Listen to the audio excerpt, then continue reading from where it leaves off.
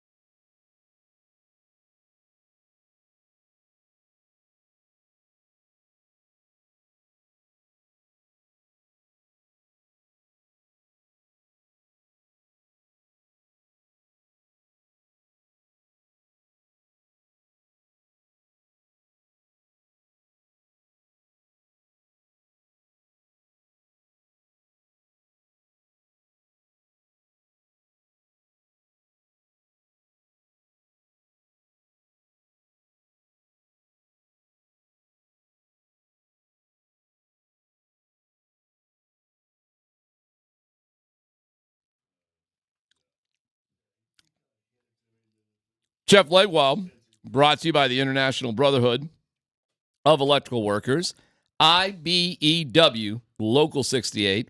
You start with a job, you end with a career, and that's what these players are doing. For all the breaking news, we go to Leggy from ESPN.com. Okay, let's just start with Parnham. He's going to the practice squad, right, Jeff? Yeah, as far as I've been told, yes. Okay. The practice squad. All right, we weren't quite. But you're seeing around the league, you're seeing a lot of veteran guys signing with teams, essentially being told you're going to the practice squad, but you'll likely be a game day elevation for as far as salary and whatnot. Well, they got 4 active tight ends. Now you've got one on the practice squad, and you also have you have 2 tight ends on the practice squad. Yasmin from Australia. Okay, you got 2 tight ends on the practice squad, and you also have Michael Burton. Holy cow, that is a whole lot of body types that do similar things. Jeff, do you think that Michael Burton might be one of those guys that gets pulled up to the 53 after week 1 simply because they don't want to guarantee the salary? That's part of it, Tyler, or just with the new elevation rules. Guys can go back and forth quite a bit, and then it gives you some roster flexibility. But it just tells you they felt better about being able to get Burton back than they did about trying to sneak a rookie or 2 through waivers. Which tight end would be the first one to get demoted if Burton comes up? Atkins? Yeah, as an inactive. Well, again, it's what are they going to do? Atkins has filled that role. He's really the only tight end they've used as an H-back, as a fullback, and then lined up as a tight end. So he's been the only guy that's really lined up as all 3. But so I'm, I got to believe it's going to depend week to week on who they're facing and what they think they're going to do. And, he said they're going to try to run the ball more, and the 53 says that's the case, but there's just part of me that still wants to see it to believe it with all of these tight ends and fullbacks around. They initially put out of the 16, not counting the international exception thing, just 13 of the guys. How hard are they looking around the league? Obviously the answer is a lot, but what position do you think they're looking for on that waiver wire? I think they've really been looking at offensive line, the whole time. It's just there isn't. I mean, a part of the reason they kept Frank Crum as an undrafted rookie was there is so few offensive line prospects out there right now because a lot of guys have stayed in school longer that they didn't think they would be able to squeeze him through waivers, even though he's an undrafted rookie. So it just tells you the state of affairs. But I know they've been looking at offensive linemen, and every team in the league wants more corners too. So I'm certain people are looking at corners. And with Jamari Mathis's injury, that's going to be a few weeks too. So until he comes back. What was it? What did it come down to Tim Patrick, Jeff? I think ultimately is he doesn't play special teams. Yeah. And well, that's ironic.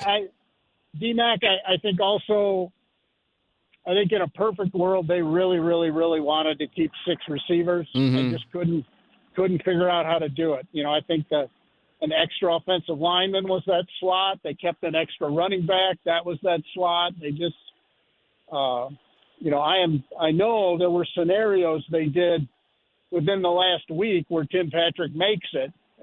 But when it came down to the only scenario that really mattered, which is what they really did, there just wasn't room for them, especially if the special teams coaches get the last, 6 or 7 slots. What would it take? What value would it take to trade Stidham or Zach Wilson, in your opinion? Well, the fact they've kept them to this point, to me, says a lot. I mean, they're willing to guarantee, a vested veteran's salary and Stidham, right out of the gate if he's here week 1. So they seem committed to the 3. So I think it would take a pretty good, especially with Wilson. I think they'd be far more willing to talk a deal with Jarrett Stidham. But I think they really are very, very curious about what Wilson can become under their guidance. I mean, like a lot of coaching staffs, they believe, when we get with a guy, then he's really going to flourish. Hey, saying that, did that surprise you? The I don't know if it's fair to say growth yet. I mean, we've had 6 weeks of training camp, but did Wilson, from all of our perceptions and what we knew and what we've seen him in the last few years in New York, did he surprise you this training camp? Scotty,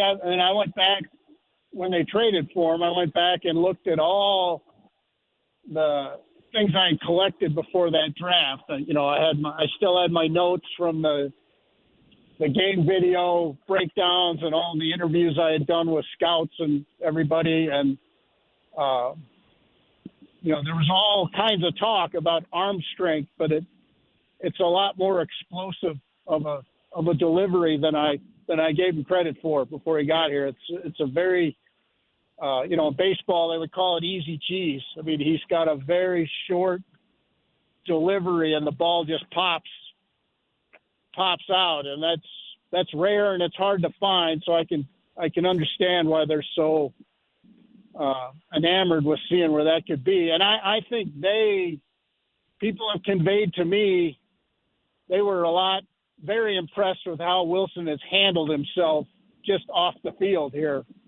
how he's worked, how he's been in meetings, how he's been in the building, how he's helped Bo Nix. I mean, he's done all of the stuff you'd like a veteran to do. So, and then you couple that with he's got the best arm in the room. So that's an awful lot. We should start hearing about any waiver wire pickups relatively shortly here, right? It ends about at 2 o'clock. They didn't claim anybody. Wow. 26 players were claimed. That's 2 more than last year league-wide.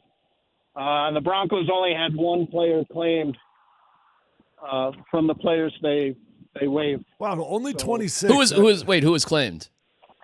Demontre Jacobs, the lineman, the big tackle prospect, which is a tackle prospect they really like. So they lost. He would have certainly been signed to the practice squad then. I would say it was probably a 90+% chance he was coming back.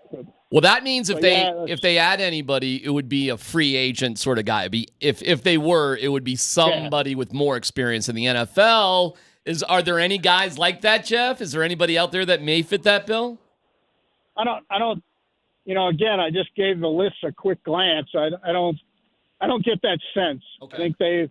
I think their salary cap situation has forced them to get young, and I think they've convinced themselves that it's a good thing. And it's probably a good thing because they didn't have any choice really. But it's been a long time since we've seen 4 undrafteds. I'm not sure I've ever seen that in my time on the beat. I remember 3 one year. They had 3 undrafted. My year. Me, exactly. Wes, Brett Kern.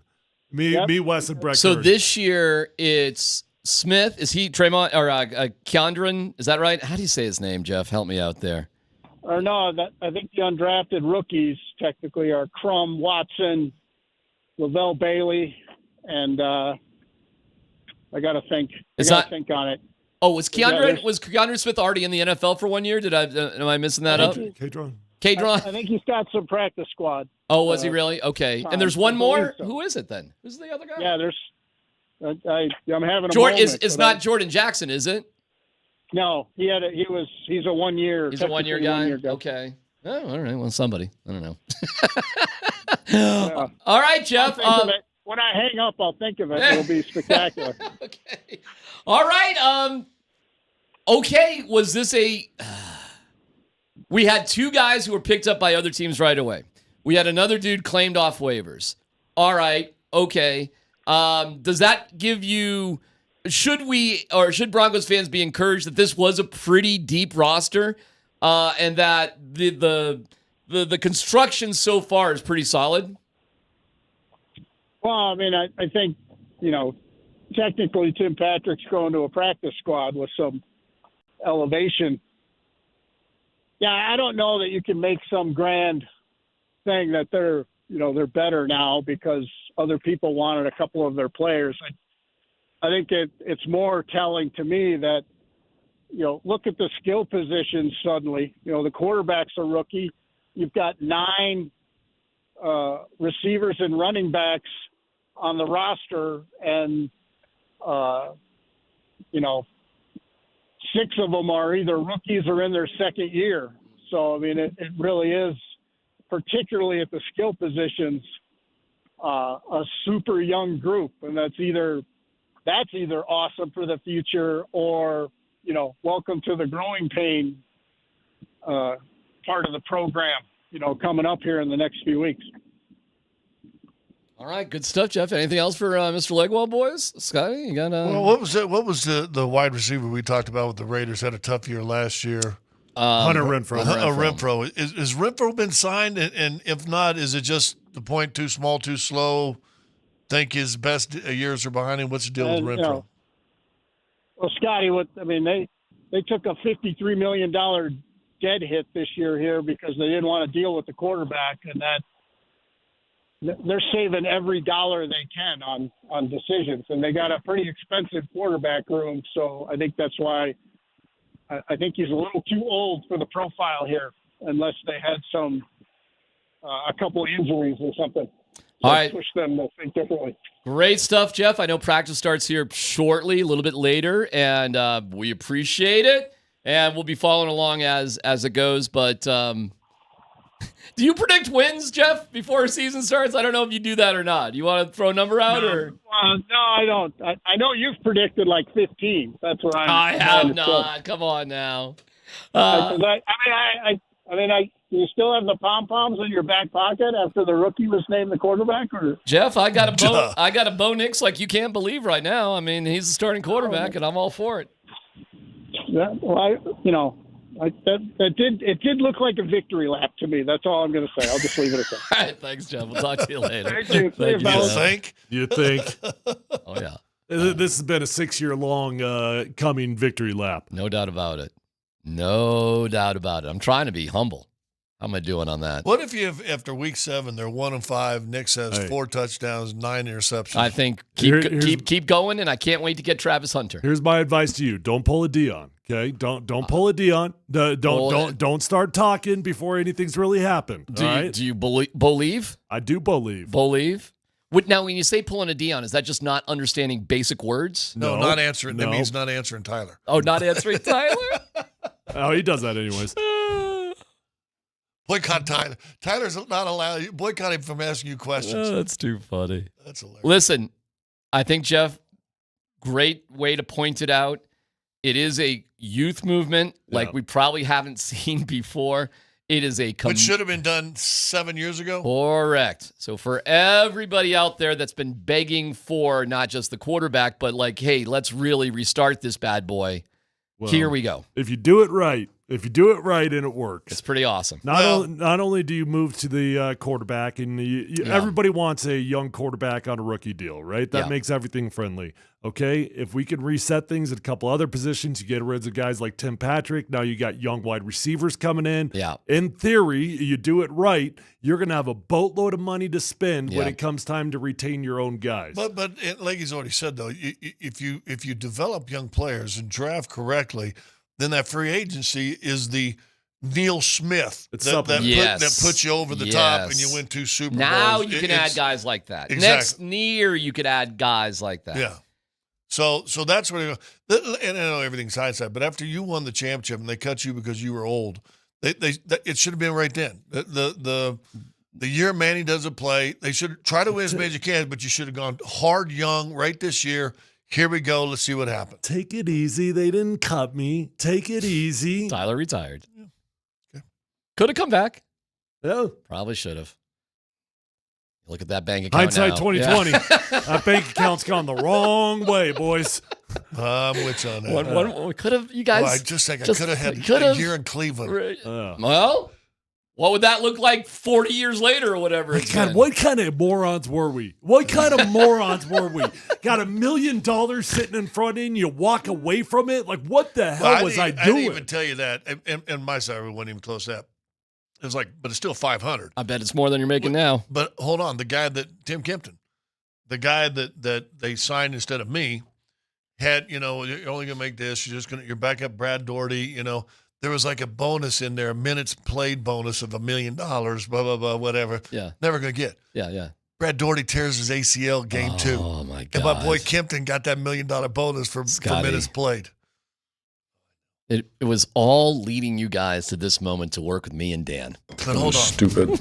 Have you ever lived in Cleveland? I mean, I could live anywhere at 32 years of age or whatever for a year, bro. Not even for a year. For 9 months, sure. Put me in Siberia at 32 for $1 million. For a year, I could do it. It wouldn't be that bad. And you're on the road half the time in pretty cool cities. Yeah, but then the newborn, 2 kids. They'll get to know you later. They can't even talk then. You'll be there for their... Hey, seriously, and I say this in a very loving way. Have you ever seen a guy more anti-family? He hates family. Big time. How dare you get married? Oh, my gosh, what an idiot you are. I just know when it's time Forget the kids. You moved to New York City because you're supposed to move to New York City. I'll tell you, people think way too much of themselves when it comes to their kids and what they care about. I'll tell you that. The and kids... one-year-old birthday parties, too. One-year-old birthday parties are the stupidest thing. Who says it's for the kids? No kidding. It's for us as dads. Ain't no doubt about that. I went to one Saturday. Yeah, how was that? Did the 1-year-old really appreciate it? The parents did. Oh, you mean the party was for the parents? Yeah, and I got to play. And I got to play with my 1-year-old granddaughter. Okay. So that was fun. So you couldn't come over the next day and play with your 1-year-old? No, because they live up 2 hours north. Oh, you can't drive 2 hours? I'm the one that can't stand family? You don't want to drive 2 hours. You got to wait for a party? Come on now. All right, I'm joking around. Don't get so serious on me. Golly. I'll tell you the circumstances. Okay, all right. I'm sure there's something really serious going on, and I'm joking about something I shouldn't. I apologize instantly. No. I'm a jerk. Can I just... Can you just keep that, please? Really, we just should have that. We really just should have that in our back pocket, and I can roll it out instantly. Yeah, whenever you get upset at something. I'm so glad you had a 1-year-old birthday party. How was your birthday party? I'm sorry to ruin your birthday. It's not a serious baseball breakdown, but it's... Yes, and I'll tell you a funny story on the back of it. Plus, Drew Goodman had one of the funniest, best calls of all time at the end of that game. One of the best. We'll hear it coming up.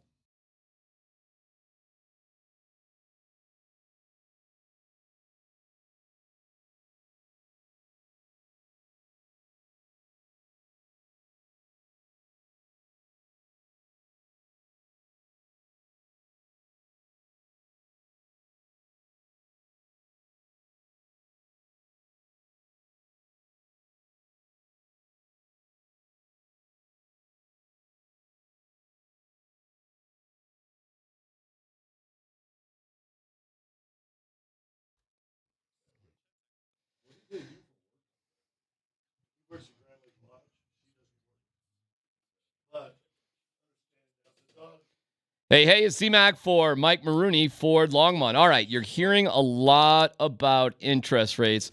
Will they be cut? How much will they be cut? All that doesn't matter. Well, my friends at Mike Maroney, Ford in Longmont, they're taking matters into their own hands. During their Great Percent event, they went ahead and secured the lowest rates on the planet just for you. This exclusive rate buy-down can help you lower your current car payment and get you into a brand spanking new Ford. And they'll deliver anywhere in Colorado. Get this, it's totally free. Plus, Mike Maroney Ford gives you more peace of mind with their 3-day money-back guarantee. So lock in your low rate today. 3rd and Alpine in Longmont online at MikeMaroneyFordLongmont.com. This Great Percent event, limited time. Limited funds are available. Waiting will cost you, so don't miss out. Hurry into Mike Maroney Ford today and be sure to tell him your pal D-Mac sent you.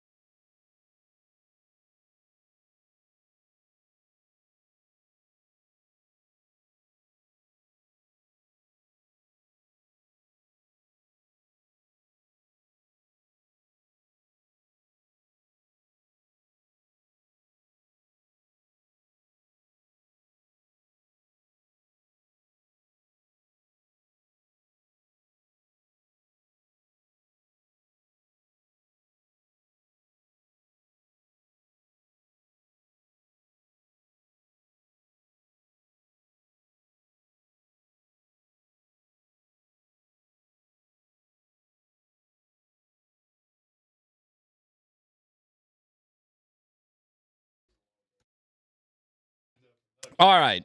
We will get back to the Broncos, the practice squad, everything. We love your text on the Shop Mazda text line. One price, one person, 1 hour. Would Tyler like to see Bowles continue his career with the Broncos past the season? Yeah, I'd love to.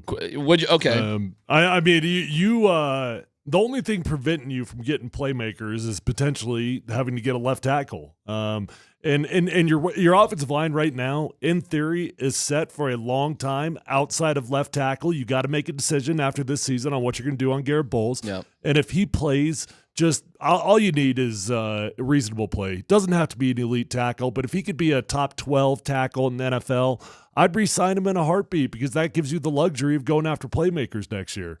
All right. Yeah, it's kind of a simple question right there. You hope that that's a position you don't have to worry about. Yeah. And he doesn't have to be all pro, but you have to say he's got to be, there's 32 left tackles. If he can be top 12. Here's the thing, though, man. Then you're I good mean, enough. the Broncos might just look at it with Garrett Bowles. Even if he plays decent football this year, they might be looking at the amount of money you got to pay a left tackle. I mean, Trent Williams right now is holding out. He's supposed to make $20 million this year. He's holding out. Now, the reason he's holding out is because he's got 3 years left and no guaranteed money that's left on that. So he wants the guaranteed money. But, that's going to bump up to, 25, 26, probably something like that. So you're going to have to make a decision. Do I want to pay a top 15 tackle in the NFL $23 million a year? Well, here's the funny thing. If Trent Williams were to get released, which I don't think will happen, but say he does. Trent Williams? Yeah, say he does. Okay. Does he get picked up and guaranteed that much money somewhere else? Yeah. Trent Williams? Yeah. I mean, so someone's going to say, you want $100 million guarantee? Well, okay, come here. We'll give you $100 million. He'd get it. I mean, as old as he is, and he is old, he's got to be in year 12, 13, something like that. He would absolutely get it. Remember Jason Peters? Jason Peters played up until last year. He was 43 years old and still in the NFL playing offensive line. And that's gone from having great times, almost getting kicked out of the league, getting back in. Jason Peters get kicked out? I thought he got into some sort of trouble there, in the middle of his career. I don't remember that. Did you see Trent Williams? There was the Niners got in trouble, not in trouble, but they were having some words. Smaller guys were having words with each other. Smaller guys, they're all big. They're in the NFL. And Trent Williams just comes through like he's cleaning out the bar. Oh, last year? It was yeah. Trent does not say no to a fight. Hell no. Something else. I was standing right next to him when the famous Richard Sherman says, well, slap me. Boom! Trent just smacks the hell out of him right after a playoff game, man. Is he an intimidating guy just to be around, or is he a good dude? Or both? No, I wouldn't call him intimidating. Like he's not a jerk or anything like that. I mean, if anything, he's a little bit goofy. Okay. Yeah. All right. Yeah. Well, you know what? The lawsuit, it wasn't bad for Jason Peters. What was it?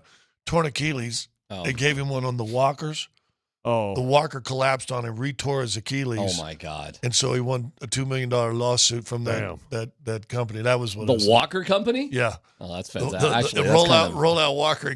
How you feeling if you're the 49ers and your starting left tackle hasn't taken a snap of practice? Nervous. You got Brandon Ayuk who hasn't taken a snap. A little nervous. Trent hasn't even been in the building. Yeah. At least Brandon Ayuk has, and you can't, quote unquote, you can't forgive all the fines that Trent Williams has incurred by Not now, anymore. which has got to be a boatload of money. Now all you do is you build it into the next contract, but you got to be a little bit nervous about Trent. Let me give you this Rocky stuff. We'll get back into the Broncos in just a second. So they're playing the Marlins, who have a worse record than the Rockies in the National League. Nobody can catch the White Sox. They're on a record So we're tear. going for number one. Well, going at least for number one in the National League. Yeah. The Rockies have a 6-0 lead on the Marlins. Again, worse record, having technically by a game a worse season than the Rockies. The Rockies are leading 8-4 in the top of the ninth. Knowing that got it in the bag. Knowing it's a Tuesday, it's the Marlins, they decided this was going to be the bark at the park game where you can take a dog into the game, which is a pretty awesome promotion. But obviously, you got to do this at a game where there's going to be some empty seats. Yeah. You got to figure this one out. Yeah, figure when you can get him in there, and it's not the dog urine's not going to be too big of an issue. Tyler Kinley, who's been pitching actually pretty good, double, single, walk, double, 2 runs in. They take him out of the game. They put in this guy, Shivili, First pitch, changeup, knocked for a 3-run homer. The Marlins in the top of the ninth, fellas, score 5 runs without the Rockies getting an out.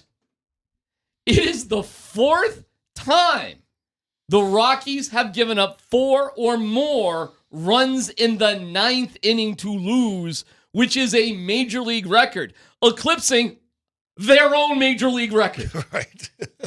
Which they said at 3. Let me read on. This is the largest deficit the Marlins have overcome this season, beating, guess what? The 5-hole deficit it climbed out against the Rockies. The Rockies on April 30th. The Marlins are 5-76 when trailing after 8 innings, and they won last night. So again, so is that the 5-76 before last night, or are they 6-76 now? Great point. They were 4-70. Now they're 5-76. So 2 of those wins have been the Rockies against the Rockies. Yeah. Good point. Didn't even think of that. Nice pickup. So imagine the broadcast crew, who I think does a wonderful job doing play-by-play of this one. It's basically empty with 1,000 dogs in attendance, and you just saw this, which sets up, and check this out. The hitters in the bottom of the ninth for the Rockies, Blackman, who hit a home run into the 3rd deck earlier in the game. Tovar, who hit 2 home runs that game. McMahon, who leads the team in home runs. Chance to get back Strikeout, and then with 2 strikes, this classic call from Drew Goodman with Ryan McMahon at the plate. Not a big crowd, but 20,000 folks and 1,000 dogs are in shock right now. 1-2.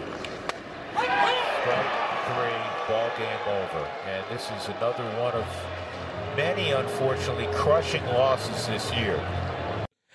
If that's not one of the greatest calls of all time, I want you to point out what a better one is. He didn't have a whole lot of energy left, did he? No, I mean, well, it was just so matter of fact. Like, there's nothing shocking here. 20,000 humans and 1,000 dogs are here in shock.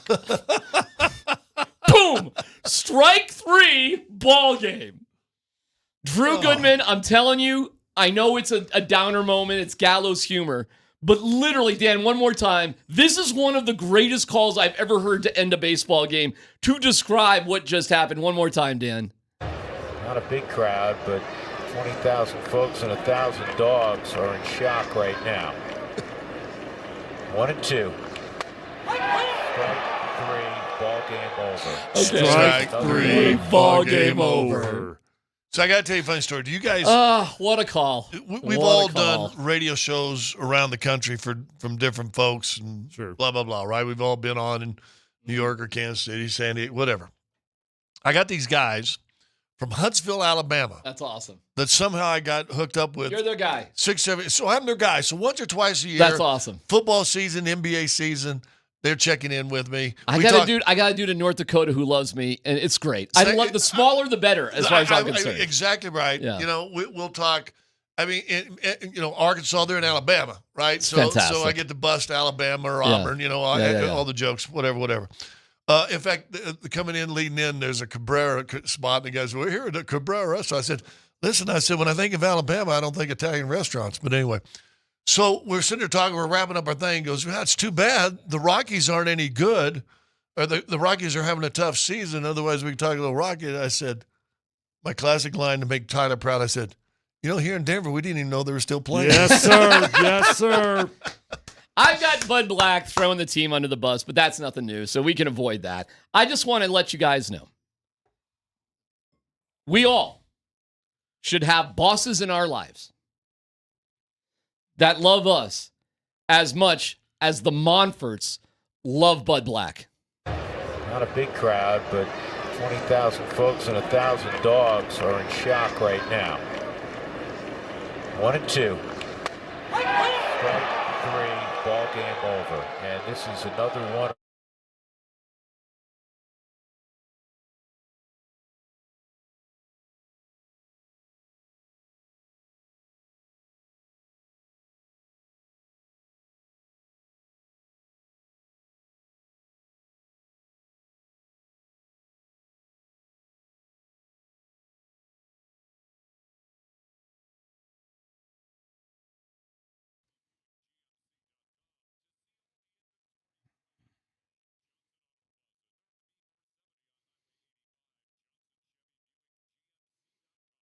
When dealing with the issue of erectile dysfunction, it's something that a lot of guys just would choose to ignore. Ignore no longer. If you think, hey, things are just okay, and that's okay, come on now. The Rocky Mountain Men's Clinic can get you back in the game. Listen, I understand putting things off. We all do it. But you don't need to, and the way your life will improve, things are going up. With the Rocky Mountain Men's Clinic, treatment success rates well over 90%. They've been serving the Front Range for nearly a decade, helping thousands of men, and they can help you too. If this has been an issue, all you need to do is reach out to the Rocky Mountain Men's Clinic, 720-440-7900, RockyMountainMen'sClinic.com. It's a $99 initial visit, and if the test dose doesn't work, the visit's free. Again, the number, 720-440-7900, RockyMountainMen'sClinic.com.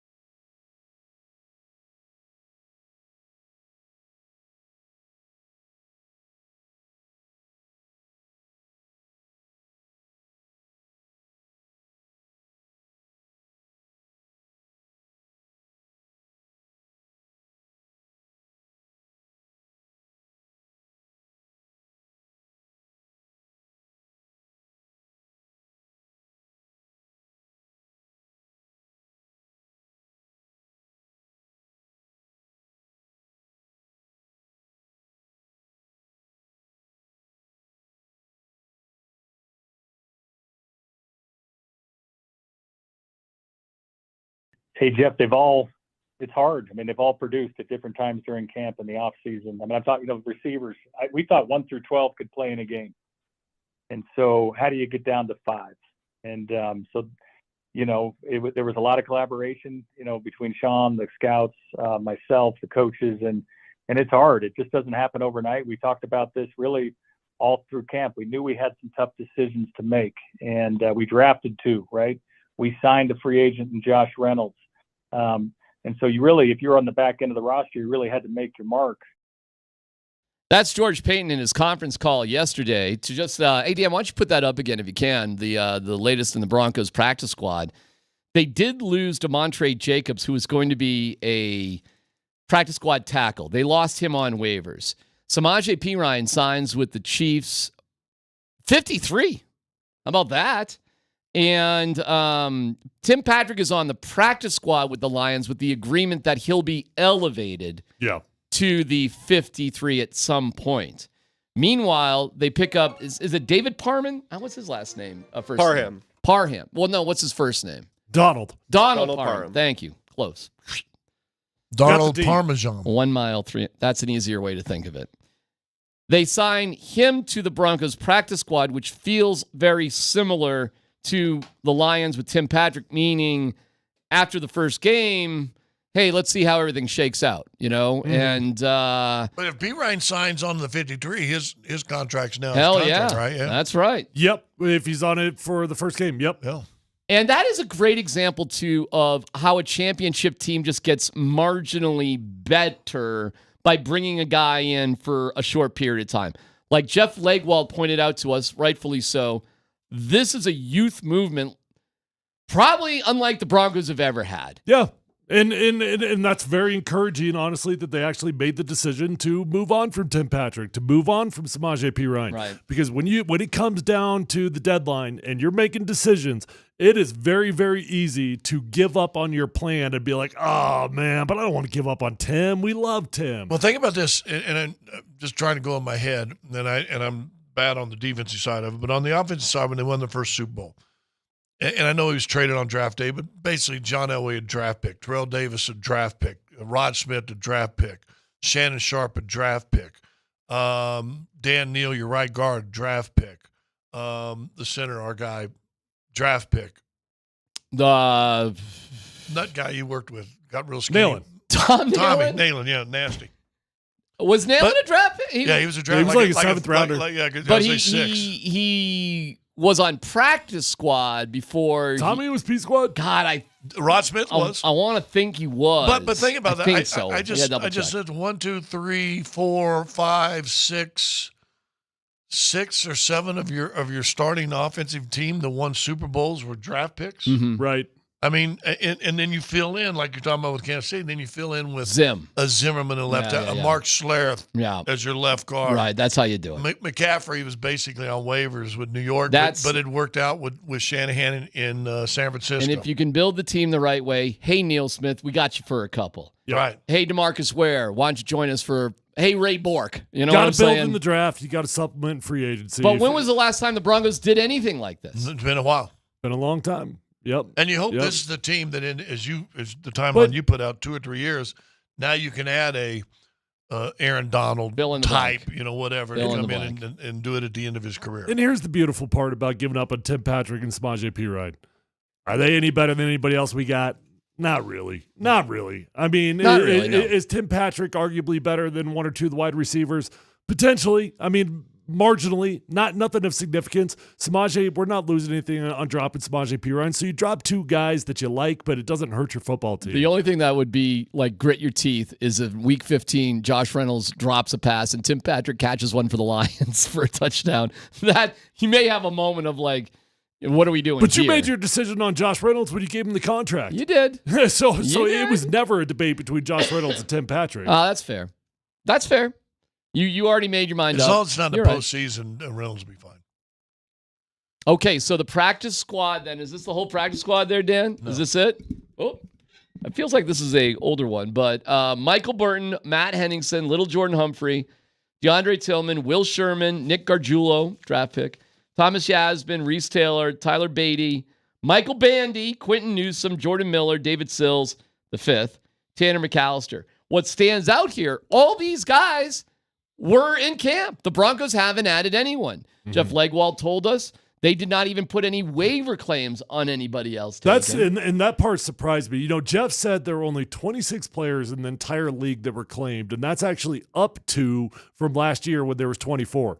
That does not feel like that much to me. And I mean, as many transactions you're having here, the Broncos, I thought for sure would sign a safety and potentially an offensive lineman off the waiver wire. Well, and now we're finding out Calvin Throckmorton has been signed. Yes. Thank God. We got the football names back. We got Gargiulio. We got Throckmorton. We're rocking and rolling. And Donald Parham. And Parmesan. And we got Donald Parmesan, who's been signed to the practice squad as well, who screams playing on the game day after week one. Screams. I don't understand what they're doing with the tight ends here. You got 4 tight ends on the active roster. You got 2 on the practice squad, and you got Michael Burton, the fullback, on the practice squad. So you've got 7 bodies that are all more or less doing the same thing on this team. I get it. It's a practice squad, and you got lots of flexibility.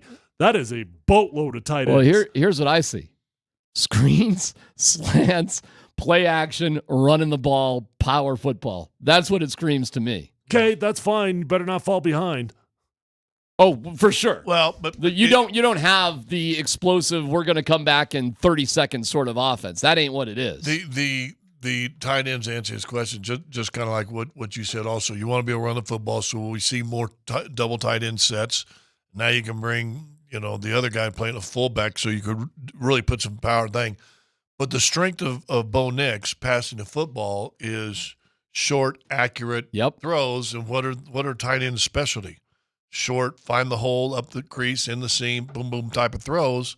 So you figure you get talent around him that fits his game. And guess what you can do now? You can throw it right over the middle on a short pass because your quarterback can see over the line. And you've got a 6'8" tight end. Hey, 4 or 5 yards. Now it's 2nd and 4. We run the ball. Now it's 3rd and 2. We get a first down. Oh, it's not a first down. 4th and 1. Now we run with Bo. I mean, dude, you're going to pick up more first downs, and it's going to be a little boring. It's going to be a little boring, but you're going to pile up points. And scoring points ain't boring, and you're going to have a shot to win better. Now, you're right. If you're down 17 points, we may have some problems. Well, then you get Zach Wilson and say, okay, Zach, just go. Zach, I need you to go nuts, please. Well, he's better at that, but you know what happens there, too? It's like a Gardner Minshew. You're going to make mistakes, and you're going to get you give yourself – Fitzpatrick was like that, too. Right. And in terms of a backup quarterback, aren't you better served to have somebody who you can go crazy with rather than somebody who's just slow and steady? Depends on the situation, right? Like if you got to win a game or two, you probably want the safest. If you got to play the rest of the season, you probably want the dude that's the gunslinger a little bit. What if you're down 20 and your quarterback just got knocked over with a sprained ankle and you got to just go? And what's the difference if you lose by 20 or 30 or whatever? Is Jarrett Stidham going to give you a shot in that game? Or is Zach Wilson going to give you a shot? Yeah. And who isn't going to give you a shot? Agree with this. Russell Wilson wasn't going to give you the shot. And you know what you can do? Wasn't going to give you that shot. And you know what you can do in this circumstance now? It's the next week. Start Stidham.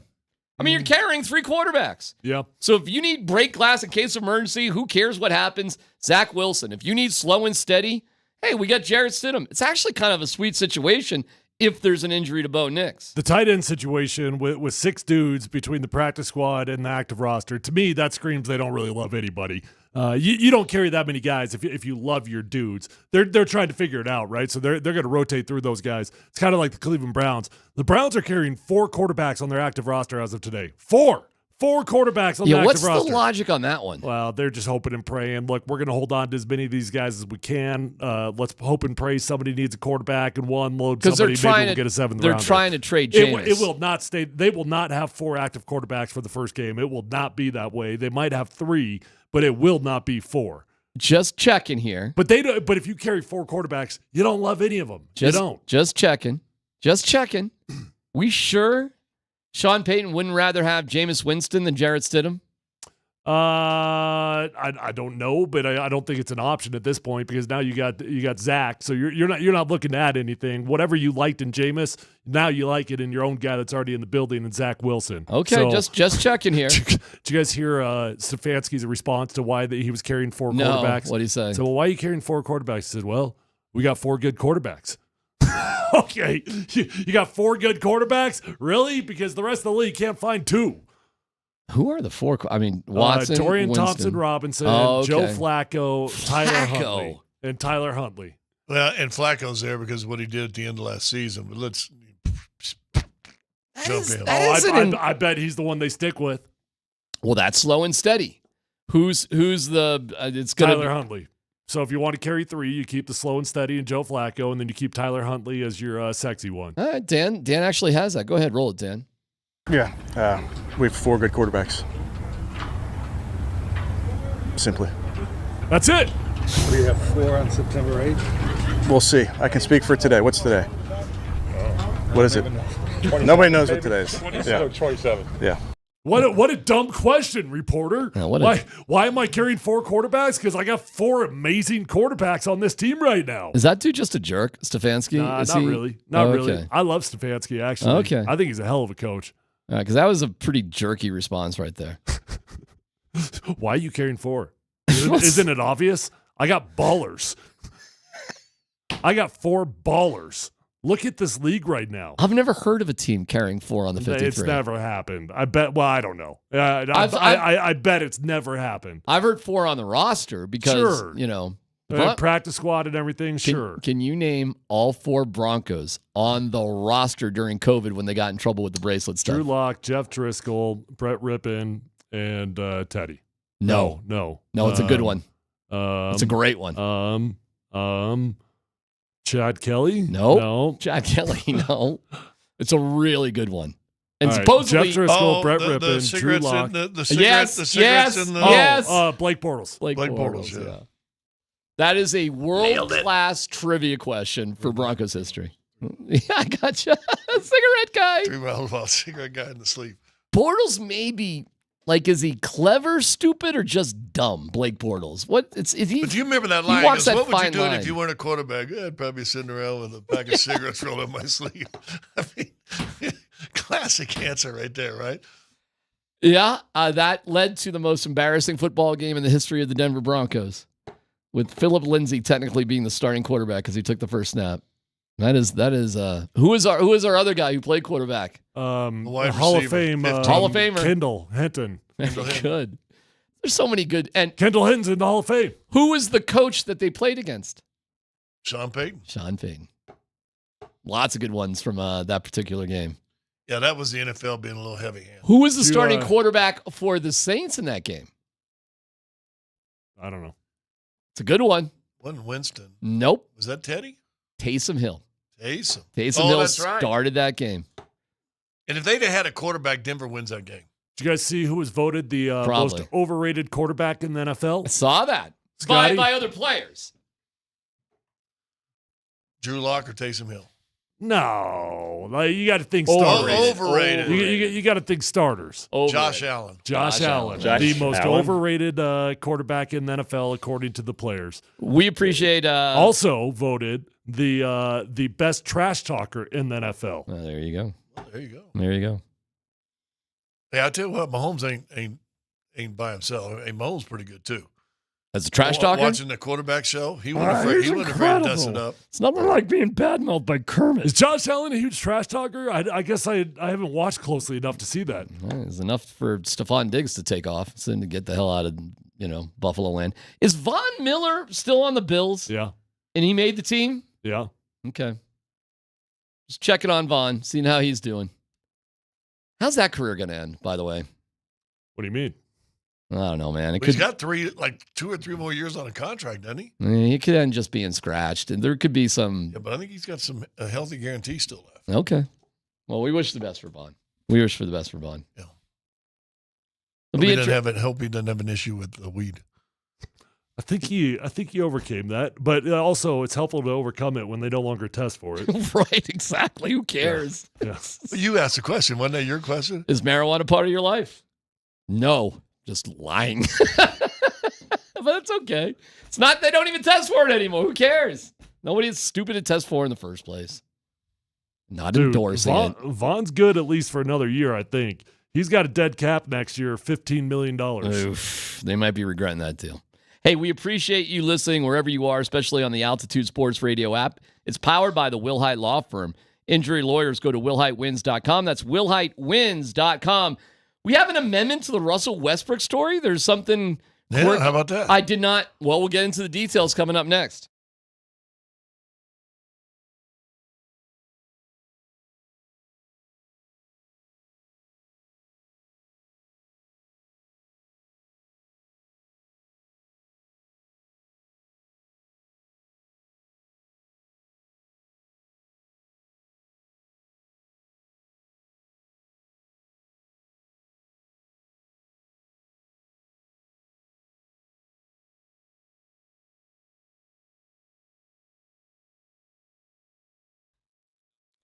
Hey, it's C-Mac for Premier Heating and Air. So every week, myself, Reed, and Tom do the Premier Heating and Air show, powered by American Standard Heating and Air Conditioning, right here on Altitude, 7:30 a.m. every Saturday morning. You can pick it up on the podcast at altitudesportsradio.com or wherever you get your podcasts. If you're in need of heating and air experts, it's simple. It's Premier Heating and Air. I've been involved with Premier for a long time, and moving into a new home, I needed the full kit and caboodle. And I got it done. And the promotion at the time was a Traeger grill that I got. You could also get a free solo stove. Now, this promotion is, you got like 2 days. So if you're thinking about it, I wouldn't wait, till next week. You could still get part of this promotion, but that promotion goes away in just a couple days. So if you want to find out what has been so awesome with me with Premier and get it for yourself, call 720-547-8009. They've got 0% financing for 60 months, so they do make it affordable. Contact them, 720-547-8009, PremierAirColorado.com.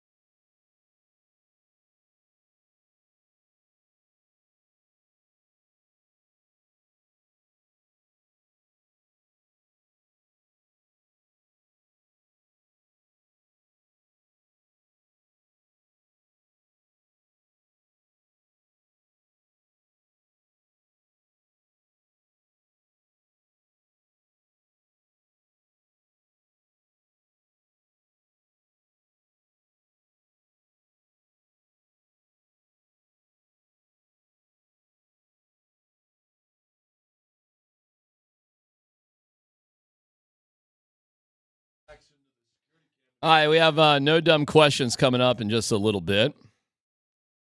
So if you want to get that in, 303-504-0925. We'll get to the Broncos, the practice squad, and developments there. Appreciate it. And if you want to send us a message on the Voice of the People, it's powered by the Fricky Law Firm. They're in your corner. Just go to the app and say whatever you damn well please. All right, talk to me about this Russell Westbrook story. He puts out that go ahead, Scott. Well, we talked about it 2 days ago that we forgot that Christian Brown was 0, right? And that Christian Brown wouldn't give up the number. The first reports on local muggles, I'm assuming, said that he wouldn't give up his number. Well, you know how we are. If we see anything, we're going to instantly believe it. Yeah, it's on the web. It's got to be real. So Russell Westbrook decided to answer that. I don't know if you can read it from behind us right there, but let's please leave our young star alone. Respect for a new teammate. CB and I have never discussed him passing along the number, didn't want it, inquire about it, or request a number because I choose to mark this new change with a new number. The excitement of the new season has already begun, and unfortunately now that means the offload of many false stories. Not today. CB and I are locked in and ready to get things rocking in the Mile High City. Signed the Brody 4. The Brody 4, which, you know what, that's cool. The guy knows his role. He knows what his where he fits on this basketball team right now. Got a little baby Terrell Owens vibe to that. Leave my quarterback alone. Leave our young star alone. Help me out here. Well, I'm sure that the Westbrook fans are saying, "Come on, dog, you haven't done nothing. He won an MVP." I'm sure Christian Brown got hit pretty hard on social media. That's actually the beauty of signing Russell Westbrook. He knows now. He's not fighting to be something he's not. Good teammate, right? He knows. We said, listen, man, we talked about him being a good teammate, and we said that a lot of guys that he's played with will tell you he's a good teammate. I don't know why. I think there's a perception, maybe just because of how he plays, that he's like a bad guy. But that's not the vibe I got from so many people. There probably was a couple awkward years in there where he was no longer the man, and he didn't want to admit that, and he probably didn't even know that in his own head, and it probably was pretty awkward on the teams that he was on. But he's past that point in his life. What's the Brody? What am I missing on that one? Is that his nickname? They're Brodies. Yeah. But he signed it the Brody. The Brody. 4. Like he's calling himself. It's the Moj. I'm acting like I know. I'm thinking we're bros. We're Brodies. No, that's the way I took it. No, he's signing it. He's coined himself. He's calling himself the Brody. Yeah, he's Brody. 4. That's his number, right? The Brody. What was that quarterback with San Francisco all the years ago? Brody. Apparently, he did not. Was he number 4?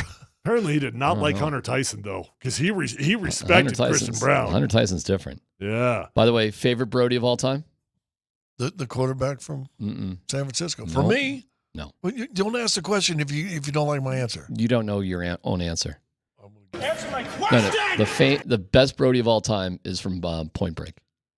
That's a good Brody. That's a good Brody. It's the best Brody. It is. You can't give me a better Brody than Point Break Brody. All right, since we're on basketball, did we like the LeBron James conversation saying that he can't call me dad? Did we hate the LeBron James conversation calling himself the GOAT? No, put that it one is. up. It is a funny. Put that one up there. Hold on, you got to back up. You got to back. Oh, do we have audio of that? Or well, I sent it. I don't know. It's in the group text. If you don't have it yet. All right, let's hear it, Dan. Go ahead. Yeah, go ahead. yeah. Go ahead. He's got it. Have you thought through? Not relationship, because you always be his dad, he'll always be his son, but what's your working relationship? Is he going to call you dad at practice in the locker room? No, we already laid that. No, he can't. We already laid that down. He cannot call me dad in the workplace. All right. Once we leave out of the private facility and the gates close, I could be dad again. Okay. In the car, if we ride together. Okay. At home, I could be dad. No, he got to call me like 2-3 or Brian. Okay. Or, GOAT if he wants to. That's up to him. I mean, it's up to him. He can't help. It's the most likable moment he's had in years. It was funny. It was relatable. Let me tell you, that looks so much worse in print than how he really said it.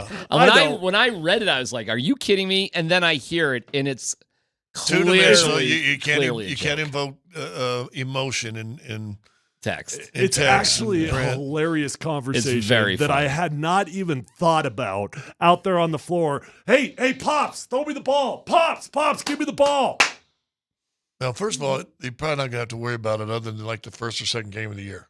Yeah, that's what they got to do, right? Just get it over with. I think Bronny gets 10 games.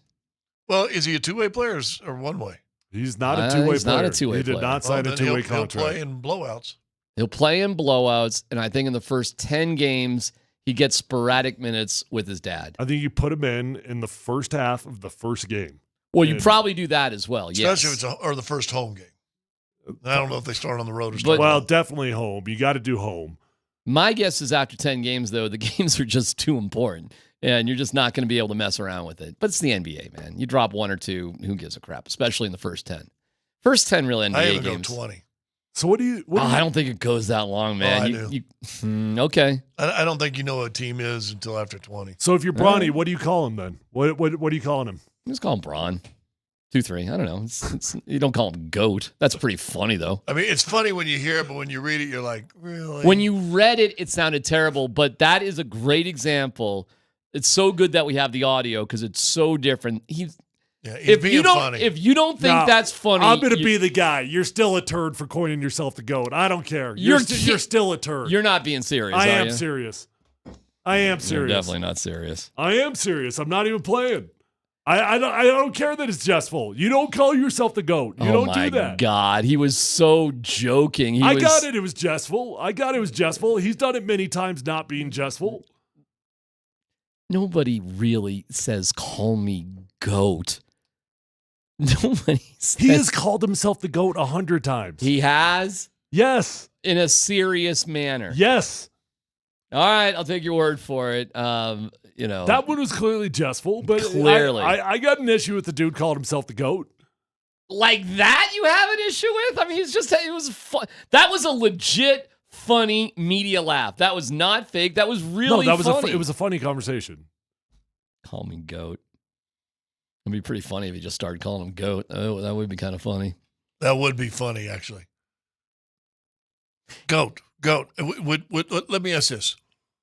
Of all the players you played with and you've covered and everything else. You don't want to hear about Dan Deitch playing Dan Deitch in high school soccer? How many guys have you been around, known, covered, played with, whatever, and they wanted you to call him the GOAT?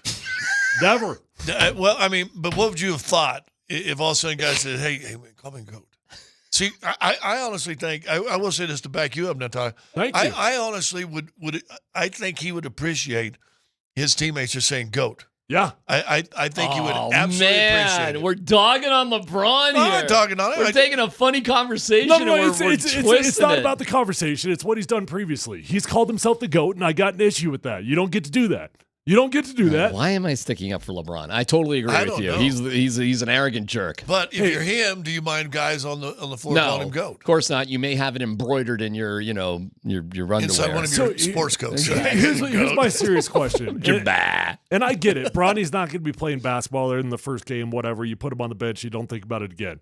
But if in theory he's out there, is it possible for a dad to play team basketball with your son on the court? Is that possible? Yeah, because he's just going to have his son pass him the ball, and that's where it ends. You wouldn't do that as a dad. Oh, I bet you he's kicking out for the kid to get shots. Exactly. It's kind of like when you played a little 3-on-3 pickup game out in the alley with all the neighborhood kids. Well, you're getting all the rebounds, kicking it out to your son. Hey, I don't see you anymore, AD. I don't see you. I got to get Bronny some shots. Can I promise you for the 2 minutes and 13 seconds that Bronny's in the game, in those situations, I'll tell you this, he's going to be open.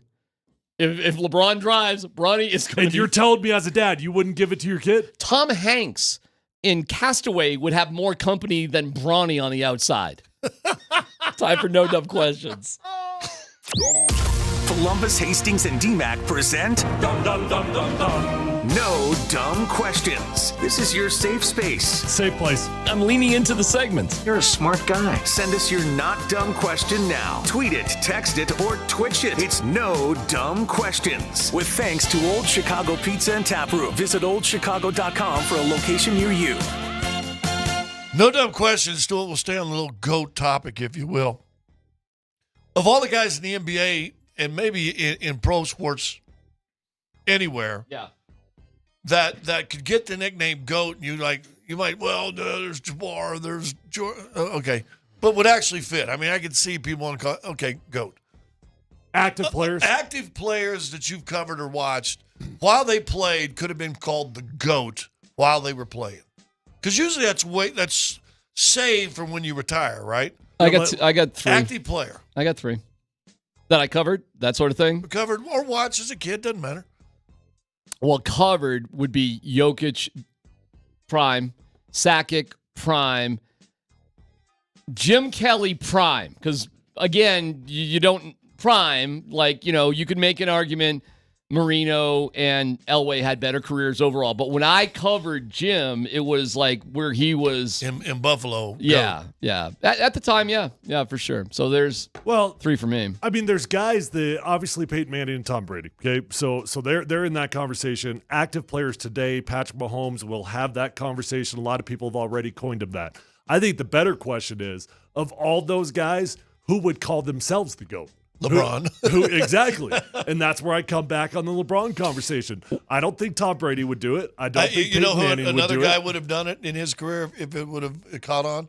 Tony Gonzalez, tight end from Kansas City. He would have been fine calling himself the GOAT. Maybe Shannon might have. I don't know. Oh, Shannon. Yeah. What time is it? Yeah, I mean, he had no problems. He probably has no problems with that right now. Was Peyton Manning in his prime in his second year with the Broncos when he set the record for touchdown passes in a season? Super Bowl 48 Was year. he in his prime? Yeah. Because the question was in your prime, that sort of thing. So well, I'm it's asking. the most powerful offense he ever ran in his career. If that defines prime, no, I wouldn't call him in his prime. You wouldn't, but he set the record for touchdown passes in one year. He was in the sweet spot, and he had a long sweet spot. Most players have a very short sweet spot where athletically you are at your prime and mentally you are at your prime as well. Most guys, they've only got a year or two of that, right? So he set an incredible NFL record and wasn't in his prime? No. Well, I'm not arguing with you. I'm just asking. But it was 2 years before that last year he played, which was far from prime. Well, the next year he got hurt and he could barely move, and that's when he wouldn't run for a first down in a home playoff game against the Colts, and everything went to hell in a handbasket. The year after, he had a first half against the Chiefs with a 0 quarterback rating, got benched and booed off the field, but won a Super Bowl, which was pretty cool. So clearly he wasn't in his prime that year or the year before, which is a pretty crazy dramatic jump off the cliff from 55 touchdowns in one year to that. Which makes it more what Brady did even crazier, because he gets out of New England for whatever the reason causes, blah, blah, blah. Goes and win a Super Bowl with another team that was just abysmal the year before. And if you go back to look at the next year, which turned out to be his last year in the league, go back and look at his numbers that year. I mean, he threw for like 4,500 yards or something. He was unbelievable. Well, and to be in your prime, that's hard to describe a dude that can't move his neck and doesn't have feeling in his fingertips. I agree. That's why I'm asking the question. Have you seen Tom Brady's YouTube stuff that he's been doing? No. All right. Have you seen Tom Brady recently at all? Like just physically seen him? Yeah, skinny and handsome. Okay. With a whole lot of Botox. Okay. How many teams could Tom Brady start for right now? Right now. I don't think 15. as many as you think. How many? I'd say 10. 10 teams. I'll go 15. I'll land somewhere between 10 and 15 like that. If that's the case, why is this dude not playing football? Well, how about this? His last year that he played with Tampa, 67% of passing completion, 46.94 yards, 25 touchdowns, 9 interceptions. You know what? There might be 10 teams he could start for. I'd say there'd only be about 4 teams that would want him. Okay. And why is this dude not playing football? Because he's 50. No, he's done it. He's accomplished it. He's satisfied. I don't know. Yeah, I wonder. Because now he doesn't get beat up. His body probably feels better than it's ever felt. And guess what? He's probably making more money than he did his last 2 years that he played. I'm not saying he's coming back because his TV deal is kind of ridiculous and his life is probably pretty good. And who knows what supermodels he's fooling around with these days. But I'm just pointing out, as you guys said earlier, you wish he kept playing. This guy could still play. I guess that's my point. It's remarkable that he could still be playing, even if it was only for 3 or 4 teams that would want him as some sort of bridge to whatever they're doing. For example, what are the Jets doing? Really, what is their freaking plan? I don't know. They're trying to win a Super Bowl this year. I guess. What do you mean? Because they got a 41-year-old quarterback. They feel pretty damn good. I mean, they're the favorites to win it over there. Okay. Best of luck. But your health in terms of a team is limited at best. I would so much rather be in the Broncos' shoes than the Jets' shoes. Ooh. So much rather. I think so, too. I don't know about that. It's all about winning championships. And the Jets, if things go right, they can win a championship. The Broncos are a long ways away from a championship. Old Chicago, they bring you No Dumb Questions. Go to oldchicago.com to order online or find a location near you. We'll pick a winner on Friday to win a $100 gift card to Old Chicago. Any other questions out there, fellas? Got anything else stupid rattling around in the cages there? No dumb question. When's the last vinyl you bought? That's a good question. Never. I've never once bought a vinyl. Really? I've never owned a record player? Nope. It's been a minute. Used to have a lot of it. Did you buy something recently? Yeah, I bought my daughter. We went to a concert in Lauren Daigle, and she just absolutely loved it. She got a brand new album out that's acoustic. So I bought her a vinyl. You have a record player? I got no dumb question about that. Well, I got it. My neighbor, an old neighbor who retired, moved to assisted living. She was in her 90s. She goes, hey, I don't know how many. And it's one of those record players that's a piece of furniture. Yeah. That's about this big and everything. So the Ward and I started collecting some vinyls, and we got probably 25, 30 records. I got a no dumb question about vinyls, about record players. I've never owned one. How do you know where to put the needle? There's grooves. But how do you know? Like, does the groove tell you know what song is? Yeah, that's amazing. You would ask that question. That's so funny. I legitimately have no idea. Because either inside of the album or outside, they have a list of each song. You can tell. And you can tell. Okay, the third song. So are the grooves numbered? No, but it's grooves. Like you count in. First song is start at the beginning. You count inside out or outside in? Outside in. Outside in. Yeah. So on the backside it says Yo Mama. Third groove. Yeah, so you go. Yeah, well, groove. three. Well, it doesn't say three grooves. It says 1, 2, 3, 4, 5, whatever it is, and just you can just tell. That is an amazing. So if I want to go backwards, I got to pick up that needle and I got to move backwards. You got to move inside. So one would be on the far outside. You go in. That's amazing. And fancy turntables have little levers you pull and it lifts up the needle for you. Okay. Then you get a little duster thing, put a little oil. 8-track. That sounds better. No, 8-track sucked. 8-track was so terrible. What was an 8-track? What is an 8-track? It's used in your car more than I guess. So that means you can have no more than 8 songs on it. That's what it means. No. That's how it's recorded. Right. It's like tracks. Yeah, that's a good question. This different thing goes into the soundboard, and it has 8 different tracks of sound you can put in. Well, the reason why they featured 8-track because at the time that was huge. That was a big deal that there were 8 tracks that you could record things on. And it had no rewind or repeat.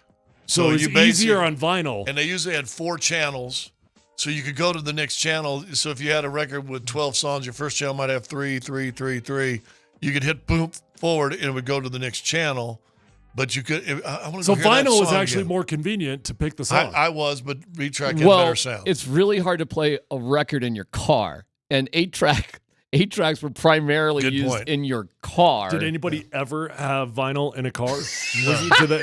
Did anybody get like the cassette tape that you plug in? I guarantee you, in those Chevy vans, that is so funny. That the dudes converted with the fuzz and the fuzzy carpet over there. I guarantee you there was dudes with turntables in their truck. Maybe, but if you not while you're driving. You go over one bump, you're not, you're gonna skip the record. I'm pretty sure they did that on an episode of Pimp My Ride. At one point. That's you can probably do it, and then you pull up into like a tailgate, and all of a sudden you pull out a record. Yeah, that'd be cool.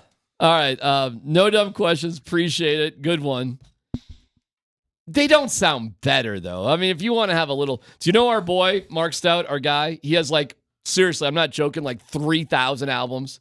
He has just crates and crates filled with albums. Vinyl cannot sound better than an MP3. There's no way it does. There's no chance you can tell me vinyl sounds better. Zero, Tyler. You're right. There's zero chance to us, but there's a lot of purists. Yeah, right. Idiots. That like the sound, worse the simple sounding sound. songs. Yeah, dude. No, it's not worse. They're at the Fish concert. Yes, they're worse sounding. Yeah, there's no chance it sounds better. No, you are right. But they're at the get into it. They're in the Fish concert and they're just believing whatever they think, and they got ponytails and gray hair and balding, and they're at the Fish concert tonight. Or long goatees. Yeah, whatever. It's PHC on 92.5.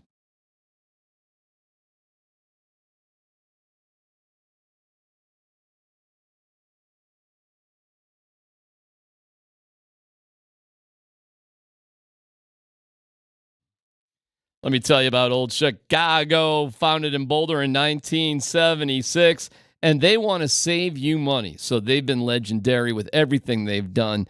And this unbelievable lunch combo for $9.99, and you've got another hour and 17 minutes to take advantage of this till 3 o'clock. The $9.99 unbelievable lunch combo. A cheesy 2-topping individual pizza on a flaky handmade crust, a crisp garden salad, an icy fountain drink, all under $10.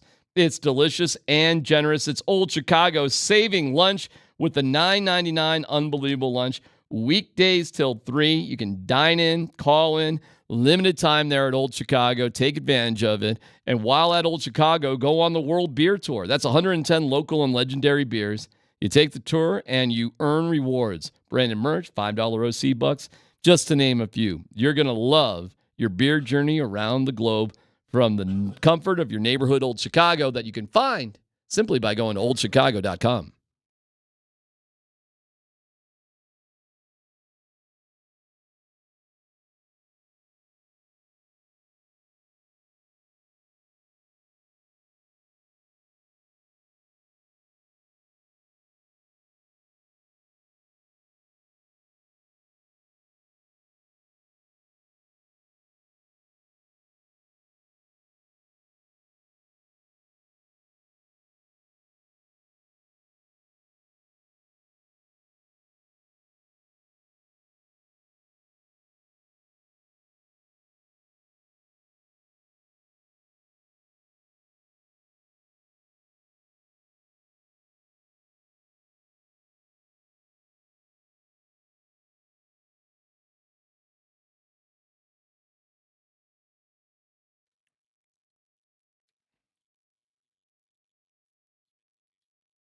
AAA Home Improvements is an incredible company that Toby Hurdle and his group of project managers got together 20 plus years ago, and the work they've done is phenomenal.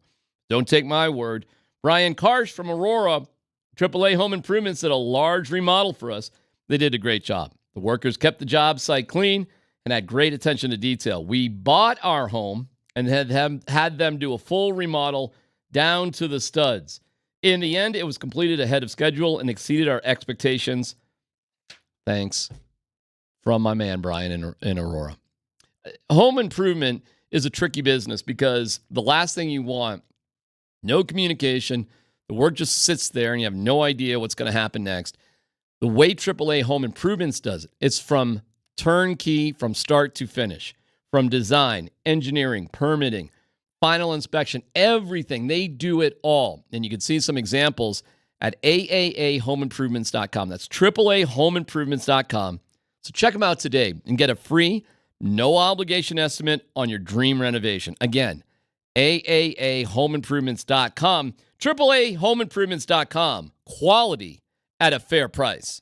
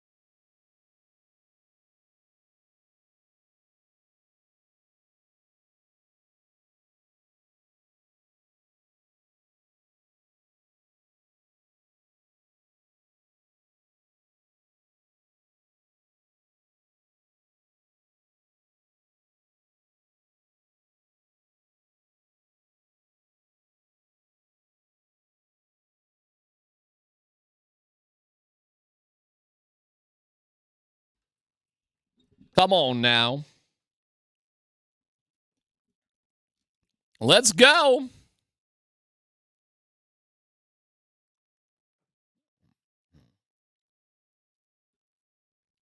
We have some corrections to make. God, we really are. Me in particular, a mile long, 3 inches deep. It's not Brody in Point Break. It's Bodie. Oh, Bodie. It's That Bodie. is bad. I'm a little ticked off myself for not correcting you. So it's not Brody. And the way they're spelling it, too, it's Bodhi, which I would believe because he was a bit of a hippie, bank robber. When was the last time you watched Point Break? Dude, if that show comes on, if that movie comes on, I'm not going anywhere. I don't care where it is in that movie. I agree. Locked on the couch for the rest of it. I could watch Point Break every freaking day. It's got to be my favorite sort of bad movie. So it's not a bad movie to me. It's an amazing movie. Right. Maybe it's just flat out one of my favorite movies of all time. And the remake of it was stupid. It was just an excuse to do like X Games stunts. No, did you hear the guy, when they did the fly suits? Yeah. Like supposedly guys that did the stunts died. Yeah, one of them died a year later or something like that. Yeah. Well, that doesn't surprise me. The percentage of fly suit guys that die is you want to talk about the most dangerous sport in the world? Yeah, you think? You make one mistake, you're dead. You think? Well, it's kind of crazy how many guys, yeah. Well, no, we've had this conversation before, but when you define it as a bad movie, but it's good, that is Keanu Reeves. He has never made a bad movie. Actually, it's probably not. It's just, but he's not exactly the world's greatest actor. Not even close. The only thing about Point Break you just got to get over is how ridiculous some of the situations that they all survive in. Well, you did jump out of a plane without a parachute. And you grabbed a guy while in the air, and you crash landed, and you didn't die. Or his shoot. Remember that he twisted his ankle. It opened up late or something, yeah. It opened up 300 feet from the ground, and the worst you got is a twisted ankle? Then you follow Bodhi to the ends of the earth. Hey. And just, okay. Go kill yourself. Take one more ride. Yeah. And you know the wave is going to kill him? Yeah. And people were just surfing there, but now he's going to go out and die? And you went to New Zealand to find him? And you're just going to, all right, you know what? That was a Bodhi code. Yeah, but exactly. It's so many good moments in that movie, man. Such a freaking good movie. Someone brings up Roadhouse. So I watched the new Roadhouse. I actually have not seen the original, though. Do I need to see that? Yeah. Yeah? I don't think so. I'm not a fan of the original Really? Roadhouse. It's all right. It's nothing special. I liked it because I always wanted to be, what's the guy, not Sam Shepard? Is it Sam Shepard? The mentor guy? I can't even tell you details about it. It's just, it's cool. It doesn't do it for me. But Swayze in Point Break is freaking unbelievable. He's pretty good in Roadhouse. Me in Roadhouse, I'll tell you where. He's supposed to be this big badass dude, and he's 5'9", and I'm just having a hard time with that. That's all. What do you think Conor McGregor I have problems with that too. How tall is Conor McGregor? He's 5'9" as well. Exactly. He's pretty legit badass. But he roided up for that movie too. Have you seen that one? The new one? Yeah. Well, he roided up for that. Gyllenhaal looks more believable as a badass in the latest version. I just couldn't get over you're 5'9", you're beating the crap out of people, and I'm just okay. All right, I guess. So you don't watch a lot of MMA fighting? I do, but they're fighting other midgets.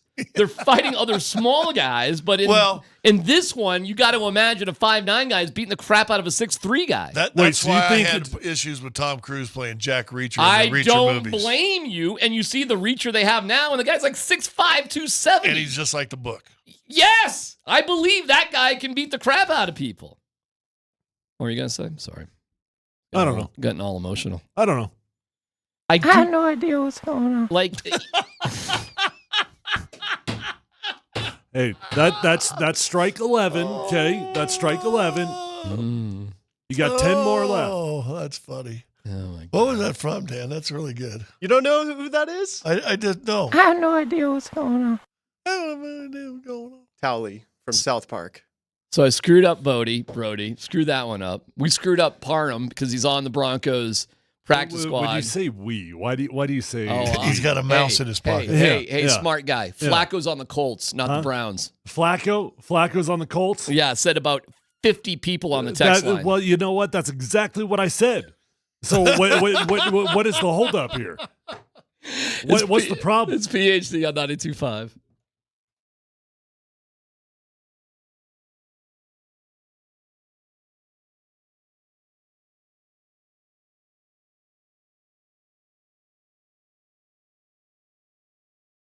Hey, it's C-Mac from Mike Maroney's Chevrolet GMC.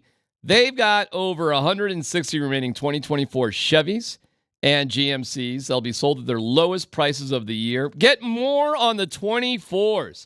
2024 GMC Sierra 1500 Elevation. 2024 Chevy Silverado. If Chevy or GMC makes it, Mike Maroney Chevrolet GMC, they've got it on sale.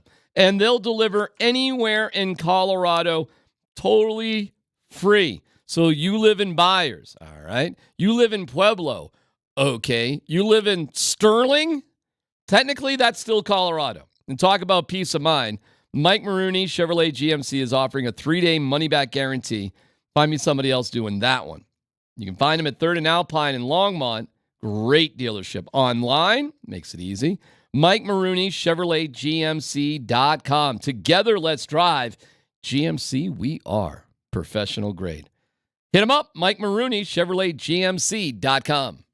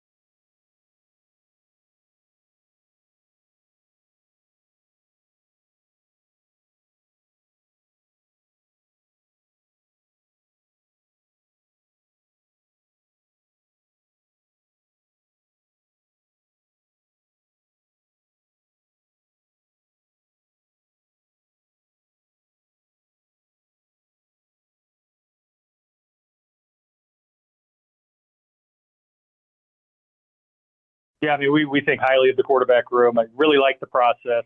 Thought the competition brought out the best and really all the quarterbacks. All these guys support each other. They compete. They work well together.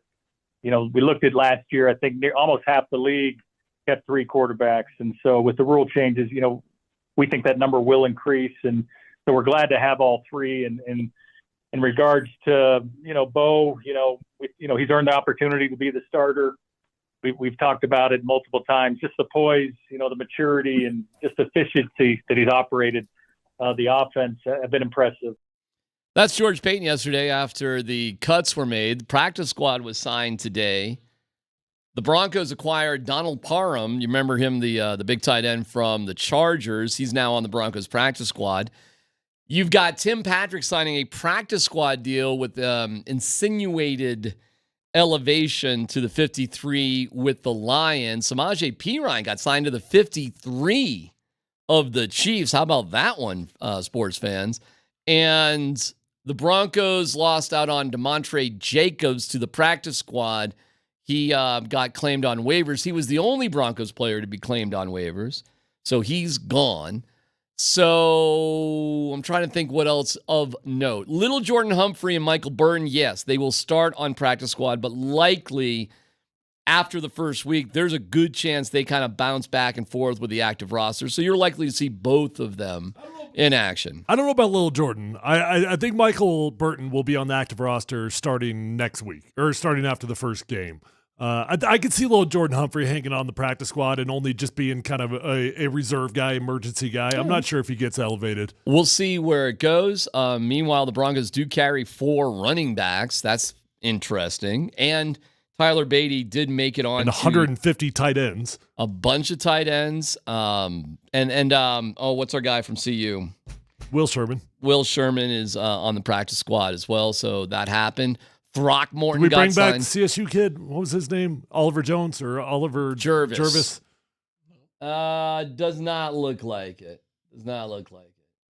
So, but Sills is back on the practice squad, as is Bandy. In fact, when you look at the practice squad right now, it's all guys who were previously on the team. Like there's nobody except for Parham. When it Parham. becomes official. Sorry, my bad. Parham's the only guy.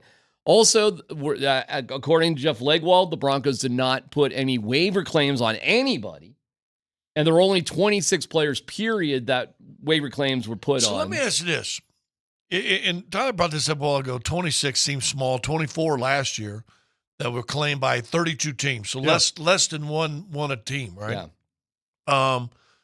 Does that speak of the lack of talent that is available for NFL football teams? I'd be fascinated to see what the numbers looked like before the practice squad rules changed. I bet when the practice squad was different, there were a whole lot more waiver claims. But now that you can stack so many guys on the practice squad, you feel comfortable carrying the guys that you've got. That would be my guess. I bet if you go back, you probably had 35, 40 pre-practice squad changes. But you go back and look, and like we said, Rod Smith, undrafted, went practice squad for a year, and then became maybe one of the best or greatest receivers Denver's ever had. Mm-hmm.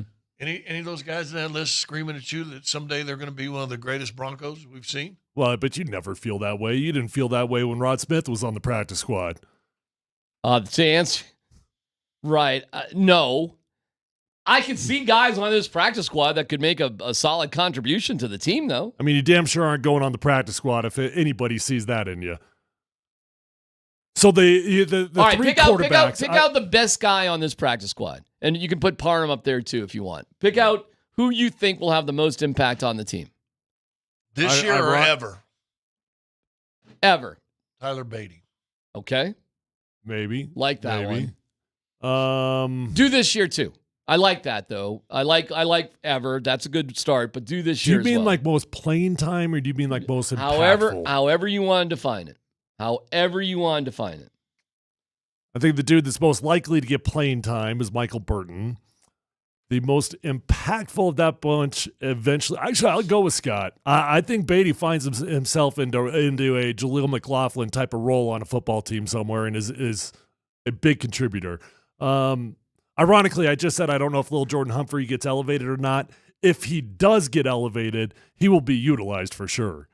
The one guy I guess I was just thinking of this year, not forever. I think long term, actually, that's smart with Beatty. I mean, that's okay. I think this year, a guy on this list who could have an impact is David Sills. Yeah. I do. Over Lil Jordan? Yeah. Yeah, but both good, though. Both good. I just saw more big-time plays from Sills than Lil Jordan. More big-time plays more often. Yeah. From David Don't Sills. discount trust from a coach, though. Lil Jordan Humphrey is Sean's guy. No problem. Sills, though, has 5 years of NFL experience under his belt, too. Something like that, I think. 3.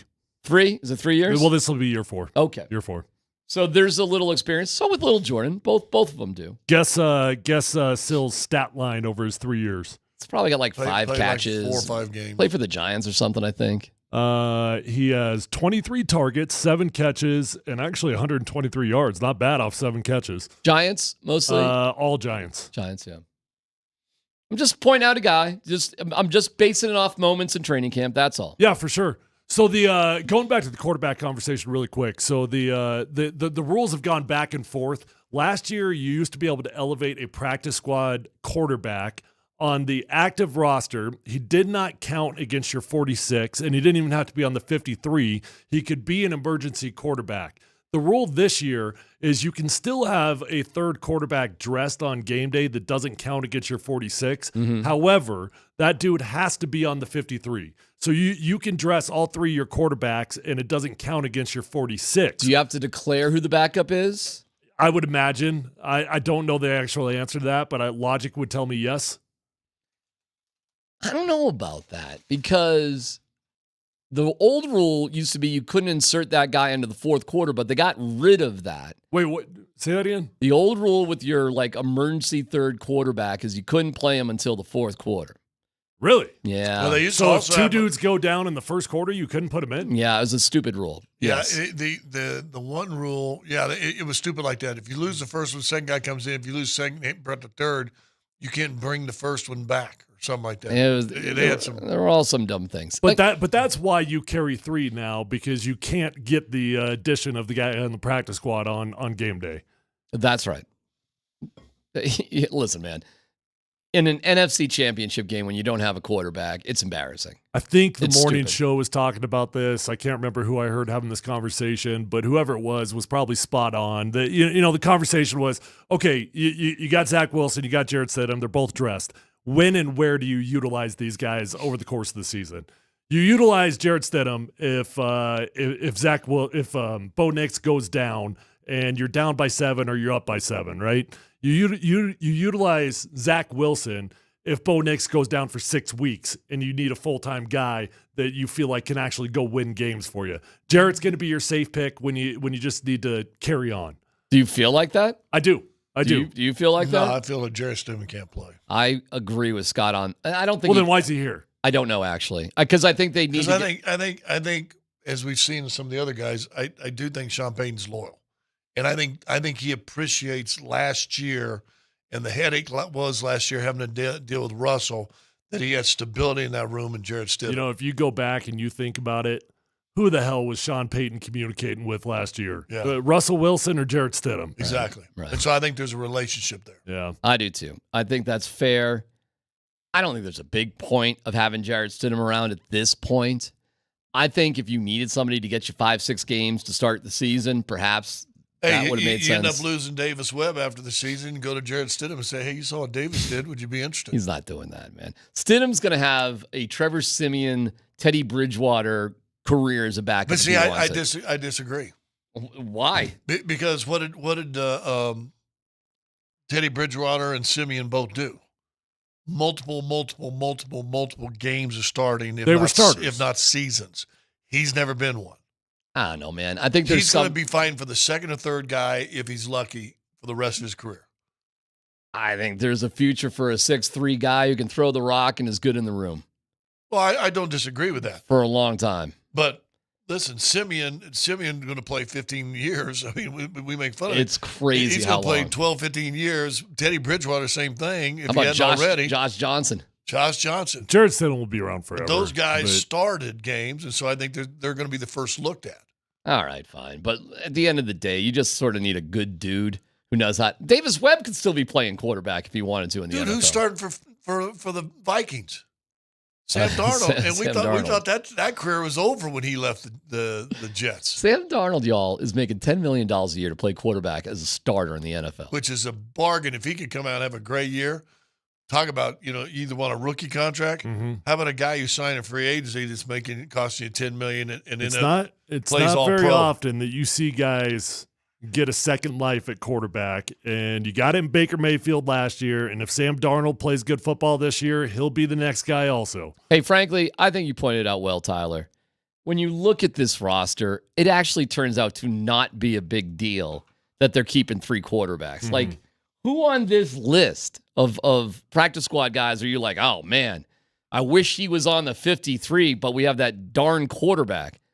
What guy stands out to you like that? There's not a guy on the practice squad that you're like, dang, that guy, he has to be on the 53. Nor did they lose anybody of incredible significance, as we're not that worried about Patrick or P. Ryan or DeMontre, what's his face, who got claimed. Nah, it's all right. It's good. Rolling with 3 is no big deal.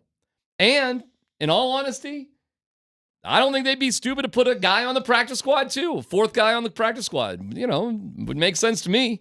Because you may trade Stidham or Zach Wilson. If you got a 4th-round pick, say a team gets desperate, right? It's an Aaron Rodgers situation. The starter goes out day 1, and they are desperate. And you got a 4th-round pick for Wilson or Stidham, would you make that deal? Well, in a heartbeat, you'll never get a 4th for those guys. I'm saying I understand your point. It's a high-level team that has the Chargers with Easton Stick. Herbert gets injured in week 1, and they have what they hope is a good team. Who knows really with the Chargers? Maybe a bad example. Give me another. Goff. Who's the backup in Detroit right now? Good point. What's the one guy that we liked that played a little bit was for the Giants? Brady. Well, it's definitely got to be Bodie. It's got a funny name. Hendon Hooker is the backup in Detroit. Tennessee. All arm. Well, you also got to think future, right? In next year, I would put a 0% chance that you've got the same 3 quarterbacks on this roster. You'll pick a guy, and it's likely going to be Zach Wilson. So if you know in the future, this isn't a long-term plan, you trade him the second you get an opportunity. You think Zach Wilson will be the backup next year for the Broncos? I do, yeah. Wow. Because he's outside of injury, he's not going to get a chance to showcase like Sam Darnold. How much are you going to have to pay him to do that? Not as much as you think. What do you think? I think it's probably around 10. 5. Oh, I bet it's more than that. Nope. The only reason why Sam Darnold got 10 is because he got thrust in a situation that he knew he could be the starter. You don't think a team is going to throw the money like the Vikings did at Darnold to Zach Wilson if they think he's rehabbed? Outside of Zach Wilson getting legitimate playing time this year, absolutely not. I think a team with a young quarterback that doesn't cost him much money would be pretty loose with their pocketbook on a guy like Zach Wilson. I think Zach Wilson has the same exact trajectory as Sam Darnold. Back up, but we need him, and we have a young quarterback we're not paying a lot of money to. Could be. So if you want Zach Wilson on your team next year, you may have to back up the Brinks truck. I think you can get a way cheaper deal on Stidham. I don't think Stidham's worth anything. What does Sean Payton say? My plan is to make you a lot of money, either here or somewhere else. He just did. Sean Payton he just paid that off, by the way. He just paid that off. He told the NFL, this is how much we value Zach Wilson. He just made Zach Wilson millions and millions of dollars. He just did it. Yeah, and saved his career maybe. Yep. Because what's the worst that could happen? Zach Wilson sits on the bench all year with that tape from preseason. Teams are going to come a-calling. It's going to happen. Well, none of us thought that Vikings were going to throw out $10 million. Correct. Right. Teams do stupid stuff all the time. And now he's your starter. What's Deshaun Watson making, man? Oh, it was like 250 fully guaranteed. Right? I mean, teams do all sorts of dumb stuff when it comes to quarterbacks. Baker Mayfield's making $30 million plus a year. We thought he was done. Yeah, Sean Payton did a solid for Zach Wilson right there. I still think he needs to get some playing time personally, but what'd Sam Darnold do last year? I know. I got it. I think he played 2 games. Did he? I don't even remember. I mean, I'm not saying you're wrong, but I don't remember Darnold doing anything. Maybe he did. By the way, you know Zach Wilson and Stidham. He threw for 2 touchdowns and 1 interception last year. Sam Darnold. 297 yards. Yeah. $10 million. Who plays more? No, dumb question a little bit. Stidham, for whatever reason, who plays more, Stidham or Wilson this year? That's a good question. Wilson. I mean, I think we all agree that we would go to Wilson if we need somebody. So, yeah, I'll just default to Wilson. You realize he never took reps with the ones. Yep. How about that? Well, I mean, in a practice like in week. None that mattered. Yeah, like the Tuesday after that first full practice on Monday. I'm rolling my eyes. But in any kind of serious competitive situation, Zach Wilson never took reps with the ones this entire year. We really don't know how good he could be. Dude looked pretty good playing amongst the scrubs, and he never played with the ones? You're not a little, curious about that one? Well, I've been curious the whole That could easily go the other way, though, buddy. Easily go the other way. Well, I mean, it could go that way for Bo Nix, too, because Bo Nix never played against one defensively. I've seen enough from Zach Wilson to be excited. I don't know that dude's not going to fold under pressure again because history tells us that he does. Boys, we got great news. Not good news. Great news out of Pittsburgh today. Dan Bud Squints Tanner, Let's Football Goes next.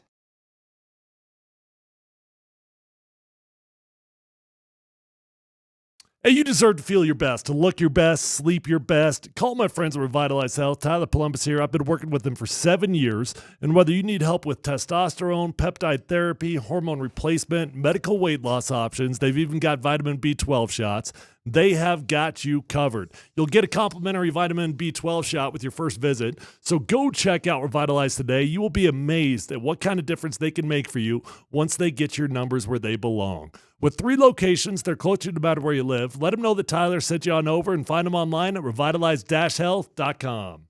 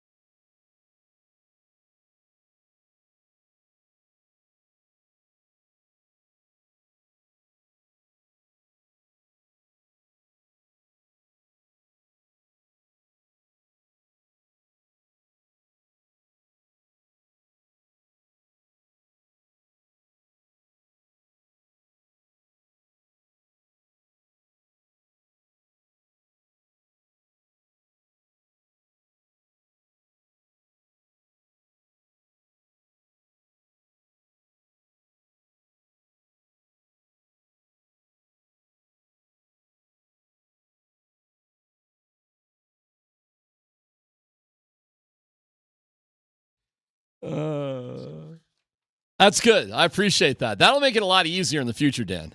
So good. Thank you. Appreciate that. We will hear, by the way, Dan, we got to keep tabs. Sean Payton is scheduled to talk here.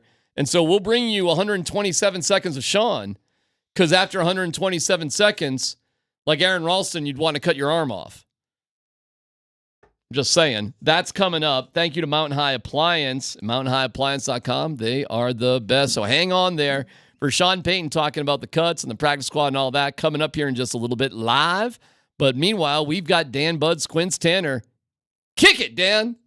All right, well, let's hear 29 seconds from George Payton. You guys were just talking about Zach Wilson. Well, George was asked yesterday in his press conference if he thinks Zach Wilson is a starting caliber quarterback in the NFL.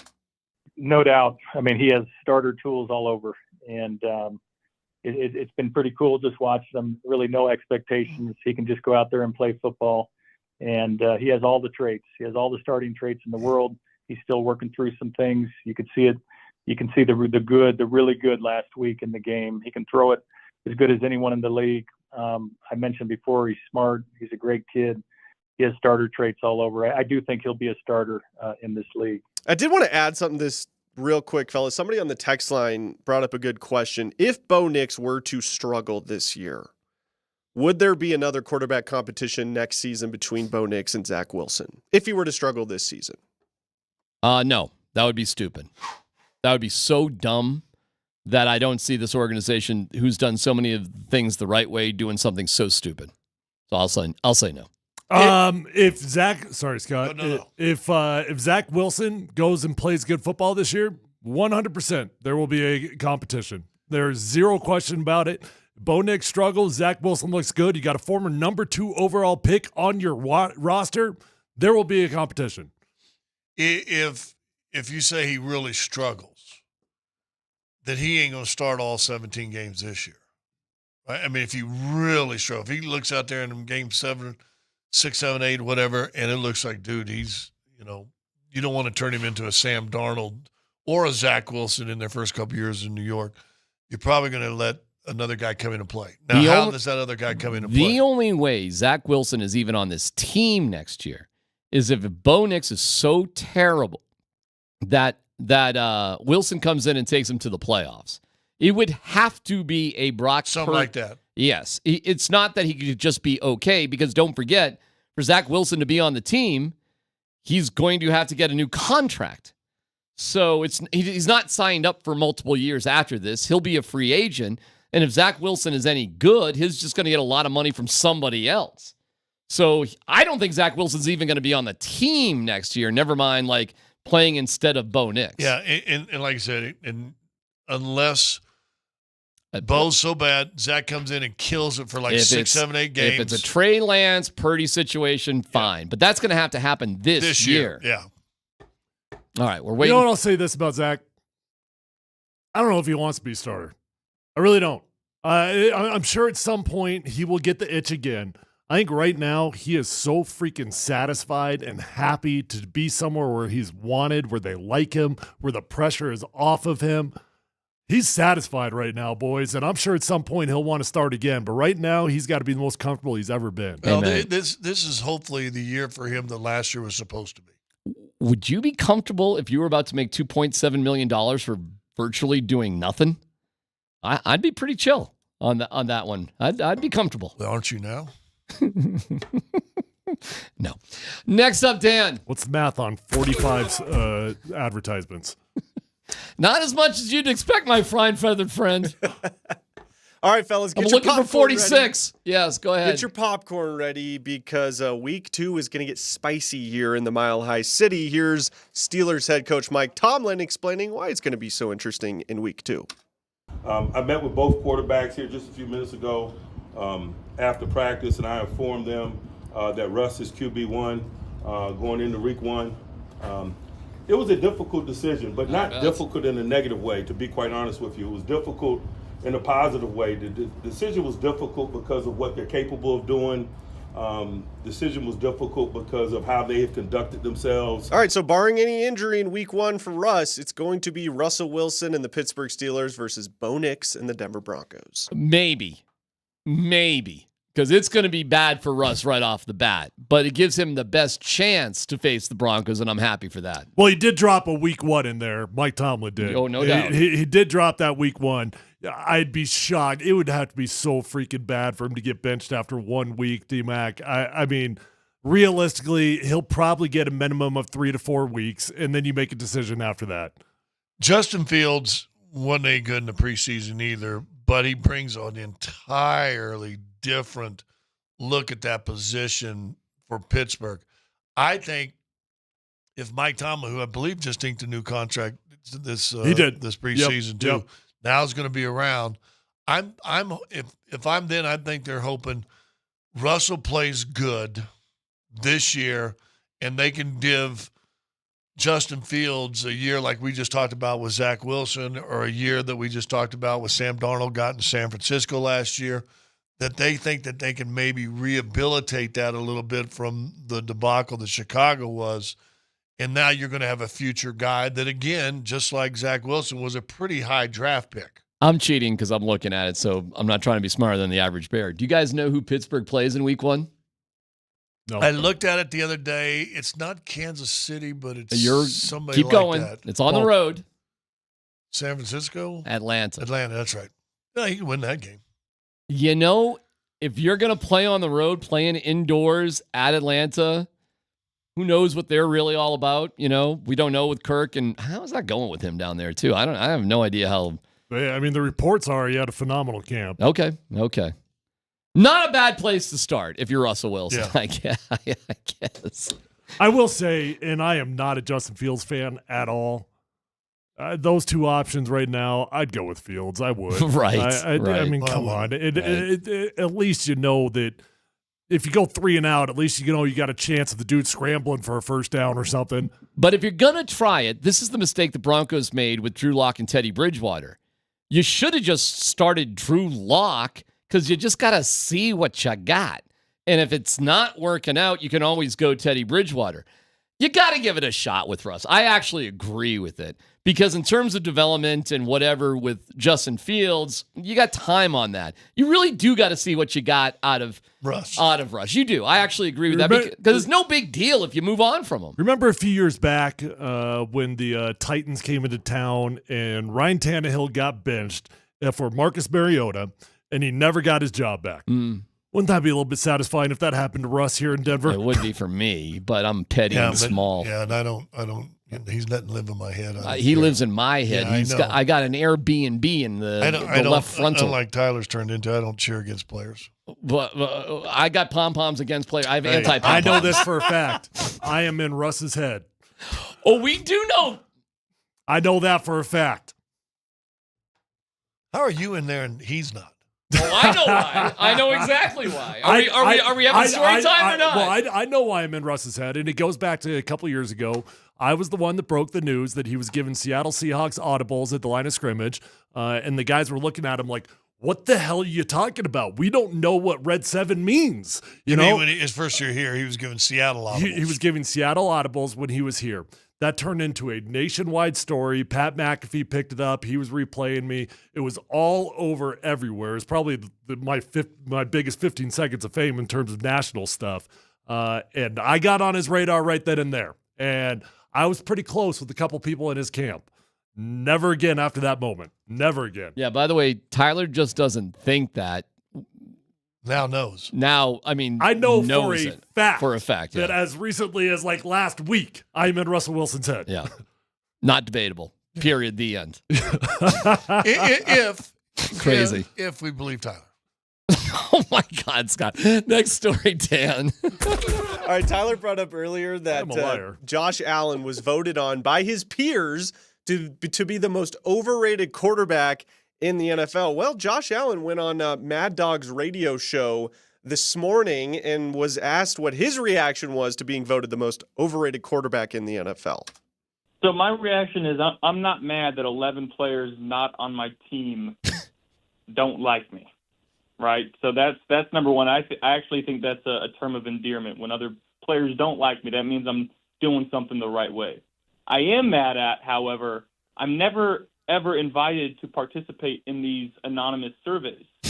So that's where I find this frustrating. I want to be a part of these surveys too and give my input as well. So you were not asked to be part of this survey. You want to make sure you're part of these anonymous surveys. Who is that guy? Correct. Even if they are actual surveys going out, I would love to be a part of that. So hopefully I get the link to the next one. You guys like the answer there from Josh Allen? Well, here's the deal. Here's how these surveys work. And I've been a part of this thing, right? When you got to vote on the top 100, PR guy will walk around the locker room. He'll try to find a starter or two to vote. Starter's like, no, give it to Columbus. He's the third string backup tackle. Let him vote on it. So it's not a surprise to me that nobody's actually come to Josh and asked him to be a part of the surveys. The surveys are real. They do happen. But I agree with Josh. 90% of the time, it's backups that are actually voting on it. Well, hold on. When he's saying 11 other guys that aren't my teammates, so is the poll of peers 11 guys? 11 dudes? Yeah, probably. Yeah. It's something scammy like that. Yeah.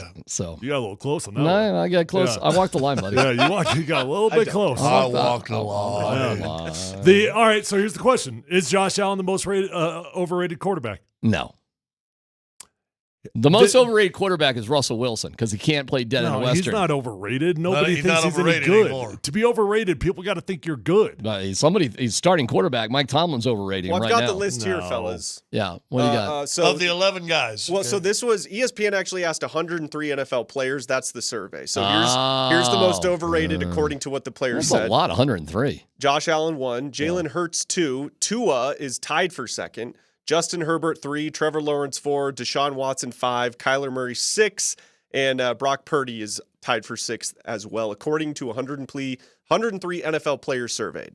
I would go Herbert and Little Feet down in Arizona as two of the most because they've got big money, big contract, and they've neither won. Yeah, on Kyler's got the money, but I've never thought he was any good, so I'm not even including him on my list. Josh Allen's such an enigma because he's got 1 million turnovers every single season, but he's also got 1 million touchdowns every single season. Here's the bottom line. Josh Allen hits free agency. There's about 29 teams that are offering him $50 million a year. No doubt about it. By the way, Sean Payne a little bit late here to step up to the podium. We're kind of waiting, but he's... They might have some names out there looking at. I don't know. We'll see. Got another story? Most overrated quarterback in the NFL. You guys know who it is. You know who I think it is. Who? Lamar Jackson. Oh, that's ridiculous. Absolutely the most overrated quarterback in the NFL. 2-time MVP. Tell me what that dude's ever done. Future Hall of Famer. Yeah, okay. All right, fine. Let me know when that dude shows up in a big game. Well, he's won 2 MVPs. Let me know when that dude shows up in a big game. Where are you? What are you? Let me know when he shows up in a big game. Hey, anti-Nikola Jokic crowd. I hear you. I hear what you're saying. No. Yeah, Nikola won a championship. Nikola Jokic is a team-first player. After he won 2 MVPs. Then I'm not calling Lamar Jackson selfish, not at all. But I'm saying the style of play does not include winning on third downs. I gotcha. You're saying he doesn't deserve it because he hasn't earned it. That was exactly what they said about Jokic. No, I'm saying he can't do it. No, what do you think people were saying about Nikola? What do you think they were saying about Nikola to put him down before he won a championship? Oh, that's fine. That's what you're doing to Lamar Jackson. That's what I'm doing. Well, okay, that's what you're doing then. So that's what I'm doing. You're in that crowd. Yeah. I think that's insane to not think. Well, he was also just voted by ESPN, if you didn't catch it, the top 100 players in the league, he was voted 5. Yeah, by the backups that are voting. And Josh Allen was 2. Okay. So maybe it's good to be overrated. All right, so Pat Surtain was voted 20, the only Bronco on the list. These are just, regardless of position, the top 100 players. At Mahomes 1, Allen 2, Lamar Jackson 5. You watched Lamar Jackson play a playoff game? I have. Yeah, how does that go? I saw his receivers fumble balls inside the 5-yard line, or they probably win. I've seen him win a playoff game. Mm-hmm. Okay. Well, was this Joe Williams here when he's carrying a trophy? You're gonna say, "I told you couldn't win 2." Or is that what we're gonna hear? All right, next up, Dan. Yeah. If he wins 1, I'll say you can't win 2. That's what Joe did. He wins 2, I'll tell you he won't win the 3rd. What happened? Joe was the greatest. Yeah. I told you Elway wouldn't win 3. Joe laughs about that, by the way. I've had that conversation with Joe. He did it because you know what? That drove callers. I know. Joe, he First of all, Joe Williams is one of the greatest dudes in the world. If you just want to talk about sports and sports talk, and he's so honest about it, he is the absolute best. And we miss Irv, too, because Irv was fantastic. But Joe Williams, maybe the guy, if you were to sit down and have a beer and just talk about stuff with, would be way high on that list. All right, well, Slim Shani hasn't spoken yet. We'll take a break. Maybe we'll hear from him. Maybe we won't. Who knows? It's dazzling suspense right here on PhD.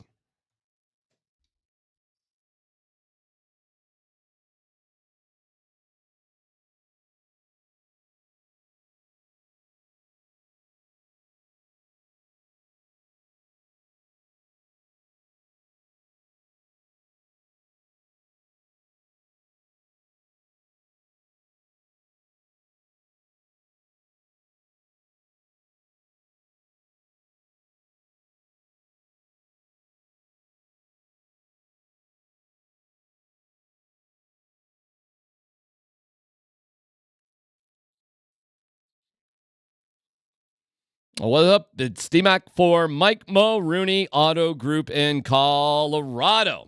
Hey, they're throwing their biggest model year-end event ever. It's all about discounting the 2024s. Mike Maroney has over 500 new 2024 vehicles that will be sold with their lowest prices of the year, so you can get more on 24s. Cadillac, GMC, Chevrolet, Ford. If it's made by these brands, Mike Maroney Auto Group has it on sale. They'll deliver your new ride anywhere in Colorado, and get this, it's totally free. Your home, your office, the top of a mountain, wherever you are, Durango, Grand Junction, Longmont, they're bringing it right to you. I'm talking about peace of mind. Mike Maroney Auto Group has a 3-day money-back guarantee. Remind me of somebody else doing that one, okay? You can find MikeMaroneyColorado.com. Easy to get to, easy to save big. What are you waiting for? Get more on those 24s at the Mike Maroney Auto Group. Again, check them out online at MikeMaroneyColorado.com.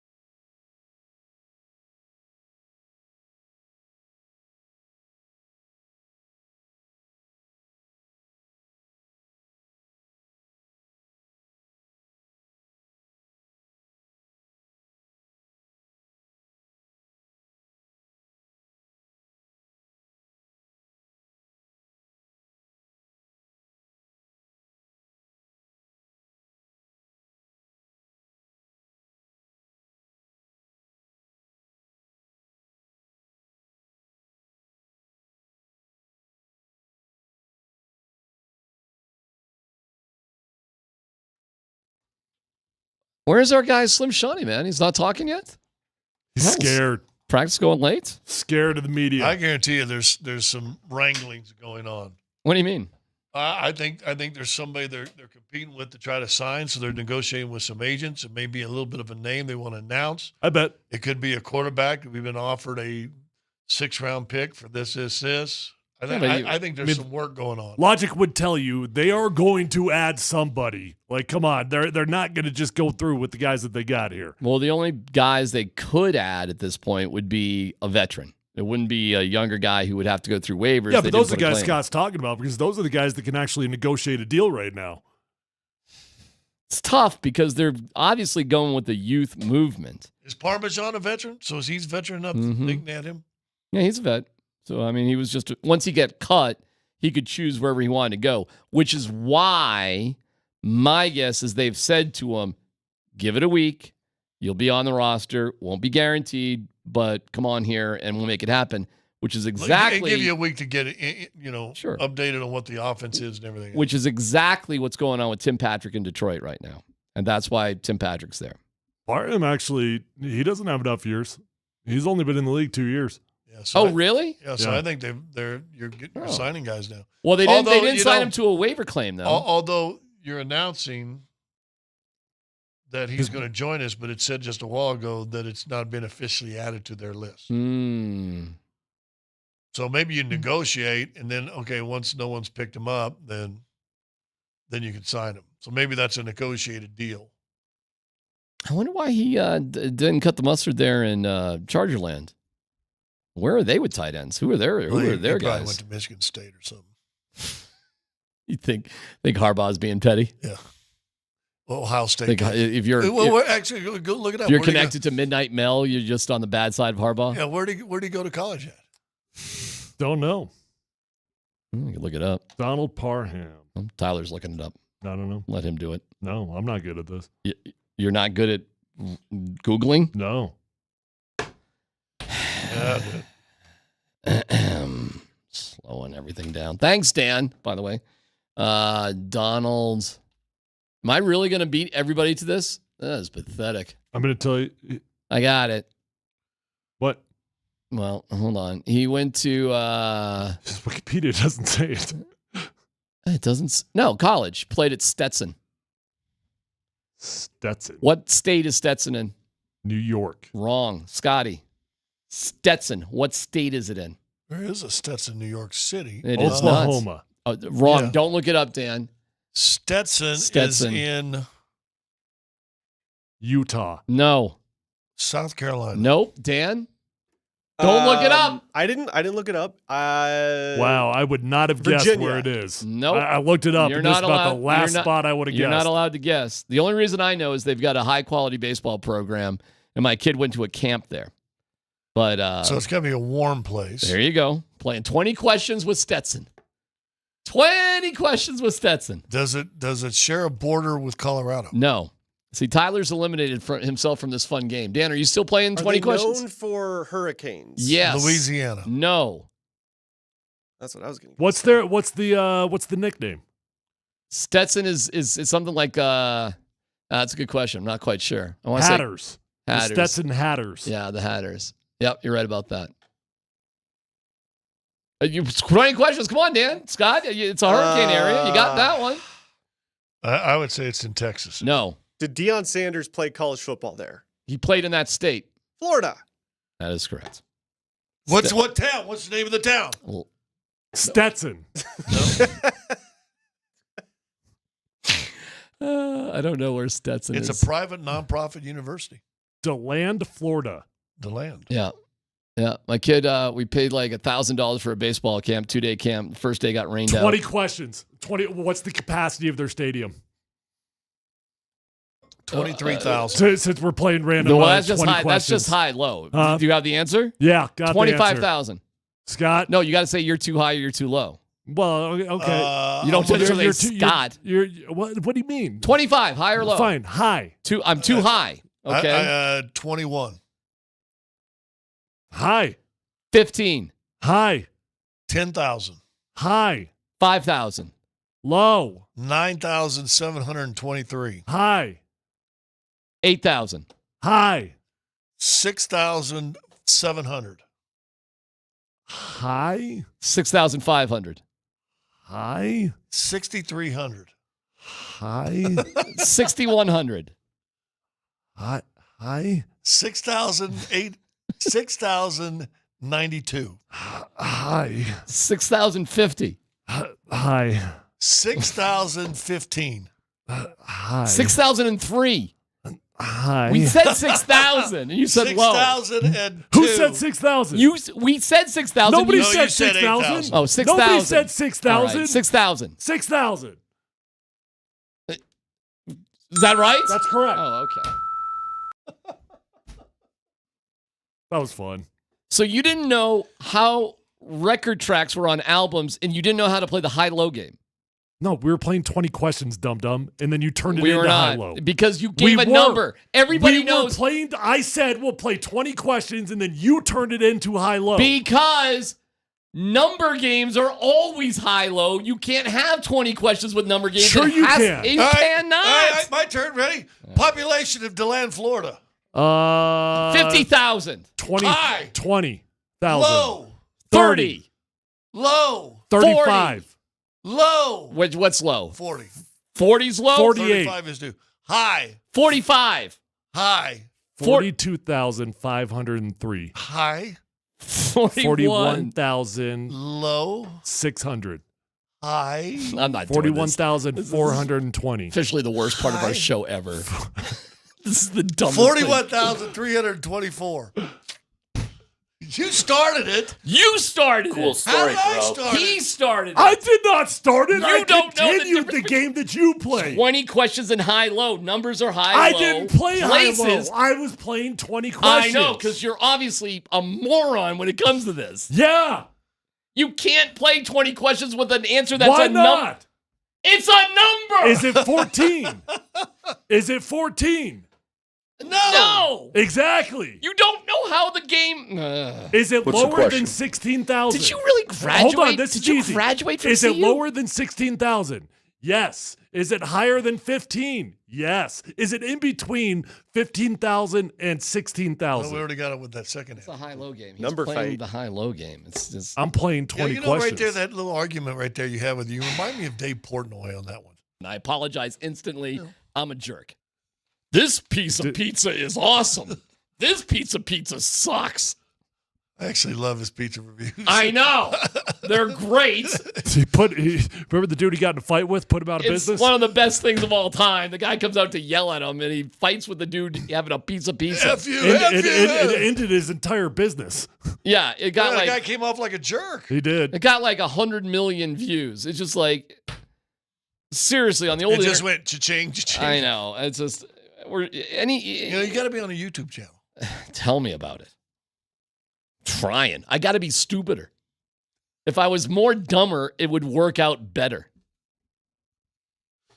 What is Anyways. Sean Payton doing? With what? Why isn't he at his presser? He's game planning for week 2. I'm going D-Mac on I this. don't know. He's screwing. What is happening behind the scenes? He's screwing up Why the is he show. not there? Slim Shawnee. He's doing it again. He's doing it late again. to his presser. He's killing our show is what he's doing. This really 127 seconds with Sean was going to work great. High, low. Oh, here we go. How many minutes No, have you been here late? it is. Here it is. It's about to happen, and all the good stuff is going to happen with Nate and Andy. No, it'll be during break. Oh, they won't care anyways. Well, they're supposed to be on at 2:30? Yeah. What is happening? Well, then we had to listen to Dan's whole freaking, what is it, pizza review he does at 2:30. That's Daniel to you. It's a football review. Oh, yeah. We've run off the tracks the last 5 minutes, right? That's it. That's the end. What else do you want to do? We prepped. We prepared. We talked about things. What's the question? Delivered entertainment. So we this, now we're waiting. This stupid crap. We could go back to Bud Black rolling people under the bus as he chokes ridiculously. I got that. All right, no dumb question. In a minute and 15, do the Rockies make a change in management after the season? Hi.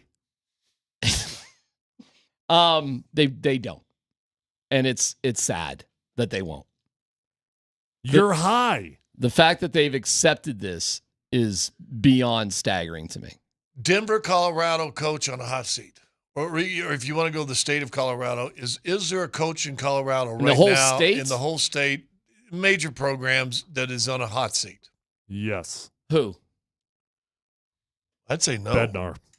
He's not on the hot seat. He's just hot. He's not on the hot seat. Ask my wife. I mean, if we're being honest about that question, Bud Black should be the first name. I know, but it's not. Of course it should. Better chance of returning as the coach of their team next year. Bud Black with the Rockies or Deion Sanders. Or Deion Sanders. How'd I know you were going there? Better chance of returning. By their own volition? Whatever. Better chance of being back with their team. Buddy Black's got a lifetime job. This isn't a question. I'd say it's Bud Black. This isn't a question. He's got a lifetime job. Yep. I'd say it's Bud Black. Lifetime achievement. You can be manager as long as you want. I wonder what excuse Prime will use to leave the program. I wonder what it's going to be. Does he leave to coach, he or wants does he to just go be watch done? his kids play, and the NFL Network asked him to come Yeah. back. No dumb question. If Deion leaves, does he leave to coach, or is he just done? I think he leaves for TV. I do too. I think it's like a $20 million deal to do TV. And by the way, he's proved he's worth that on TV. He has. His entertainment level is off the charts. Why do you hate Bud Black? I really don't hate Bud Black, but I can't stand incompetence. Dan, it's nice working with you, though. Okay. Nate and Eddie. You should have just said Dan. Nate and Eddie are coming up next. I got a Bo Nix like you can't believe right now.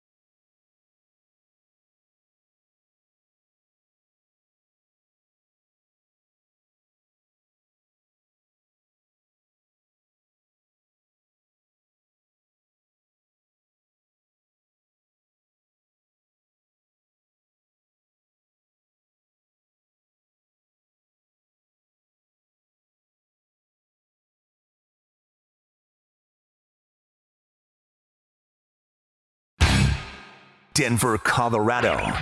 Altitude Sports Radio 92.5. It's Kreckman and Lindahl. Someone said it would be Mosier.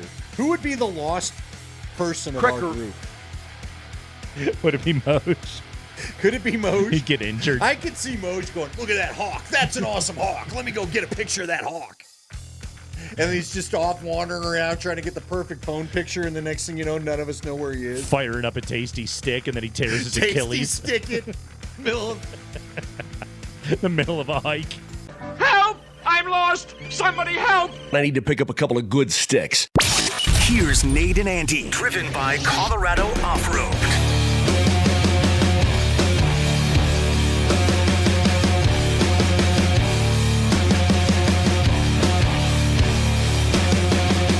Hey, it is the Kreckman and Lindahl Show. It's Wednesday. I'm Nate. That's Andy. What's the question? We are with you until 6 o'clock today. Gary Barnett, our old pal GB, jumps on the show today at 5:20. Buffs, Bison. Yeah, Tomorrow, 6 o'clock. Get Jerry. Folsom Field. Gary's really excited to talk to us. Good. Is he? I told you, I Is he texted actually? him and I was like, hey, coach, blah, blah, blah. You want to come on? Yeah, da, da.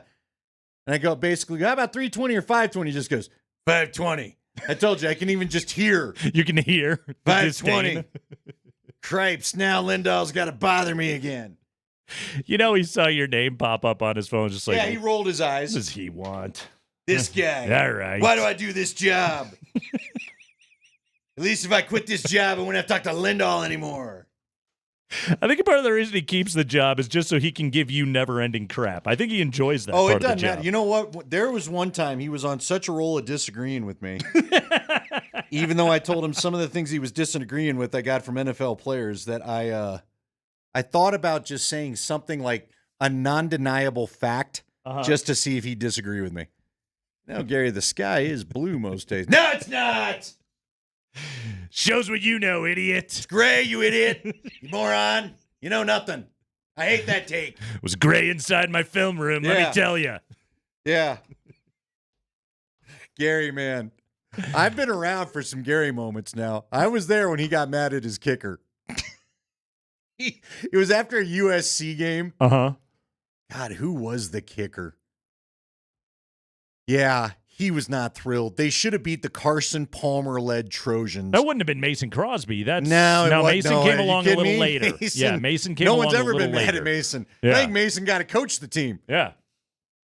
Yeah, I can't remember who it was, but I just remember he just was so frustrated. He was so frustrated. I was there when, who was the linebacker that threw the kicker under the bus after Nebraska? I ended up playing for the Broncos for a second. Yeah, I'm telling you, I'm friends with him on Facebook. Crap. Oh, well, maybe we're not going to be anymore. Good for you, bud. Yeah. I keep wanting to say Takeo Spikes, but that isn't it. What the? All right. Andy tries to remember 25 years ago on radio. A football player's name. That's kind of what we do. Did you ever hear CJ? Did you listen live when Dan Hawkins startled all of us as CJ went to do the halftime interview because he was sideline guy? No. They had some drive right before the half. I don't even remember the opponent. All I remember is CJ went up, and I'm the board op at this time. And CJ goes up to him, Coach, and all he got out of his mouth was, Coach, that doggone it, CJ, I'll tell you when we play like that. That's just, and I got startled. I wasn't ready for just screaming at the board. It literally made me jump in my chair. And I don't think CJ asked a question. He just yelled at CJ about Hawk love, and that's how we do it. And, everybody grab an oar and row right at the halftime, and that was that. Dan Hawkins had such a weird relationship with sideline reporters, didn't he? I think CJ said he grabbed him too. We ought to get CJ on. Can you not touch me, dude, please? I guess Hawk was just all in his feelings. Dan Hawkins? Sykes, thank you. Jay Sean Sykes. God bless you all. Somebody this came is home. why I like it. You folks, my brain is broken, but you know. Yeah. Yeah. Welcome to the Kreckman and Lindahl show. I pick up a few of those loose crumbs, and then the listeners do the rest of the work. Takeo Spikes was good enough. Remember him, the old Buffalo Bills linebacker? I do remember Takeo Spikes. How do you not remember that name? Did he play briefly for the Patriots? I think he did. Okay. That dude was chiseled. I've seen a few. You know what? Jay Sean Sykes was kind of like that too. There's just some guys you watch and like, we're not the same species. It's not fair. Yeah, you're just like, ugh. It's truly not fair. And I'm walking around with my paunch on the old belly everywhere. It's all right, man. You got triple X. Nobody can see it. I've always been a little doughy right here. How do you get that whole six-pack thing you got going on? You must work out. It's all right. Your T-shirts are the size of a tarp that could cover a boat. So dude, I got a couple. I got a couple lately where I'm like, I might have to dry this thing. I think the 3Xs are going back to true 3Xs. I may have to size down. You got to make an adjustment there. I've had a couple where I'm like, this is really. You know what I did learn? Don't ever order from the Packer Pro Shop. Because I was trying to get something for my guy, David Bakhtiari. Okay. And it was 3X in Wisconsin. You know, that's a Hardy people. That's a true 3X. Did you buy a Bakhtiari jersey? I tried to. I can't remember what I got. You sent it back? No. You're like, I got something. I don't, you know what happened? It's too big, so I don't wear it. I remember what it's some Packers shirt. Will you wear it tomorrow? I'll try to find it. I don't know if I have it anymore. Dude, I'm not kidding. Feels like it would be hard to misplace. No, I got rid of it. I might have gotten rid of it.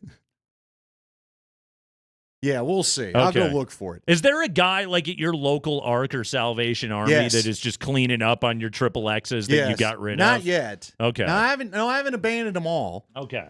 But there's a few that are just, I could. Again, we've talked about the billowy shirts. You wear very large clothing. There have been a few that I was like, wow, that's a big shirt. I think that lacrosse shirt I wear now with the guy with the helmet, like it's my old helmet. Yeah. It was made for me, the bucket head helmet. Mm-hmm. And I was wearing it the other day and I'm like, there's a lot of this shirt.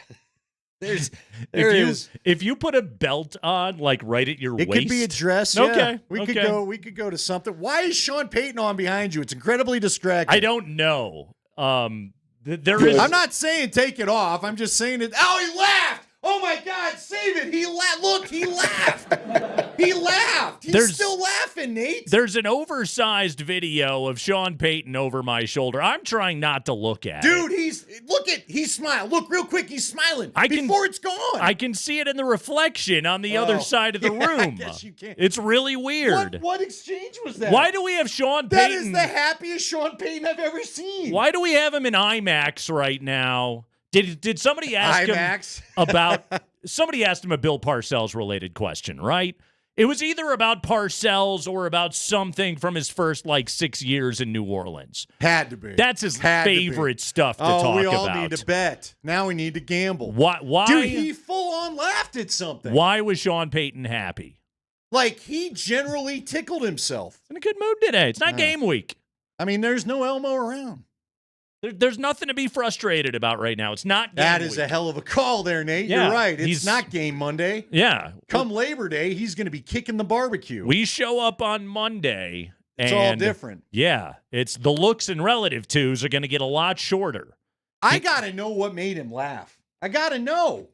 I don't think, you know what? Not only have I not seen Sean Payton laugh, I don't know the last coach I covered that got that kind of guffaw, whatever the heck he was talking about. He literally backed up and laughed and did he had to recompose himself, Nate. What was so funny? Don't turn it off. Was it a funny question? Oh, now it's just frozen. All right. What's the question? Was it his excitement over the 15-member practice squad? Who's your most exciting player? Okay, so Donald Parham? Here's your practice squad. Tyler Beatty, Michael Bandy, Michael Burton. It's 2 Michael B's back-to-back. Nick Gargiulo, rookie guard out of South Carolina. Matt Henningsen. They drafted him a few years ago. Lil Jordan Humphrey is actually on the team. Tanner McAllister, strong 2 last names. Jordan Miller, also a strong 2 last names. Quentin Newsom, Will Sherman, David Sills V, Reese Taylor, Calvin Throckmorton. Throckmorton's back in our lives. Yeah! I need Mark Johnson to give us to record a Throckmorton for us, like he's calling a CU touchdown. I need a full growl. We'll and talk a to him tomorrow. Throckmorton. I'll ask All him. right. I mean, he's going to be getting ready for a game. It's going to be focused, MJ. Nah, you're all right. There was a story about him today in the Denver Post. MJ? Yeah. Because of the deal? About the pelvis, the whole thing. I got to we got a remote tomorrow. Come see us at Joe Willie's on Broadway. Joe Willie's on Broadway in Louisiana. Come see us tomorrow. So I got to miss the game. Yeah. I'm curious what I'll see when I finally see him. Dondre Tillman and Thomas Yasmin. I knew a girl named Yasmin. All right. I've known no. Yasmin Bleeth. She was on Baywatch. Yeah, I remember her. Yeah, we all remember her. She was lovely. That's some strong. That was good 90s work right there. I'm not sure I can remember the last name. I knew Yasmin for a while. Yeah, there you go. What's happened? Well, now you know Thomas Yasmin. So someone, Mass Bandit said someone told him Russ is starting. That's why he got the laugh. It's pretty good. Pretty good. Pretty good. Hey, I'm telling you, you got to get the laugh. Now we have to find if that laugh was bigger than the laugh you got. And then that laugh will live on in infamy in the system. We will save laughs. Oh, we like laughs. The funny that one's starting to bug me. I'm not gonna lie. The Serbian guy, when Spring drops that, I'm just kind of like, F you, man. I thought that line was okay. All right. Yeah. That feels like a big laugh. And yet at the time, he was just laughing at a Sombor shuffle. It was joyous. Yes. He was excited. We're winning this game. We love Nikola Jokic. We love joy at Sombor's shuffle. But a month removed from said event, it does feel like you're getting mocked. Screw you, man. Yeah. That's a good joke, Spring. Get a sense of humor. But now that we've played it like 3 times in a row, I'm kind of coming back around on it. So now I can't make up my mind. We got a lot to do today on this radio show. Nick Kosmider is going to be with us as well today. 20 minutes after 4 o'clock, we'll talk to him about the Broncos now getting ready to take on the Seattle Seahawks. Yes, we have a game in sight. We have an actual opponent in a game that's going to count in the standings. Real football.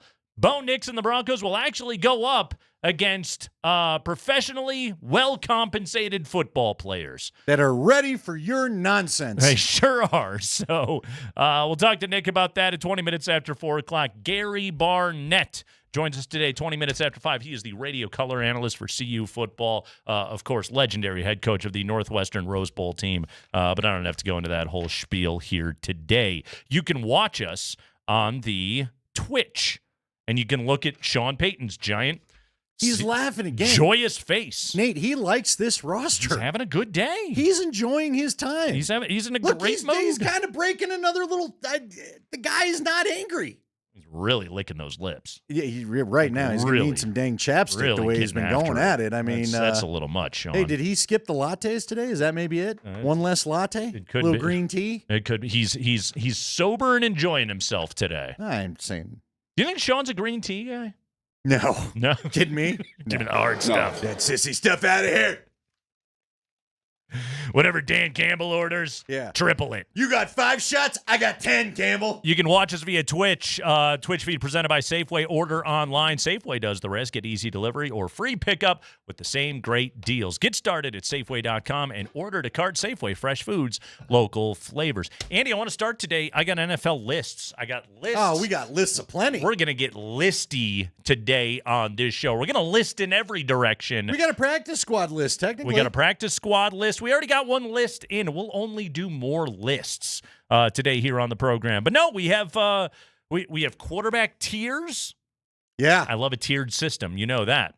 And we've got yet another top 100. Oh, you think that NFL Network top 100 is good? I got a whole other top 100. I have yet another it's 100. It's a negative connotation, right? Mm-hmm. Yeah. 100? Yeah. Not in connotation. Anyway, this is Incontinent Radio with Nate Kreikman and Andy Lindahl. That's not coming up. We can't go, so that's what today's show is going to sound like. We're with you today until 6. Mark Springer is our producer. This is the Kreikman and Lindahl show with a weirdly happy and yet still licking his lips Sean Payton directly behind me on Altitude Sports Radio 92.5.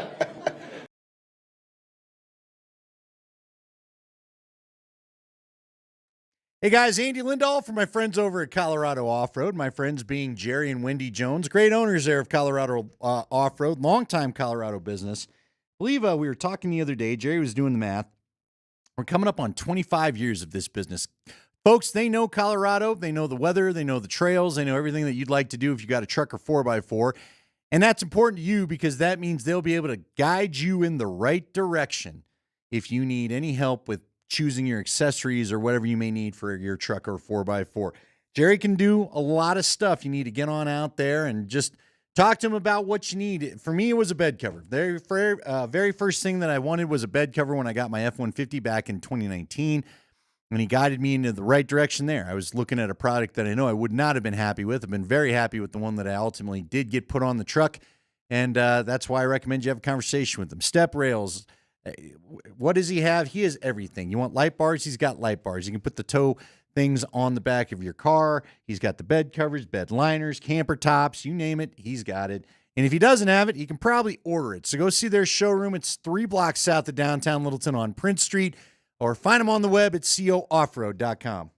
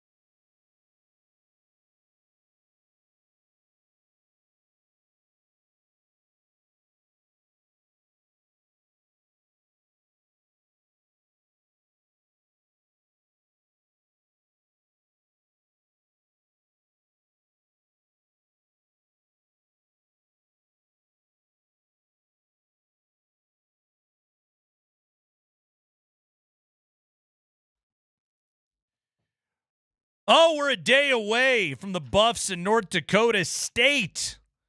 Game number 1 of the 2024 campaign for Dion Shador, Travis Hunter, and company as they will welcome in perennial FCS powerhouse North Dakota State tomorrow night at Folsom Field. We are going to be out on the road tomorrow. Joe Willie's on Broadway to get you all set for that game.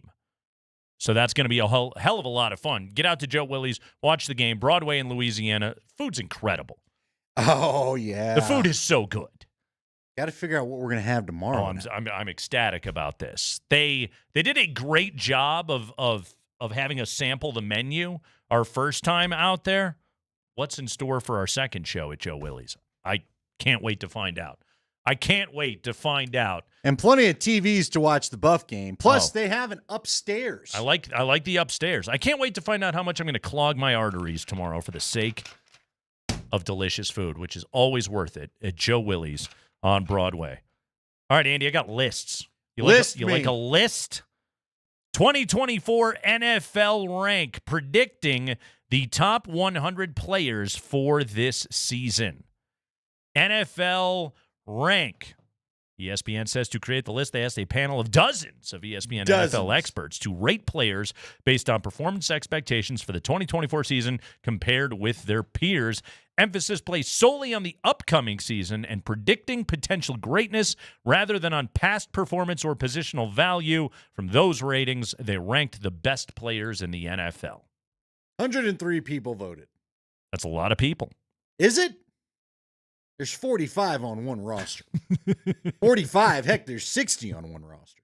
That is true. Just want to point out a little bit that that's not exactly a robust sample size from each team. Fair enough? Sure. I'd like to know who the 103 were now. Where did you get 103? I believe I thought they had 103 players that voted. Oh, this is a panel of dozens of ESPN NFL experts. Oh, okay. Wrong list. Did you hear anything I said to lead into this? I heard list. No. I logged out of stupid Twitch. Who are you? Were you on Facebook? Who were you texting? What were you doing? We're getting asked questions on Twitch, and I don't remember my login. So I can't answer anything now. So Twitch, screw you today. Okay. All right. You told me we had 2 lists. I thought you wanted to hit that other list first. Oh, yeah. Okay, my bad. I'm mixing my lists up. I told you, I got 5-6 hours of sleep last night. So you better just buckle up, pal. You should check out the Kreckman and Lindahl show sometime. I asked you literally a question the other day. You didn't even hear me. So don't act like this is the only thing going on. I literally asked you twice, and you just blew by it twice as if I wasn't talking. So go ahead and give me your tiers, and we'll get to the overrated later. I love that your offense that you commit a dozen times a day, I pull it once, and a week later, you're like, you did that thing. You don't know how often you do that to me. Oh, I have to keep the show moving. It's not even there. There's a lot of stuff. It happened at the break. I can't respond to every I have a lot of questions for you. I know Probably you do. as many as Sammy. Yeah. You only hear a third of them. I can't get to every, let me ask you this. Sometimes we just got to keep it going. I needed some from you in the break. I know. You didn't. Wait, what did you ask me in the break? I'm not going to tell you now. Go ahead. Let's get to the tiers. Was it show related? Yes. Okay. I said, did you see this? And you just kept. And I was like, you don't want to talk to me. Sometimes we have to hold the production meetings live on air. That's all. No, because I've noticed this week, I've gotten a lot of the only time it hurts my feelings, there's times where I'm like, wow, he's really reading something. When I literally get done with the question and I get. That's where I was like, man, he really doesn't like that.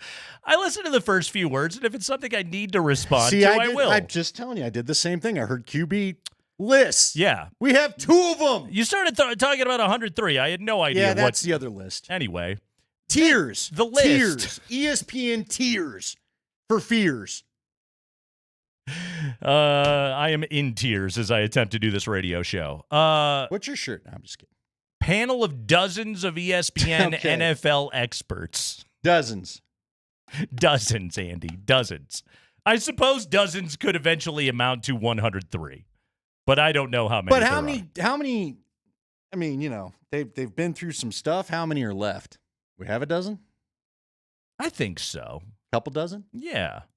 They got all the leggies of the world. Those dudes they're experts. All right, fair enough. I was thinking players. 36. They got dudes. Got 36. They got people. Do you want to talk about the top 100? ESPN? Yeah. Okay. How many Broncos do you think are on the list? It's not 103. Current. Patrick Surtain. That's it. You know the answer. Yeah. Because I was thinking, for some reason, I kept thinking is Justin Simmons on the list? No. Really? I don't even know if he was on a team when they compiled this whole thing. So how many former Broncos are on this list? That's a great question. I know Russ isn't. So I'm going to go ahead and take a wild stab at 0. Cushenberry? Trying to think the free agents they lost now. I don't think Vaughn's going to be on this list. No, Vaughn didn't play last year. Who else would be on this list? Yeah. Who's a Bronco that they've lost in recent vintage where you're just they lost Kareem Jackson, but he just got released by the Bills. Yeah. That's a little. Kareem Jackson wouldn't have been on it. That's a little outside the top 100. Holy cow. What top free agent would they have even lost? Simmons is it, right? Yeah. Of the last 5 years. They haven't had any good players. Vaughn was like their last and he wasn't even a free agent because they traded him. I mean, so you can't even call him a free agent loss. This roster has been so bad, they don't even have top free agents to lose, right? Would you consider Josie Jewell Bradley a top free agent? Chubb netted him a first in a trade. But again, that's a trade. But it netted him a first. But he wasn't. We know what he was. He was a good player. Yeah, he was good.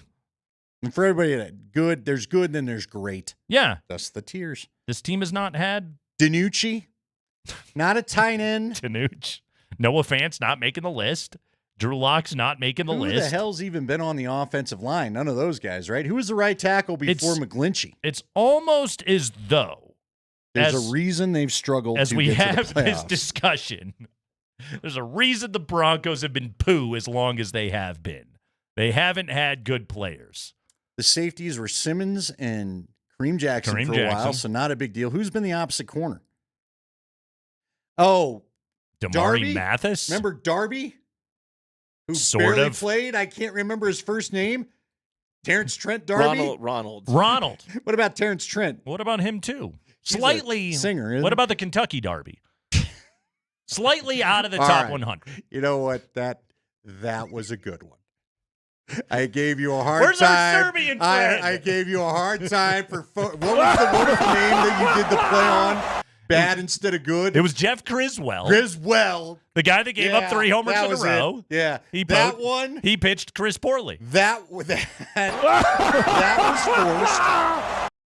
That I didn't care for. Kentucky Derby.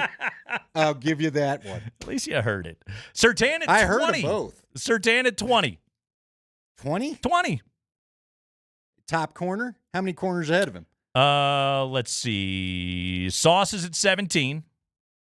Is Sauce overrated? Here's my problem with Sauce real quick, okay? Let's have it. He gets away with more grabbing than other players I think are allowed to do at the position. I don't care. They don't call it. It's good coverage. I got a problem with it. Yeah. You don't call it. It's good coverage. Wow, someone said Draymond Jones, by the way. Or Shaq Barrett. That's going back a ways. Yeah, it's going back a ways. I don't like Sauce Gardner. Here's let me tell you why Sauce would be higher on this list, and I don't think it's only market. The Jets' defense is actually good. Like, it's loaded with talent. So Sauce Gardner's greatness is just it's more obvious. It's more recognized than that of Patrick Surtain, who defenses or opposing offensive coordinators can essentially ignore. I'm not going to argue that. Yeah. And I'm asking a serious question. If you're not an NFL insider, if you don't follow the league fairly hardcore, do you know about Patrick Surtain? This team doesn't make national TV hardly anymore. No. They've not been on. We've been getting with all due respect, our guy was in town the other day, we've been getting the Catalan crew. By the way, did you see Jason McCourty's now working for the dozens of panelists at ESPN. Like, I think he just got snatched right out from under CBS's hands or whatever. I can never keep the McCourty straight. Devin works for NBC. Okay. And Jason was the one in the booth for I thought our game he was the other doing day. the He games. was. That's why I'm saying. It's the only reason why it stood out for me. He's going to work How's both he gonna networks. do both? I don't know. I Wow. guess I can't say much. That's a good agent. I was supposed to be somewhere else tomorrow night. Old two-station So Lindahl yeah, I'll over shut here. up. I'll just shut up right now. It's called independent contracting. We're all hustling, Andy. We're all doing our best. Bronco on the list. Can you make a case for a single other? No, not you a can't. single other You one. can't. You can't. Cortland, no. No. Who would even be in the discussion? Quinn Can't do Miners. Javante. All right, who's the first guard on the list? At the bottom? Because, yeah, we would be talking about the guards at the bottom. Are there any guards on the list? Quentin Nelson probably, right? I'm sure is on the list. Somewhere. A lot of tackles. No, he's not. You're not finding him. Chris Lindstrom of the Falcons is at number 94. If you'd have told me Chris Lindstrom, I'd thought he was playing defense for the Atlanta Thrashers before I would have guessed of the Falcons. Offensive lineman or... Lindstrom? Is Lindstrom not a hockey name? Or defenseman for defunct hockey teams? Yes, or any team. We could do that bit He's today. that jerk. He's that big jerk power shot for the Blues. Uh-huh. You know Lindstrom? Totally. There's a Lindstrom in there. There's now I gotta feel be. like is there not a hockey Lindstrom? Nicholas Lindstrom. There was Nicholas. Red Wing. He was a Red Wing. Niklas. I knew No O in there. I knew I hated that name for a Joe reason. Tooney is on this list. Is it Tooney? I don't know. All right. It's like Tom Thibodeau. Is it Thibodeau Yeah, or Thibodeau? we're going to find out later that all along it was actually Tom. Tooney or Thuney. Either way. Ton. Get the H out of your name. That's annoying. So you Tooney's don't on the belong list. in the top 100. Tooney's on the list. He's in the 70s. But yeah, that's this list right here is all right. So let me rephrase the question then. By the end of the 2024 campaign, who is a Bronco not named Patrick Surtain that we will be able to make a case for of like that's a top 100 player in the NFL? Top 100. Top 100. I'll say it again. If they're going to be anything different, if we're going to get surprised, Dulcich has to at least be sniffing the 90s. All right. Well, Scotty and I talked about this the other night. Scotty brought up a good point. Let's go back to the Broncos Super Bowl teams, okay? Rod Smith, Ed McCaffrey.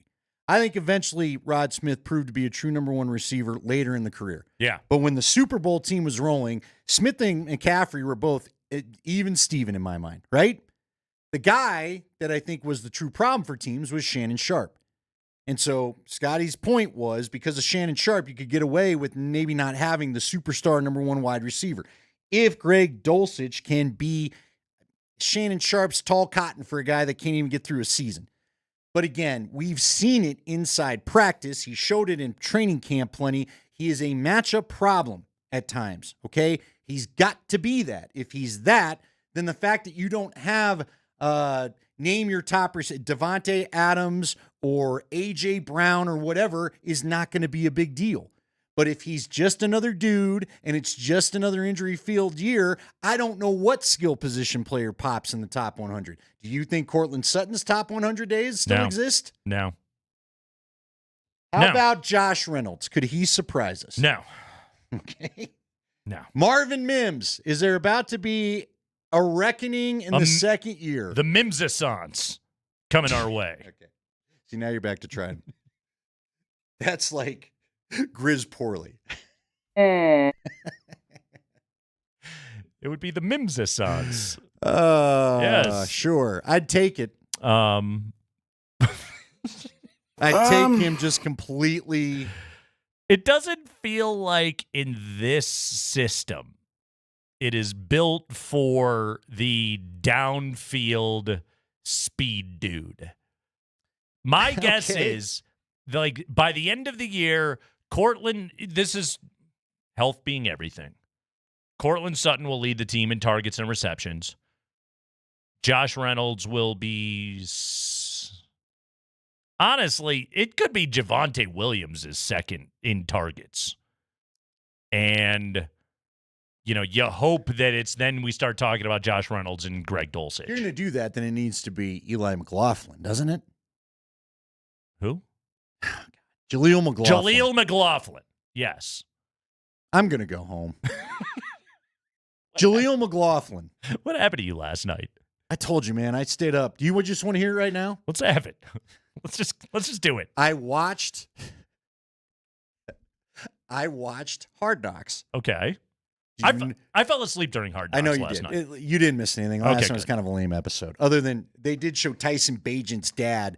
Like, I do wish, did you see the part where the vein was like ready to explode out of his head as he tried to come back and I win think I his? missed this. He was arm wrestling in KC before their game. Okay. And he they clearly were friends, but whoever he beat, like the guy had him, at the 45-degree angle, and he went all Hulk, and you're waiting for every vein in the head to bleed, frankly, spray blood, as he got the guy and beat him. But did he flip his hat around like Lincoln Hawk? No, he was bald. He had no hat. No, that's too bad. Yeah, it would have been cool if he did. Yeah. That was about the most interesting part of that episode. What has been the show that has been advertised during Hard Knocks? I don't know. I fast forward through the commercials. You don't watch the end before the tease? I can't remember. It's called What is Chimp Love. And guess who did it? Wait, isn't it the Tiger King one? Yes. Yes. Okay. How is it? At midnight. Aren't chimps terrifying? Oh, watch the show. They'll rip your face More off, than right? you know. Yeah. Look up Travis the Chimp. My daughter, I was talking to her at lunch. I went and took my daughter to lunch, and she knew who Travis was. Travis the Chimp ripped a woman's face off. And somehow the woman is alive. Like Hannibal. Without a Remember face? Hannibal? With the guy in the pit with the pigs? The woman lived. On February 16, 2009, Travis attacked and mauled Charla Nash, blinding her, severing several body parts, her eyes out of her head, and lacerating her face. She says, I don't know how she's alive. Before he was shot and killed by the responding officer. She was on the show last night, and this is episode 2.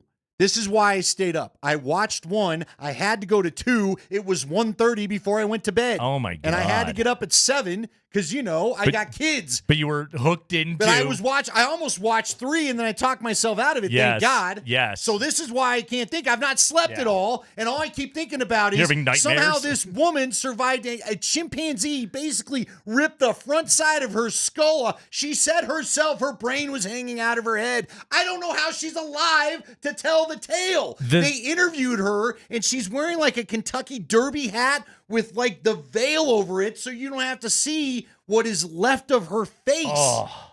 And apparently there's a woman who is the new Tiger King. What was that guy's name? Remember him? Who was Tiger King? Who was our guy? Who's in jail? Joe Hollywood? Joe Exotic. Joe Exotic. Yeah. Hey, she's the Joe Exotic of this story. All right. And what I found out in episode 2 is, spoiler alert, she's hiding the chimp. She's hiding a chimp. They're trying to find a chimp, and she's got it in her basement. And they're basically foreshadowing that she may get ripped alive too. So here's I actually learned a long time ago about the dangers of chimps. Did you ever read the oral history of Saturday Night Live? It's phenomenal. It's the behind the scenes stories are just, and the best stuff is all from the 70s, right? But do you remember Tim Kazurinsky? I think he was in the Police Academy movies. Yeah. He was on SNL. And he told a story of he did a sketch with a chimp. And it was like the bit was that like the chimp was sick and in the hospital, and the chimp was supposed to be his wife, and he was like bedside and just beside himself that his wife was ill in the hospital. But it's a monkey. And he told this story of like he was basically told before doing this sketch, if you see the hair on the chimp's arm stand up, get out of there. They're activated. Yes. And he did, and he had to bolt, and they had to basically like trank this chimp up as hard as they could so that they could then do the sketch on television. So he ended up doing it with a monkey that was stoned to the bejesus belt. I will tell you, the cop that responded to the Travis situation you read about. That shot Travis? I'm spoiling everything, but I will tell you, I won't give you the whole story. It's on Wikipedia. He told you the whole story of what he found. Yeah. He said this chimp Travis, in his bloodlust, came around the car, and he said, like Jurassic Park, the chimp literally ripped the door off his car. What? The chimp Travis had the this. cop door in his hand. According to Wikipedia, Travis weighed 200 pounds? Yes, they say after 6 years old, chimps are no longer safe. That's a huge chimp. Which is why I think we're only halfway through. They're desperately trying to find this chimp that this lady is hiding because he's moved to the dangerous age where he's not safe for anybody anymore. Gotta Dude, stay away. this is not like all of a sudden Joe Exotic is. You're like, well. Hey, got a little bit on the foot. I think I might okay? go ahead and just hang with Joe Exotic, at least all. And you know what? Again, she's feeding her chimps because it's the same thing. It's chimps just like the exotic zoo. And of course, it's in Missouri. What a shock. No wonder the Chiefs want the hell out of there. And she's feeding them old Walmart food, just like the Joe Exotic people. You think the concern is that they're going to throw poop at you? Well, there's that too. It's that they did show that. Well, see, now that would be degradation. You get your face ripped off, and then you get poop Dude, thrown there were at a couple times. They have a couple scenes where the actual that's insult to injury. The chimp jumps at the bars and just rattles everything. I'm like, come on, man. Just you got to call somebody. What's the show called? Chimp Love. And a bunch of the baby chimps, I'll give you this. A bunch of the baby chimps. Baby chimps are very cute. Extremely baby. Yes. Are they wearing diapers? They are cute. They are. Of course they are. They're very Travis had to put a diaper on in one of the scenes. The diaper don't make them cute. The baby chimps are cute. You got to get out of there before they turn into Travis. You don't need a baby chimp. Travis has a very long Wikipedia page, by the way. Yeah, because he again, these are all Hollywood chimps. I hate when a chimp goes Hollywood. Dude, I'm telling you. Oh, so you can blame Hard Knocks because the Hard Knocks episode sucked. And I got sucked into this thing. Sucked into chimp love. Tale as old as time. It's Craigman and Lindahl.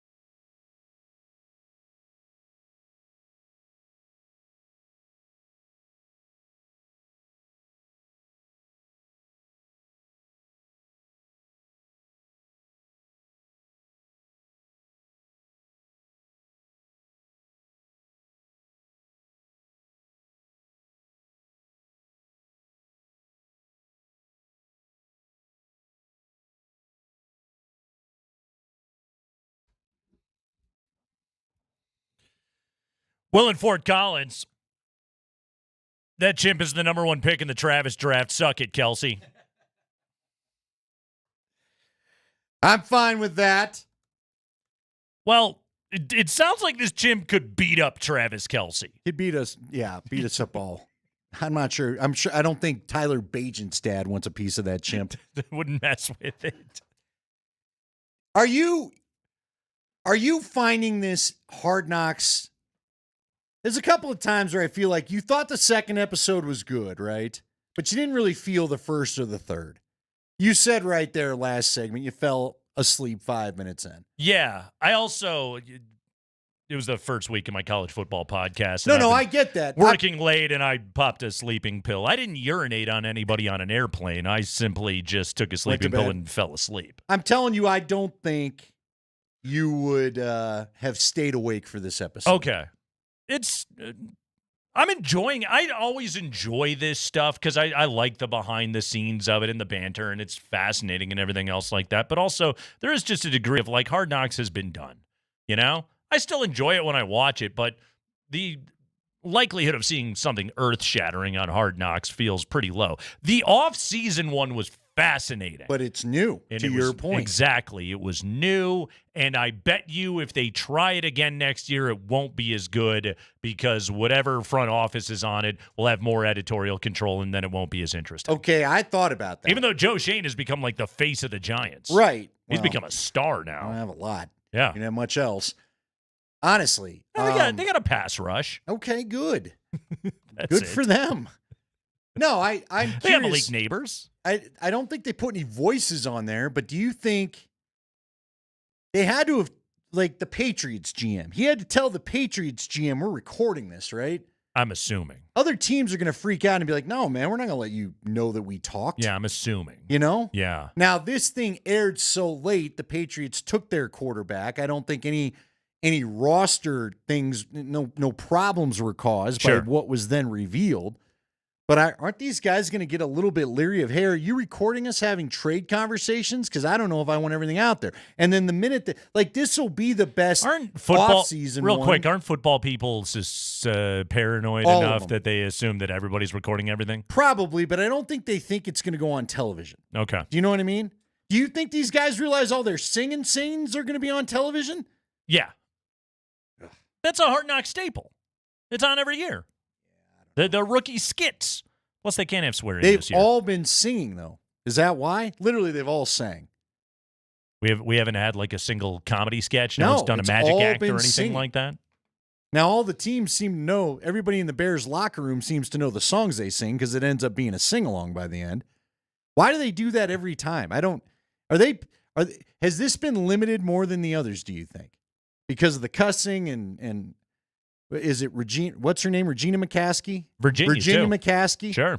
Mm-hmm. Didn't want the cussing. She doesn't like the swearing. So yeah. They can't show any of the cussing, which whatever.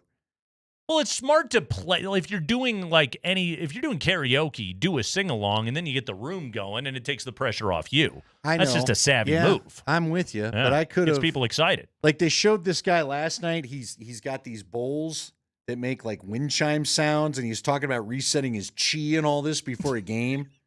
Was he high? I just kind of wanted the game. I really find the game mic'd up, especially if you watch the game. That stuff's I cool. find that fascinating. See, to me, That's why I wanted the Broncos to be on Hard Knocks. I still want them to be on Hard Knocks. That needs to be the next evolution of the show for me. Yeah. Just start. They ought to just have every team do it and just let me find it on NFL Network. You don't have a lot of programming anyway. Let me find my team's mic'd up, deep version of this thing. Yeah. Broncos are going to be on Hard Knocks next year. You think? Yeah. You think about this, the story. Sean Payton's a star. Bo Nick's going into year 2. Payton's still going to be here because of what they're paying him. They're not a playoff team this year. Boom. Broncos are a perfect Hard Knocks candidate for next year. Well, I think Sean wanted it this year. Yeah. I think he likes the attention. Did you watch the Rockies last night? I saw that, yeah. I saw the That's score. why I started Hard Knocks so late. I saw the score. I was doing my podcast. Normally I'll put the game on my phone or something. I was just like, I don't need this. They're going to win. Negatory, they're good not. buddy. Negatory, good buddy. You know who I feel bad for? That you know ball who that- changes in real time? That ball that Burger dude hit, by the way. Oh, yeah. Ripped that Yeah. thing. Yeah. Woo, that was a bullet. Poor Huey and Goodman go from Bark having at- a good bark at the time park. to not having a good time anymore, all in an inning. And even Drew, you can feel it in Drew. Drew feels it coming. He's like, "This is not what you want. It's not the start to the inning that you want." Now, Tyler Kinley, bud, that's no good. That's no good. Colorado is 48 hours away from kickoff, according to Brian Howell this morning. Buffs still have 2,400 tickets available. Not sold out tomorrow night against NDSU. We know this is a must-win for Colorado. But let's assign reasons in the must-win pie for the Buffs and the Bison tomorrow night. We'll do that next.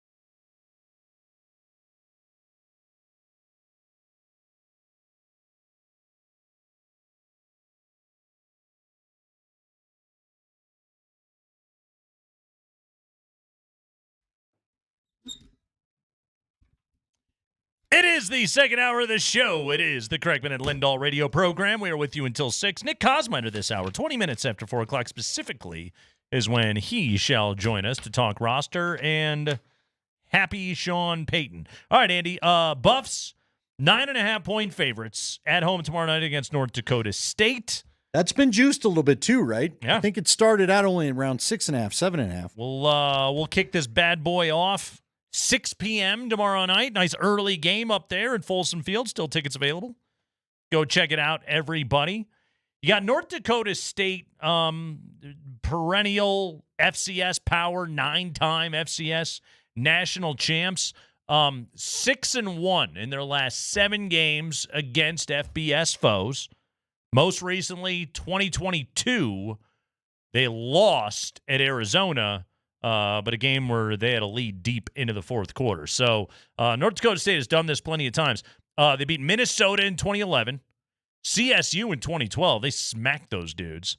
Beat K-State in 2013, Iowa State in 2014, and then number 13, Iowa, in Iowa City in 2016. These games were all on the road. So North Dakota State has done this thing before. Tim Polasek, the old Wyoming offensive coordinator, is now the head coach at North Dakota State. And Polasek was asked about Shedeur Sanders.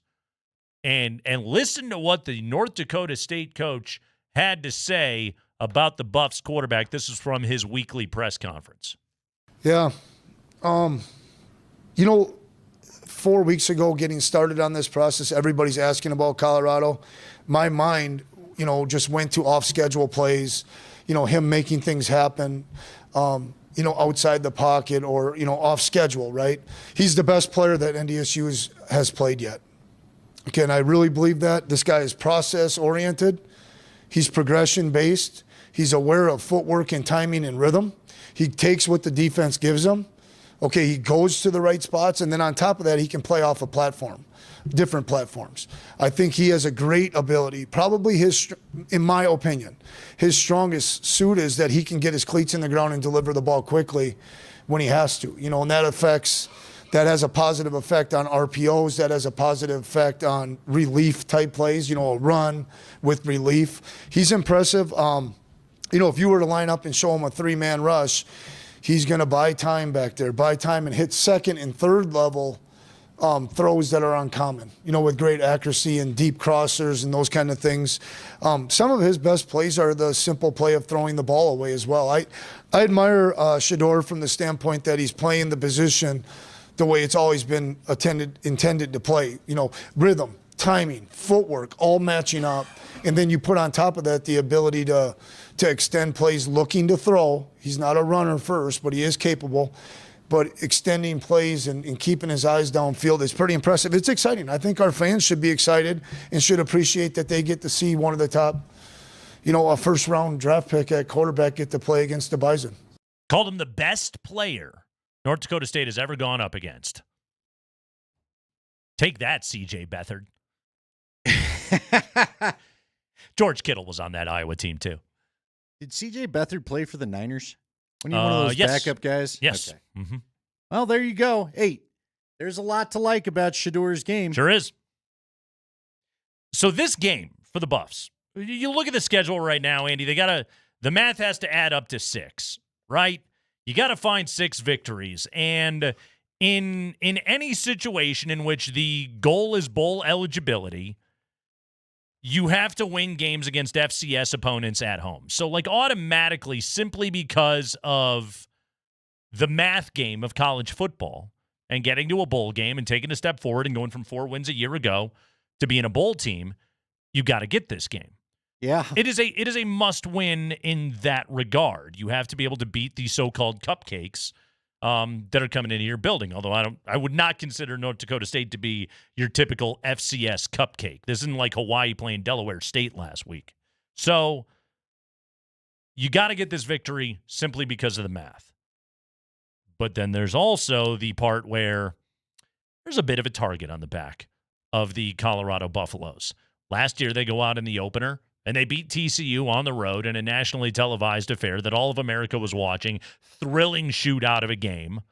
Travis Hunter, unbelievable. Shedeur plays out of his mind. And maybe their best game of the year. And the hype machine goes into overdrive, right? You were playing a TCU team that had just been in the national title game the year before. Even if they got killed by Georgia, they were still there. Well, and they killed you to open at. the season the year prior. Exactly. So it's that was a big time game, and the Buffs got that victory, and the hype machine went into overdrive. This has not been as good of an off season for Colorado. You know, as many people are talking about the name Sean Keeler nationally as they're talking about Shedeur Sanders and Travis Hunter, which is wild, but that's what's happened with the program here this year. And we saw last year the amount of momentum and energy that the program was able to pick up because of those first 3 victories. We also know this. There's a lot of people in the media, in the national media, etc. They'll be sharpening their knives if Colorado can't hold serve and beat North Dakota State at home. This is one of those weird, kind of no-win games for CU, unless they just go out and curb stomp these dudes and win by 50, in which case people are going to look at it and go, all right, well, you beat a legitimate program right there. Good job. Good on you. Because North Dakota State's a legitimate program. Oh, I would agree. And these guys are good. You can't go overlooking a team like this. Exactly. Period. They're nothing to sneeze at. There's a few other Big 12 teams that these guys could take. So why is this game a must-win? Is it because of have to have the victory, or is it because of you got to keep the heat off of you to start this year because there's already been so much heat? Yeah, there's a million reasons, frankly. I mean, I'm looking at the schedule right now. You know, Nebraska's the following week. You can't go in there. You don't want to go. You rode. It was TCU then Nebraska last year, if I'm not mistaken, right? Nebraska was the second game last year as well. And you beat them in your building. You don't need a whole week of noise heading into Nebraska because I promise you, Matt Rule is playing nice right now. He's not said anything in the offseason. Yeah. I saw a clip in the offseason where he talked about, I got a lot of respect and admiration for the way Coach Prime's doing it, constantly recruiting these players. That's probably the new wave of college football, on and on. So much different tune than the year before. So he's going Lou Holtz with this thing. They are waiting. They cannot wait to get their shot at this because the Colorado's won, I think, the last 3 matchups these schools have had anyway since they quit the rivalry. The Cornhusker fans want to beat Colorado. Plus, they're dealing with all that corn sweat. Yeah, I'm going to need you to explain that to me a little bit later on. Here's the thing. It's your home building. You are the better team. Yep. You like you said, you do have to have the opening statement, but I feel like in modern college football, where everybody is going and basically getting free agents every year and recreating their roster, you need what's good for chemistry? Winning. Mm-hmm. Winning is good for chemistry. Tell me a team that loses that you ever thought had good chemistry. So I think with a lot of new players and new coaches and all that, you need the winning just for the sake of inside the locker room. And then I would also, honestly, man, just say, you need to kill the bad taste of last year.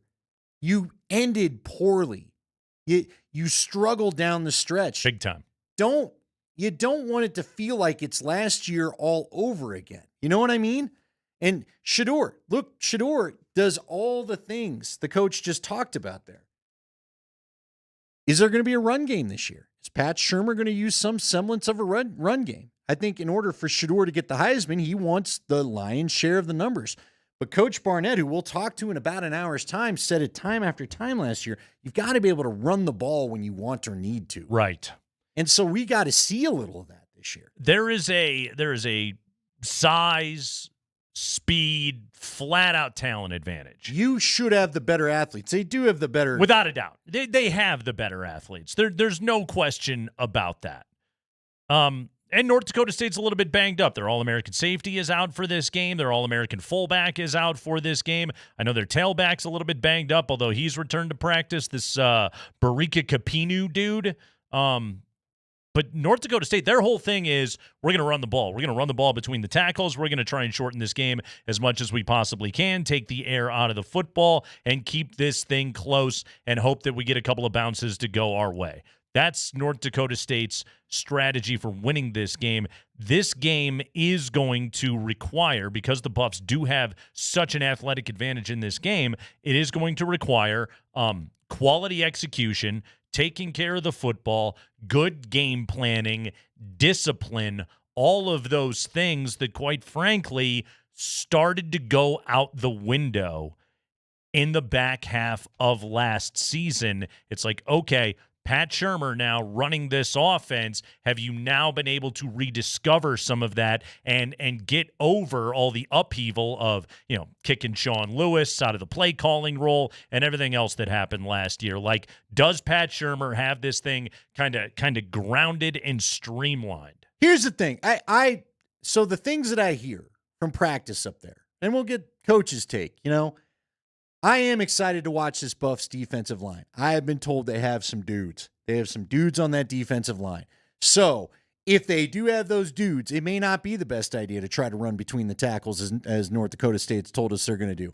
We'll see if anybody wears out. We'll see if the altitude doesn't get to you. So I can't wait to watch this defensive line play. We know how talented the secondary is. I don't know too much about the linebackers, but, I'm always curious to watch the opening game and get a feel for the guys. I will say that I think the offense, I am excited to watch the offense as well. They've made a very clear focus on upgrading the offensive line. But Nate, something else you can't let happen in this game that you kind of referred to how the game plans went out the window last year. You cannot have the offense feeling like we have got to score a touchdown every drive. It's all on us. We can't leave it up because they got to the point where the defense, they couldn't stop. They were getting killed by the short crossing stuff that, frankly, CSU was the one that exposed halfway through the year. It just felt like everybody decided to do it after that. But what I worry about with games like this, and you mentioned they're a little bit banged up, but some of these schools, these smaller schools, if you will, it feels like one of those NCAA tournament games where you've got the top 25 team full of all the lottery picks that we've heard about. Yep. And you're going up against Drexel that's got a bunch of guys that have played a lot of games together, and they've got the chemistry. Oh, these dudes know exactly what the system is. Even with and a new what coach they are. in Polasek, like, he's a North Dakota. It's his third stint at North Dakota State. Like, he is that program through and through. This team knows exactly what their identity is. I think they only lost like 2 dudes to the portal this past year. When you hear them talk about their defensive line, they're just like, yeah, we think it's 9-10 deep. and we think our guys can really hang in a game like this. This is a dangerous friggin' opponent for CU. They should win. I believe they will win. But I think this is going to be a one-score game in the fourth quarter. I agree with you. I could see them winning by 10 and covering and all that. Yeah. But I think the first half is going to be a little bit of squeaky bum time. Mm-hmm. Because most college openers are that way. They don't play a preseason. Guys are going to have rust. You're feeling some things out. NDSU's quarterback has been one of those dudes that's been in college forever, that has started a ton of games. He's like FCS Bo Nix. Yeah. Now, I will say this, though. I do believe, by all accounts, the Buffs are taking this game seriously. I don't think they're overlooking these guys. I don't think they have Nebraska circled. I think they know the task at hand. Yeah. And so I think that will play in. But we find out tomorrow. Dude, you think you know so much at the beginning of any. That's what used to make college football so fun, and I think there's still a little case of it where you never knew. The CU team that first went to that Orange Bowl, nobody really saw them coming. Right. You know what I mean? Right. And then all of a sudden you have this great story. That's one of the reasons why we all love college football. It's why I'm tired of the dominance of Ohio State and Michigan and Alabama and Georgia. I miss the Cinderella that every now and again can surprise us. I'm hoping the expanded playoff field gets us there. But again, we'll see what happens tomorrow night. I don't think you can just assume anything when you constantly are flipping the roster. In future news, there will be no Cinderella in college football. I know. You know why? Because Ohio State has a $24 million roster. Nick Kosmider will join us to talk about the Broncos roster. Tim Patrick was a bit of a surprise. Who's next on that list? Nick Kosmider will tell you next.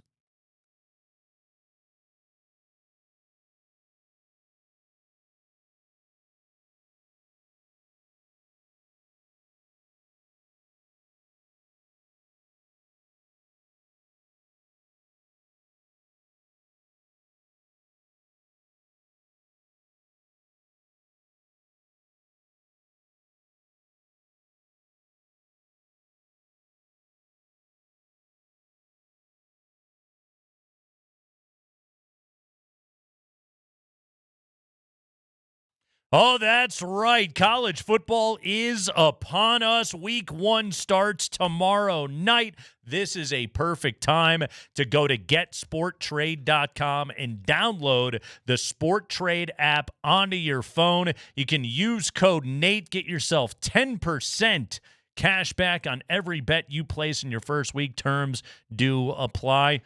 You like betting on sports. You already have an app on your phone. You might have a couple of them. Why do you need another one? It's because Sport Trade is where the big bets happen, guys. If you're stuck in a rut on your app, check out Sport Trade. Get the edge of the best prices the market has to offer. Simply earn more on wins. Great reason to get Sport Trade. Another outstanding smart trade feature, it's called the tape. All right? It's almost a ticker, essentially, but you just click on it right on the app. You can see every bet happening on Sport Trade in real time. They show you all the action happening on the site. You just follow the smart money in real time and see where it's going. Or, hey, you can fade the sharps if you want to. Sport Trade, Colorado's premium sports betting experience. Sport Trade is where the big bets happen. Check out Sport Trade. Get the edge of the best prices that the market has to offer. Go to getsporttrade.com. That is getsporttrade.com. Sport Trade is regulated by the Colorado Division of Gaming. Gambling problem? Call or text 1-800-GAMBLER. Sport Trade wants you to know the best bettors are responsible bettors.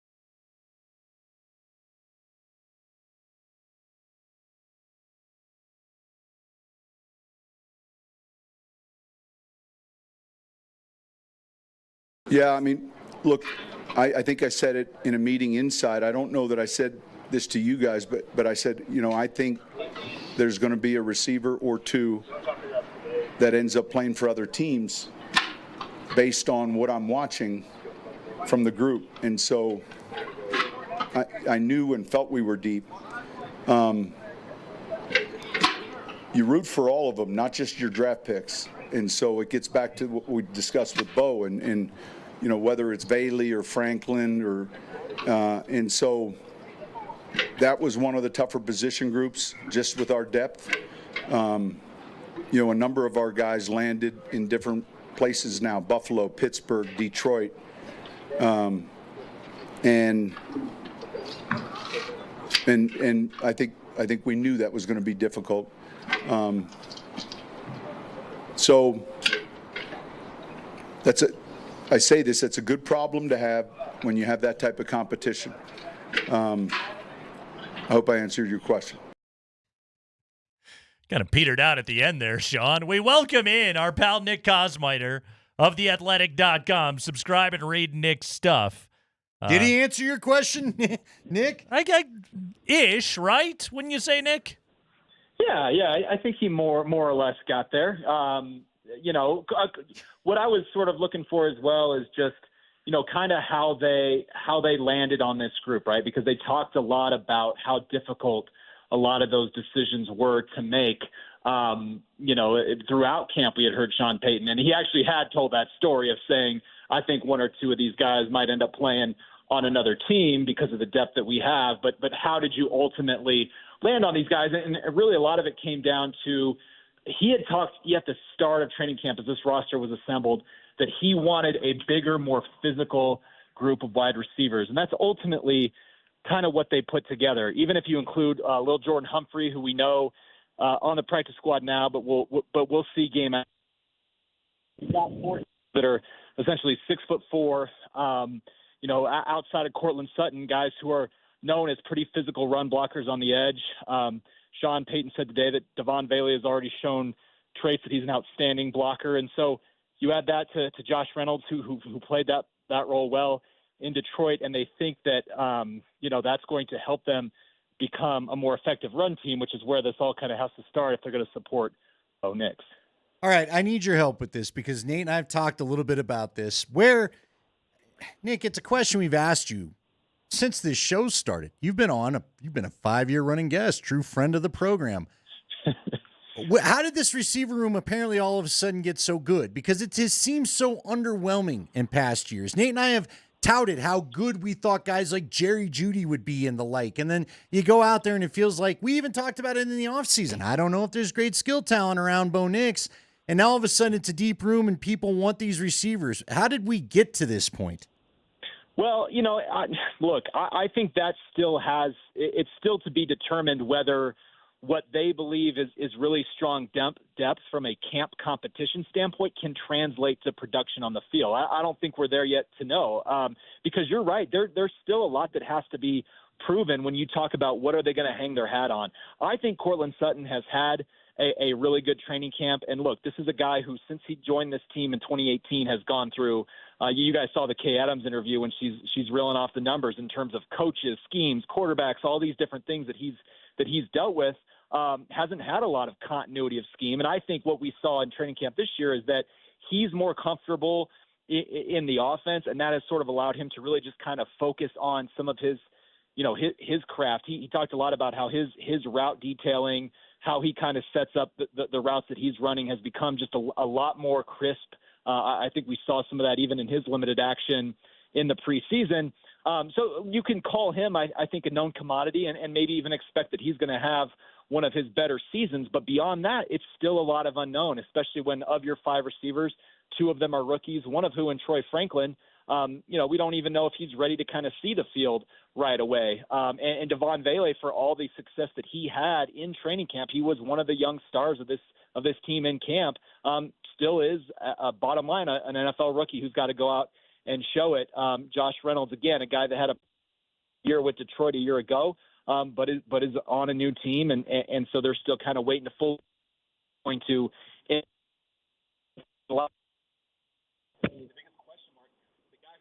Uh-oh, we're having weird phone stuff feeling-wise- going on with Nick. There you are, man. There you go. You're back. I lost you guys. Okay. But Marvin Mims. So, I mean, look, what are you going to get from him? How can you use his speed effectively?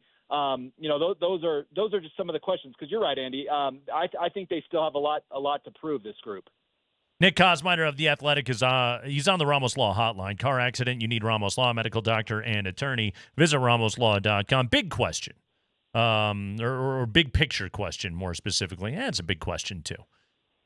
The 53 that they named and the way that they constructed this roster, the keeping of 3 undrafted guys, jettisoning the Tim Patrick and Samaje Perine, that would suggest to those of us on the outside, hey, the Broncos are fully embracing the youth and the rebuild. How does Sean Payton view the 53 that he decided on?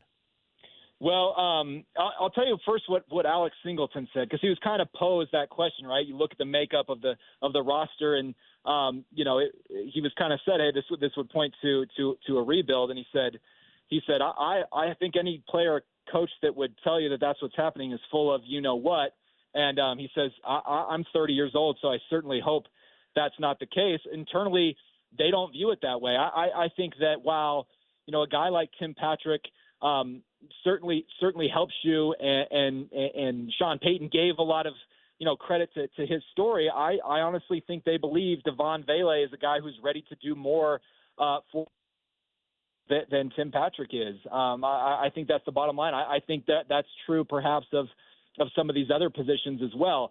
Is Audric Estime ready to help you as much as Samaje Perine?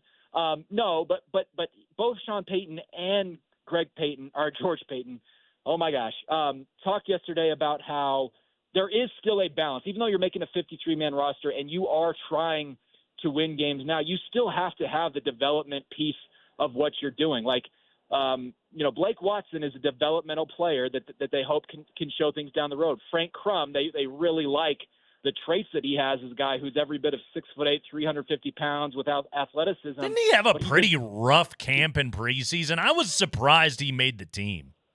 I was too. I mean, the stats certainly suggest that he had a tough go of it in the preseason games, but Sean Payton said today when they go through and you can look when they film practice, they can really granularly knock down what they're sort of looking at. Like you can take certain kinds of snap, you can catalog them, you can look at pass rush or pass block snaps, you can look at run block snaps, you can look at third down situations, and all these things as they started to pull those tapes together.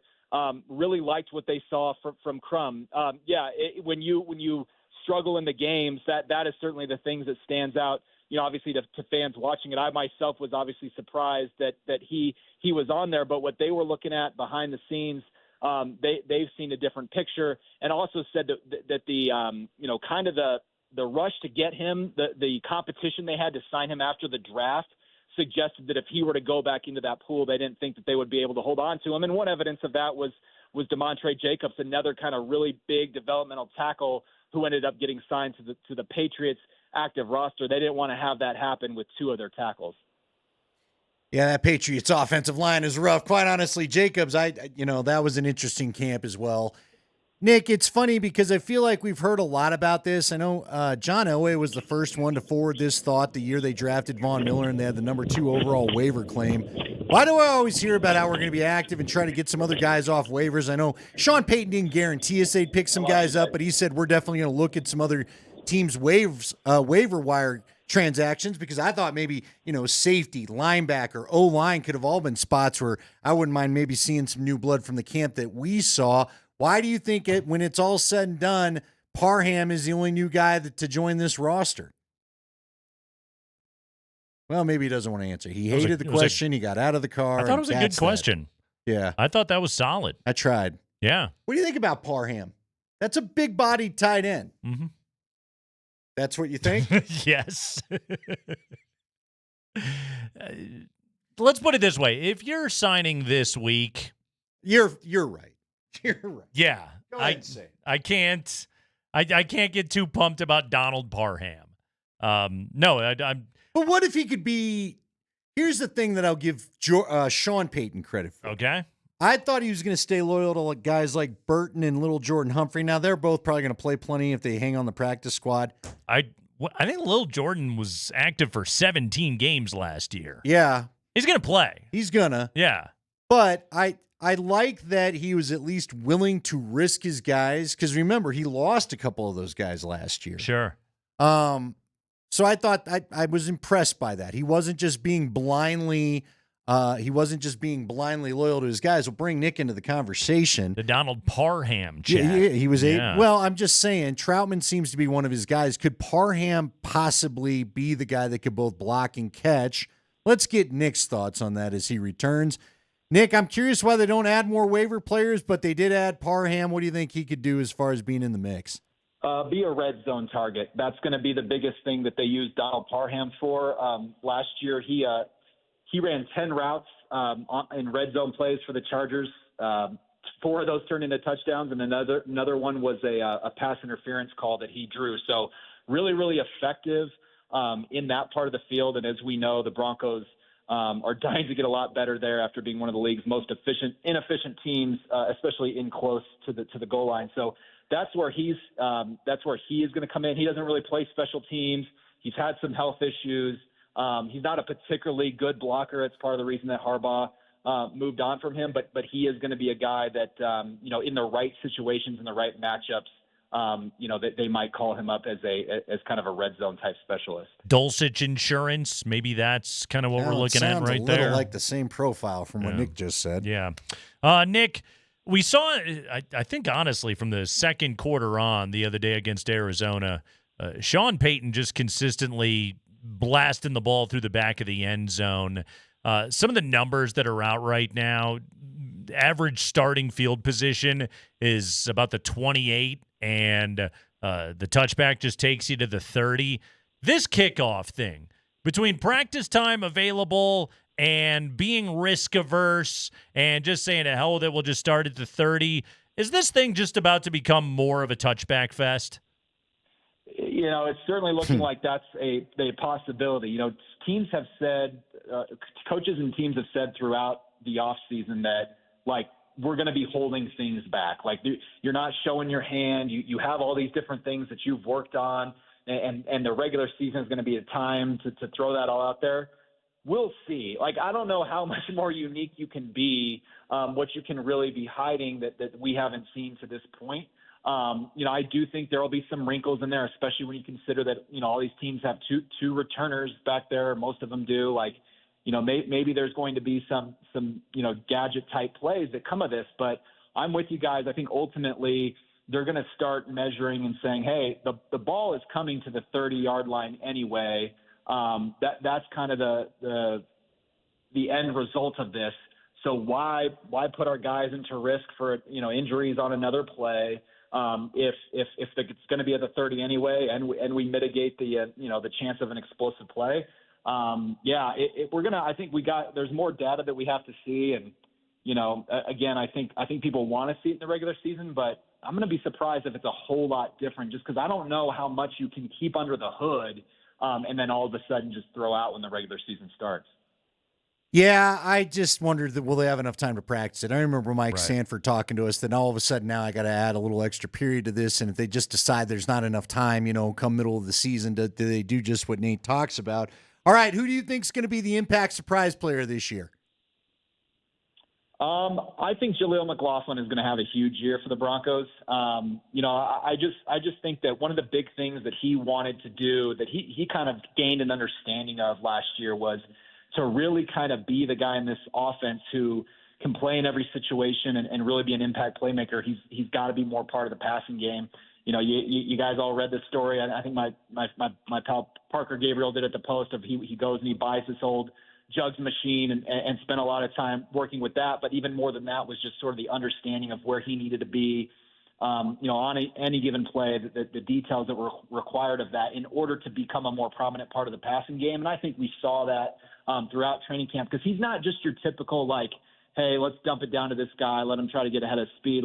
He's a guy that his shiftiness can allow him to, kind of be a route runner out in the middle of the field. And that's when you really start to take advantage some of those matchups that he can create. So I would expect for him to be a guy that has something around 1,000 total yards when you're looking at the impact he can have in the passing game. I mean, he had about 500 yards last year and was really just kind of getting his feet wet in that offense. So he's a guy that I look for to say, hey, he's someone that they need to use efficiently, and if they do, he can have a big year. Yeah, they really seem to like him an awful lot. Nick Kosmider, subscribe to The Athletic, read his Bronco content there, listen to his podcast, Not Another Bucking Podcast. His latest on the 53-man roster is up right now. Nick, as always, joins us on the Ramos Law Hotline. Car accident, you need Ramos Law, medical doctor and attorney. Visit ramoslaw.com. Nick, well done as always, buddy. Thank you. Thanks, fellas. Talk to you soon. All right, there you have it. Andy, we've got an update on what the betting markets are doing on the Broncos win total. Oh, really? Yeah. Who did we talk to last week that wasn't sure would get juiced up much more than that? Who was it? Was it a guy? Yeah. What was his name? Mike Palm? Palm. Yeah, and he went wrong. Okay. It ain't moving. You want to know what I was going with in my head? Mike Hand. Had the wrong part. Was close. Aloha, Mike Hand. Same anatomy. But it's the palm. But didn't he tell us they weren't really getting a lot of action to vote it up? So has that changed? Now I'm curious. You've piqued my interest. Oh, we'll talk about this because they're begging me to do the thing again, and I don't want to do it. We'll talk about that next.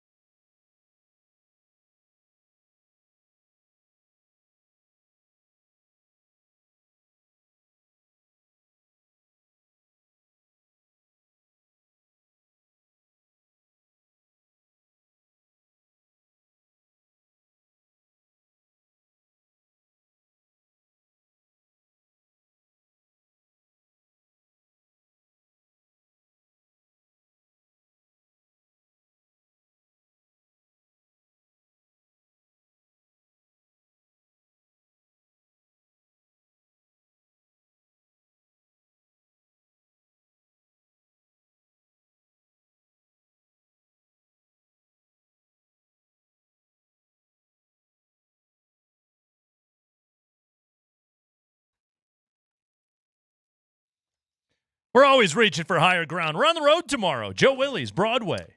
Oh, so good. The old Pasquini's, if you knew where that was. Place is awesome. And they've got a great upstairs. I'm going to show you that game I was playing. We're going to check the upstairs.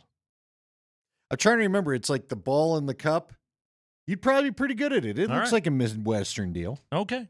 What other Midwestern games do you guys have? Corn sweat. Yeah, what is the corn sweat? Do you know what that is? Did you know about that till I sent you the tweet? I did. What does that mean? It's just moisture, man. It's just like it's condensation. So why is it the corn? You know when you What do we have here that's similar? you pick Dry up lips? an ear of corn. Yeah. You know how it's kind of moist. Sure, Nate. Your ear of corn is kind of wet. It's because there's a lot of water in the plant. Yeah. And it's just condensation. It's the same principle as your glass of Arnold Palmer. You know, your sweaty glass of lemonade. Yeah, the beads. On a summer afternoon. It's just there's a ton of corn. But does it cause you to sweat more too? Do people deal with the same It affliction? does make it hot. I didn't spend a lot of time in cornfields. Like, you generally just drive past those. I was about to say, we're having an interesting day because you and I have done the show together for 5 years. Yeah. And you're looking at me like I'm the guy that's picked a lot of corn in my time. I didn't. I don't think I had one farm job in my life. Cornfields are something you just kind of drive by. Do we have cornfields here? Yes. Do we have orchards here? Yeah, I'm sure. There's apple trees here. I'm assuming there's orchards. Yeah, but they're like crab apples. You can go pick Is there a an good apple. like a Colorado Golden Delicious or something? Colorado. We have corn here? Yes. Where? Olathe. Oh, okay. Olathe Sweet. That's right. Yeah, we got the Rocky Ford cantaloupe. We got the Palisade peaches. It's all happening, man. We got our own agriculture, Andy. Do we have farms? I know we got tarantulas rolling in from Pueblo. We got tractors. We got any of that stuff? I knew we had beef. You and I got beef. We got beef tweets. What about we get chickens? A lot of poultry? My neighbor's got some chickens. I hear the damn things in the morning. And I let my dogs out. Just a whole lot of clucking. What's with the morning chickens? I don't ever hear them at night.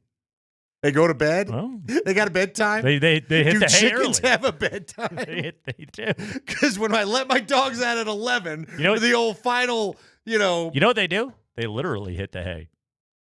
Thank you. All right. Saw this tweet today. Actually, Spring saw it and sent it over. I didn't see it. Okay. Let's be As honest. long as it gets there. You guys are going to have to find this stuff. I'm not. I found something early in the morning. Now I got to remember what it is. According to BetMGM. Yes. Broncos over 5.5, most bet win total at BetMGM. 93% of bets are on the over. Why are they doing this to me, Andy? Why? Are you going to do it? Take the under? You know it. I'm going to have to. They're begging me. They're telling me you can take our money. We get this every year with this team.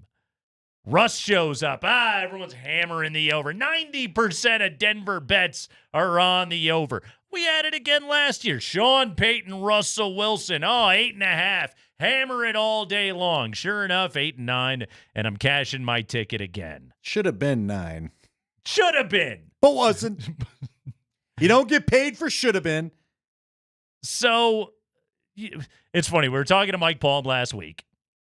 As I know Mike Hand. We're talking to Mike Palm, and it's why in the line moving? Because this is what they want. Vegas is more than happy to just sit there and collect the money because nothing's changed. It's still 5.5. It's still 5.5. It's still Vegas is still looking at a team with a rookie quarterback. Again, rookie quarterbacks are bottom third quarterbacks in the NFL. There's lessons to be learned no matter how good you are. A team with a guy in any top 100 list that you go find and look at.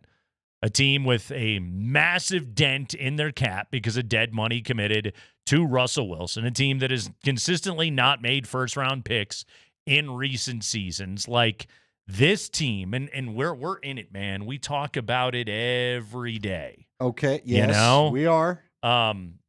But the odds makers are looking at this and saying, this hasn't changed anything. Okay. You don't have very many good players. All you said is true, and very good reasons to not bet the over. Right. Doesn't the fact that Sean Payton has never won less than 7 games, doesn't that tempt you, tantalize you like a Colorado apple? I think it's a bit to go with 6. 6 wins. I think a lot of people are saying the same thing about Tomlin right now in Pittsburgh. All right. I think a lot of people are looking at it and saying Tomlin's never had a losing record. Nate, and you're just like, man, if TJ Watt gets hurt, you guys are in trouble. If this team runs the football, though, 6 wins. See, that's the problem. That's why Vegas is doing what they're doing. Right. And probably they're getting the money. I got to go look at this schedule again. Yeah, 93% of bets on the over.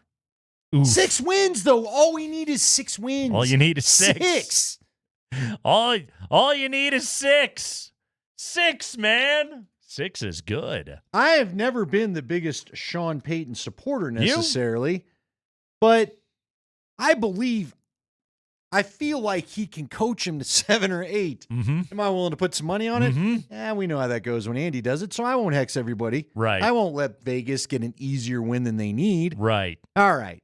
I'm not saying it's out of the 6-11 wouldn't shock me with this 5.5 not moving. I might have to pop open the old Sportsbook app. What you got, Sports Trade? 93% of bets on the over. Walk cautiously, my friend. Boy, you really hate that, don't you? You really do. When it's Vegas, you don't want to be with the in crowd. No, you don't. They are, again, you they really don't build the big old casinos. You and I were wondering how much it costs to just cool and power the Circa alone last week. Right. Because it's massive. Yeah, they're rolling in it. The books. They're doing all right. They're not moving the number. No, Spring was just telling me that. Matter of fact. They'll sit there happily. Spring, you want to drop on Nate the little nugget you told me in the break? Yeah, the line's up to 6 for Broncos Seahawks. What do you think about that? Moved in the other way. Wow. Yeah. Wow. Yeah. Rookie quarterback against one of the best defensive coaches now because he was a DC of Baltimore in the league. Mm-hmm. I am telling you, Mike Sanford talks about the exotic hidden blitz schemes this guy comes with. Bo Nix may have a rough first start because I don't know. Dude, it could be Zach Wilson. Field? Yes. None of those guys may know what they're looking at. It doesn't matter which quarterback you picked. Yeah. He's going to bring shock and awe. Yeah. That could be a rough one. 6 wins, Nate. Again, let's go 6. real quick. I told you I wouldn't pick 10 this year. 3 of the first 4 on the road. What about Broncos Steelers? Seahawks feels tough. We'll give that an L right now. I'll talk myself into Broncos a are beating week. Pittsburgh. All right, there's one. I'm confident. There's one. Broncos at Buccaneers. No. Really? September game in Florida. No, I've been there. Yeah. I had corn sweats that day pretty bad. My corn was sweating, if you know what I mean. Jets defense on the road? Nah. Well, is that going to be the make-up axe game for Aaron Rodgers? Does Aaron Rodgers bring up old bad blood that week, do you think? That the schedule does these guys no favors either. They got the Raiders, though, the 6th, huh? There's 2. When was the last time they beat the Raiders? There's 2. There's 2. Calling it now. Uh-huh. Broncos, Chargers. Broncos can beat those guys at home. I love that you're more confident they're going to lose to you think they're going to beat the Chargers and not beat the Raiders. Okay? Yeah. There's 2 either way. Yeah. Broncos, Saints. Saints are a weird team, man. They're a weird team. Thursday night game, short week, all that jazz. Peyton's going to want that one. Bad. Yeah. He might be game planning for that right now. He might be. Peyton wants that All one. right, that's win 3. Okay. Panthers come to town. Win 4. Mm-hmm. 2 more, Nate. 2 more. Okay. Broncos, Ravens, loss. Broncos, Chiefs.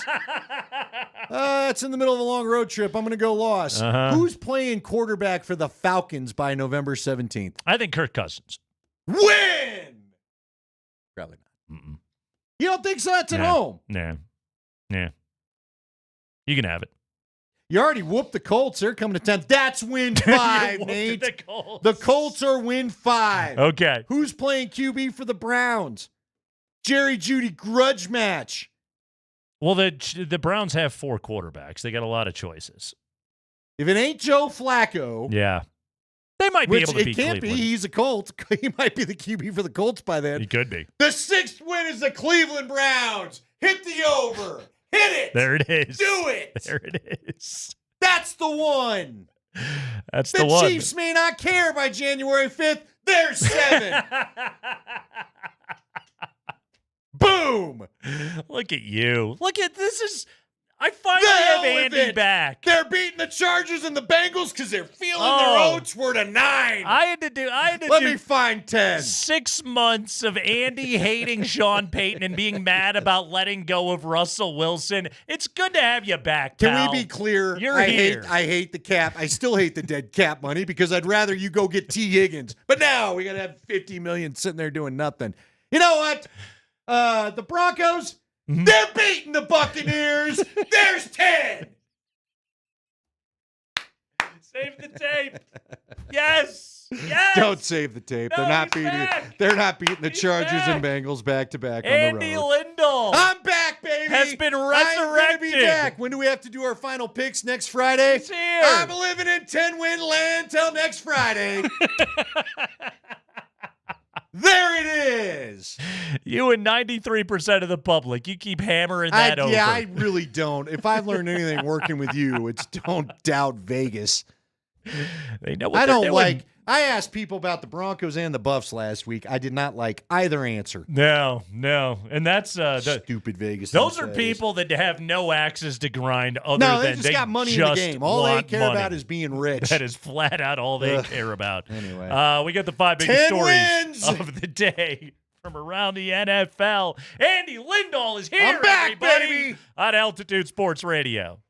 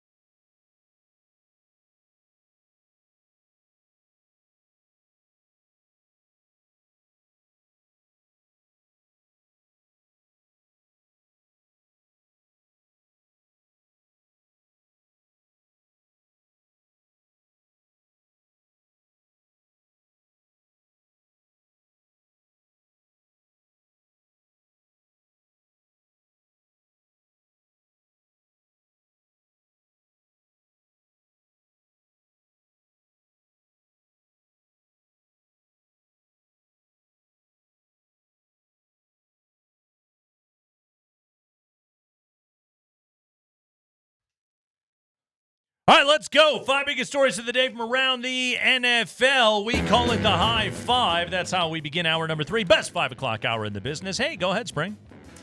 Sean Payton talking to the media today following the Broncos getting down to their 53-man roster. And today, assigning players to their practice squad, they were able to re-sign. Some notable names include Tyler Beatty, Michael Bandy, Michael Burton, my boy, Lil Jordan Humphrey. By the way, these names are notable because we do the preseason fantasy draft. I do think it's funny because I'm like, why is it his? Oh, yeah, that's right. He drafted Michael Burton. He loves Michael Burton. It is your boy, Blue. Spring's a big fantasy fullback guy. You got to have one. He's always looking for a good 7th-round sleeper fullback. Who else did you pick that didn't play? Did you get another one? Valet week 2. Oh, yeah, Devon Played Bailey. weeks 1 and 3. Didn't play week 2. You had a terrible year, Spring. Yeah, no. It wasn't a good season I'm going to for you have at all. to do one of those punishment things. And the Broncos are going to sign tight end Donald Parham to their practice squad. Previously with the Chargers, somewhat versatile pass-catching, big old tight end. Tall. Hey, Sean Payton was laughing with the media today. Jeff Legwold asked him about all the youth on the Broncos roster. Here's Leggy and Sean. Curious if back to the youth, does that require more patience on your part as a play caller? No, more energy, listen, it's a young man's game. I mean, it really is. So's this one. Huh? So's this one. Yeah, so's this one, too. That won the big laugh. That was a good laugh, though. Yeah. Hey. Leggy got him a little bit. Yeah, they're a little shucking and jiving. A back couple and forth. of Chicago guys Right giving it there. to each other. Yes. A lot of youth. Young man's game. It's a roster that is built to win later. Right. If you're a built to win now team, you keep Tim Patrick and Samaje Perine. If you want to get guys that are going to be younger and on cheaper contracts for longer, you keep their replacements in place. And that's what the Broncos are. I love it. I have no issues with that. This is absolutely what they needed to be doing years ago. And they're finally getting around to rebuilding. We'll miss a Tim Patrick. We'll miss a Tim Patrick because he was a fun story.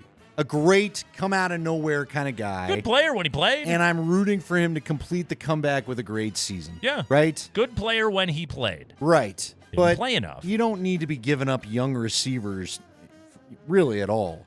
I'm not going to be angry if they get the right deal. I don't think they will, and I don't see this happening. If you were to get the right offer near trade deadline time, and Vegas is right and you're not in the mix for this thing, and you gave up Courtland Sutton, I wouldn't be mad at you at all. Devon Vele and Troy Franklin getting snaps is vastly more beneficial to your future than whatever Tim Patrick will do next year at age 32. So let's just get to it now. The Broncos are operating with an actual plan. They have not done this, since the Peyton Manning era? No, they haven't, but I mean, they've had bad plans. Sure. But Peyton Manning, to your point, Peyton Manning came in and joined what was a young team because that's what Josh McDaniels had kind of left him. To the question that he was just answering, he can laugh about it now. Will this plan drive Sean Payton nuts come December? Because it is going to take some patience. Guys aren't always going to run the play right. It's going to take a minute. And I don't know that he's dealt with this much youth all at once. This is a guy that kept a few dudes around last year because he knew that they knew what to do. Yeah. That's what veteran coaches like. John Fox was the king of it. He had Drew Brees as his quarterback forever, and when you have a top 5 quarterback in the game, you build a roster to win right then. They don't have that right now. They hope they have it in a couple of years, and at which point this is going to be a different situation. They got to draft more guys high in the draft. They got to keep compiling this thing. The Broncos had a faulty plan. The bill's coming due. They got to pay it. And then there's a chance they're going to be good in a couple of years. And this year, I'm excited to watch it. I don't think they're going to do a ton of winning this year, but I'd much rather watch this than whatever the hell it was the last 2 years. What was the plan? I don't think we knew the plan. This is the first real plan they've had in a minute. Seriously. For many years, the plan was we're good on defense. All of our talent's on that side of the ball. You looked at their payroll. It was always skewed so heavily to the defensive side of the ball. And If they could just get competent offense, the defense would carry the day. It was a terrible hangover that the organization experienced as a result of 2015. And it was a bad, bad plan filled with a lot of bad draft classes. Then the plan was Russell Wilson will solve all of our problems. You know what? Here's what I think. I think last year the plan was figure out if we can win with this guy. That was the only plan. Yeah. Okay. And they got their answer. I don't think they had. I think the last time this team had a true plan would have been Vic Fangio's. That was at the last year where they went Bridgewater. To your point, let the defense win it. I will scheme it up, and let's just get an offense that doesn't cost us, bad field position for the defense. That was the last time this team had a plan. I would completely agree with that and say that the biggest flaw of that plan was it had no vision. No, you're right. It didn't look more than 5 feet down the road. The vision was just snap the playoff drought. This thing now is vision because they didn't have a choice. The bad decisions forced them into this place. To their credit, I like what they're doing. I truly do like what the Broncos are doing right now. I'm very happy with the way that they got to this 53-man roster. They're doing it right now. I will also say real quickly, I am happy when Nick tells us, and you even said it, I'm with you. I didn't think Crum had the greatest camp. I was surprised they kept him. But that means they're willing to coach. Yeah. I don't know if they were willing to coach in the past, quite honestly. Bet on the upside, okay? When Dan Campbell and Brad Holmes took things over in Detroit, it was bad. And they made it happen. Broncos got to do the exact same thing. It takes a little bit of patience. But the Broncos are in a good place at the moment. It doesn't guarantee anything, but I can at least say that right now the idea is sound. And it's been a long time since I felt this way about the Broncos. Spring. Is it a 6-win sound idea? Keep going, man. Keep going. You're a 10-win guy. Go ahead, Spring. High five. The Broncos were not able to keep all of the players that they cut. The Steelers are signing former Bronco wide receiver Brandon Johnson. More on the Steelers in the next story. The Bills are signing former Broncos wide receiver Jalen Virgil to their practice squad. And the Chiefs are signing Samaje Perine, former Broncos running back. And for good measure, the Chiefs are also signing Bailey Zappi to their practice squad. Zappi Hour. Yes. Bailey Zappi, a guy that was heavily responsible for the Broncos hitting that under last year. Man, that was the game they should have had. Remember that game? That was the should have. No, you know what? I will say, do I remember that game? I would like to say good for Brandon Johnson, good for Jalen Virgil. You gave it a go here. At some point, you just need to get a fresh opinion about what you are. Sure. Right? Sure. These guys, and to be fair to the Broncos, I understand why they waived them. Every year, 1 year Virgil got his shot 2 years ago. Last year, Johnson got his shot, and I think Johnson's still a heck of a prospect. I could see him becoming a good receiver. And the Steelers need some receivers, quite honestly. It just didn't feel like it was going to happen here. Right? You can only stick with a team and be practice squad guy for so long. Do you think Russ put in a good word for Brandon Johnson? He might have. Hyped him? Wanted him? Remember, he's the one. Brandon Johnson. Baseball background, just like Russ. He looked good with Russ in 2022, right? Russ's first year. And then he sprained the ankle, and that is what kind of opened the door for Virgil. I don't love Perine going to the Chiefs. I think Perine's still a pretty good player. So yeah, he'll be effective for those guys. I'm a little surprised since he didn't jump on that, but whatever. They'll make it work. Are they going to find some whack role for Bailey Zappi? Is that what the Chiefs are going to do? He's going to be like the tight end quarterback guy for one more trick play for Andy Reid in the playbook? Yeah, why not? Ugh. They'll do like a little ring around the rosy thing in the huddle, and suddenly Bailey Zappi will be under center, and you didn't realize Mahomes is split wide, but then they double pass the thing, and it turns into a touchdown, and everybody talks about what a genius Andy Reid is. Oh, if Mahomes is split wide.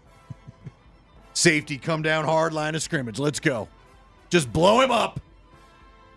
Don't worry, they'll miss. Go ahead, Spring. High five. All right, the Steelers and Mike Tomlin announced today that Russell Wilson will be their starting quarterback 1 week from Sunday for the Steelers season opener in Atlanta against the Falcons today. Russell Wilson, why do you think you went out and won this job? I think we all just try to be our best every day. I think All every day I right. step in the field and just try to. I'm good. I'm good. You know, Please stop it. How long did that go? Did the podium add to the length of 7 the seconds. answer? You got through 7 seconds. How many? What was the total length? 17. How many teammates did he name? Spring, you must have edited that down. No, that was a clean 17. No, you made it through 7 seconds of the 17. Oh, okay. Before Andy tapped out. Yeah, but that clip was longer than 17 seconds, right? No, that was his second answer. It was 17 seconds. But you only can make it through 7. Did they coach Russ into some editing? No. What happened? Stephen A. lost his mind. He doesn't know everybody yet. About Russ last week. We didn't really even get to did. that audio. He really did. It was really funny. Yeah. Yeah. Hey, he won the starting job week 2. He can't lose the job in one game, can he?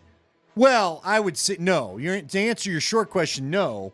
Short answer to your question, no. Yeah. I would worry if you if you want to see the Russ Denver reunion, and you know CBS does. That's Sure why do. the game is in week 2. Sure do. You better hope that calf doesn't get tricky on him. Ah, yeah. Right? Mm-hmm. Unfortunately, we know things about calves in this area. So we got to hope basketball Matthew players. Judon doesn't get there in week 1. Is that the yeah. This is good, though. He's going to start week 2. Yeah, it'll make it fun. Make it saucy. Also Let's get saucy. Gives the Broncos a better chance to win, so it's good news. Go ahead, Spring. High five. The Patriots still have not named a starting quarterback. Their new head coach, Gerard Mayo, took to the podium today, and he was asked if he has an update for everybody. Yeah, so, I know everyone wants to know that. I'm going to talk to the individual players tomorrow. I'm going to have a team meeting tomorrow, and then I'll get it to you guys. They know, right? I think it's going to be Brissett. It has to be. Because that's what he's there for. He's there to give May the soft launch. I understand. I understand why everybody wants to see the rookies, but I would say this. Our guy, Jeff Legwold, said, again, the quarterback that needs the coaching, the quarterback that needs to adjust the kind of football that he's been playing out of this draft class. Yeah. And if you can coach it right, you've really got something, is Drake May. Yeah. Now, nobody listened when it came to Trey Lance. How is that working out? Mm-hmm. So they're even worse than the Broncos, I think, right now. That offensive line is putrid. You said it yesterday. Terrible. At least the Broncos have a good offensive line. Terrible. Yeah. So, yes, just let the kids sit and coach them. There's nothing wrong with that. Yeah. His footwork right now, it's messy. He needs to be able to clean up a lot of stuff. And he doesn't need a shoulder injury costing him practice time to go to rehab. And it's like, what are you doing to help a young quarterback if he's just back there running for his life? Nothing. They got to play Jacoby Brissett until he gets killed. And guess what? If you guys don't like it, be better. You'll be on better teams. Yeah. Not to be a jerk. Yeah. But that offensive line is terrible. Terrible. Just terrible. That's going to be a bad team. And finally, Spring. High five. The Cowboys signed free agent running back Dalvin Cook. So they have two 29-year-old running backs in their backfield, and Ezekiel Elliott and Dalvin Cook would be a great backfield 5 years ago. Jerry Jones talking to the media today. Here he is on the signing of Dalvin Cook.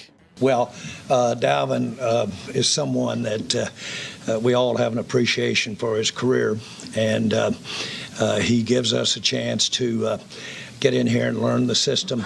He's initially on the practice squad, gives us a chance to get in here and learn the system.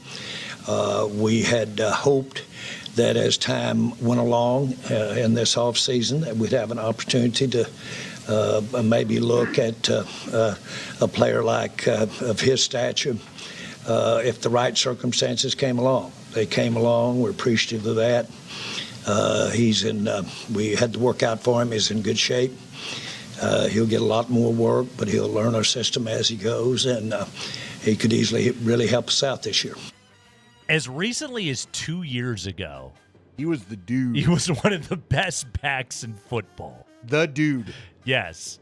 If anyone ever wants to know, why do running backs hold out? Why are running backs doing everything they possibly can to get paid as soon as humanly possible? It's because Dalvin Cook is 29, and he's a late camp, I guess we'll take that guy player. He went from MVP candidate, Yeah. some say front runner till the knee injury, to Let me sign you at the end of camp and get a look at you on our practice squad. Running back life is brutal.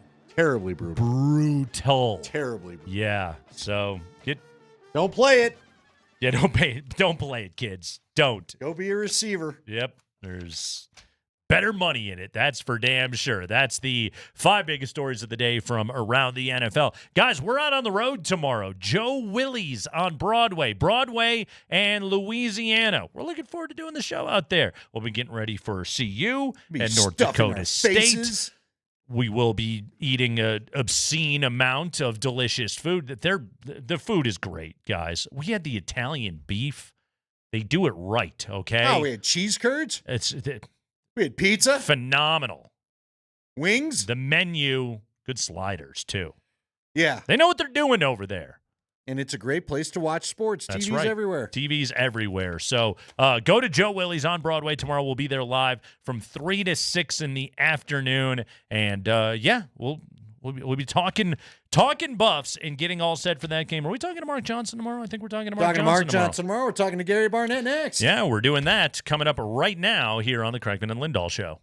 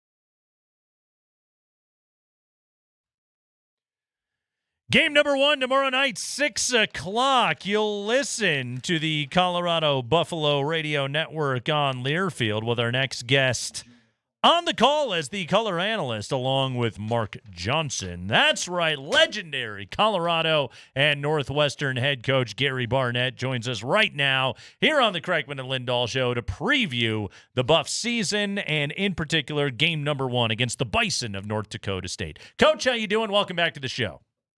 Doing well. Getting ready to get this thing kicked off. It's nice to do it on a Thursday and get the chance to watch all the games that are going to be on Saturday. That's going to be a great football day on Saturday. So, yeah, just, really excited about the season. I'm also anxious about the season, so like everybody else. So we'll find out tomorrow. Works out well for GB's viewing schedule on Saturday. That's the best part of this game. All right, Coach. You've been watching practice. What would you say is the biggest area of improvement so far for this team versus last year? Well, I think the biggest area is defense total. I think there's a lot more depth probably at every single position than there was a year ago. A lot more depth in the interior defensive line, more depth at the edge rushers. I think the skill level in the secondary between the safeties and the corners is at this point in time ahead of where we were last year. And so that's been the most impressive part to me, is to see the defense and to watch Robert Livingston, the defensive coordinator, teach. He really is an amazing teacher, and he's really fun to watch him coach each guy up. So it's pretty amazing. Coach, obviously a lot of stuff about Coach Prime this week in the news. Does that help the team at all? Not really talking too much about the team. It's been more about the tete-a-tete between he and Keeler. Does that, you've been not quite in this position, but obviously I'm sure you've had some things where they focused on you and less on the team. Does that help a team going into the start of the year? Does it matter at all? Oh, Andy, you're always looking for a lack of respect theme. You're looking for an edge somewhere. So I would imagine this is being played up a little bit like that in the locker room and between the, he's got 2 sons playing on this football team, and they certainly don't like what's happening from the perspective of their dad and national perspective. So it sort of can create an us versus everybody else kind of mentality. And so coaches, some coaches, now not me, Andy, I would never do that, but some coaches would play that to the hilt. Coach, you never wanted to ban any particular columnists or reporters from press gatherings, did you? There were guys that I didn't necessarily enjoy spending time with. Uh-huh. No, I would never ban them because, they've got a hard job, and I knew that. But I just wanted it to be accurate. That's all. And I would occasionally correct an inaccurate article. That's a good way to do the job, though. Just, hey, I'll have a conversation. We'll go knee to knee, and we'll talk a little bit about the things that you're writing about my football team right now. So, we were talking about this earlier in the show, Coach. Now, I'm interested to hear your perspective. Like, North Dakota State coming in, that's an FCS opponent. You're a 10-point favorite at home. You got to get this win in the march towards bowl eligibility. This is a must-have game for the Buffs. There's no doubt about that. At the same time, the heat has certainly been on the program here in the last week. Like, this win, you have to have it for the record, but also, wouldn't it go an extremely long way in just helping to kind of validate a lot of what Coach Prime has got going on up there? Well, in some levels, yes, I agree, Nate. I mean, you've got the second-ranked team in the FCS coming in here. You got a team that's got a storied history and recently of great teams, national championships, a team that's really well respected. And you are a 10-point favorite going into this game, which is probably about right. But, this is a must-win for Colorado. It really is. They don't have to win it by more than 10, but it's a must-win. And if they win this game, it's a very respected win, I think, even though it's at a different level in some degree, but it's at home. It's the opening game, and opening games are always tough. I don't care who you're playing against, and so I admire them for taking on a team like this early on. Now, Rick George, I'm sure, scheduled that thing, but still, this team needs to really respect their opponent. And if they do that, take care of business, they're a better team in the skill levels than North Dakota State is. Up front, it'll be a battle, and that's what fans should expect. It's going to be a fist fight in between tackle and tackle this whole game. I do want to get back to the team itself in a moment, but I'm curious, in your experience, what worried you most about the first game, Coach? Because we've seen some wacky stuff. I've seen some wacky stuff. I feel like it's maybe one of the most unpredictable games of the year as everyone gets the rust knocked off. What worried you the most in your history about the first game? Well, two things, Andy. One was making sure my team respected the opponent. And I always was concerned whether or not, we had done enough as coaches to really show them, and they bought into all the things that can happen in the first game, especially against a very worthy opponent. The other thing I worried about was you always worry about tackling because you never tackle enough. And this year, I know with the CU team, I don't think they've taken people to the ground more than a couple times. So that's always an issue for me. And that's more of a new issue than it used to be, because we always had a lot of time for practice. We had two-a-days, a lot of tackling, that sort of stuff. And I always worried about having them mentally fresh for the game, because you can mentally tire them out. And I think not having two-a-days certainly goes a long way towards helping that. But those were the three things I always was worried about. Coach, you had said on many a broadcast last year that they've got to be able to run the ball when they want to and need to. Do you think Pat Shurmur has added that element from what you've been able to watch this year? I think so. I think the only area, and I'm very interested to watch this, is Pat wants to play with a tight end.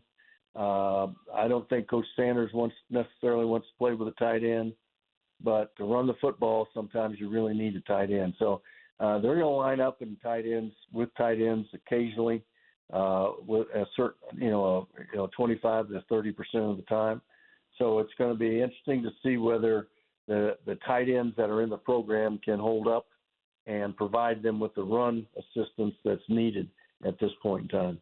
Talking to Gary Barnett, legendary CU and Northwestern head coach. He'll be on the call with Mark Johnson tomorrow night. Buffs open up with North Dakota State at Folsom Field. Kickoff on that game will be at 6 o'clock. Coach, you've had a chance to observe Shedeur Sanders so far in this camp. Tim Polasek, the coach at North Dakota State, said this is the best player that we have ever gone up against at NDSU. That is very high praise from him right there. Shedeur going into what is going to be his final collegiate season. What have you seen from him? Where has he stepped forward?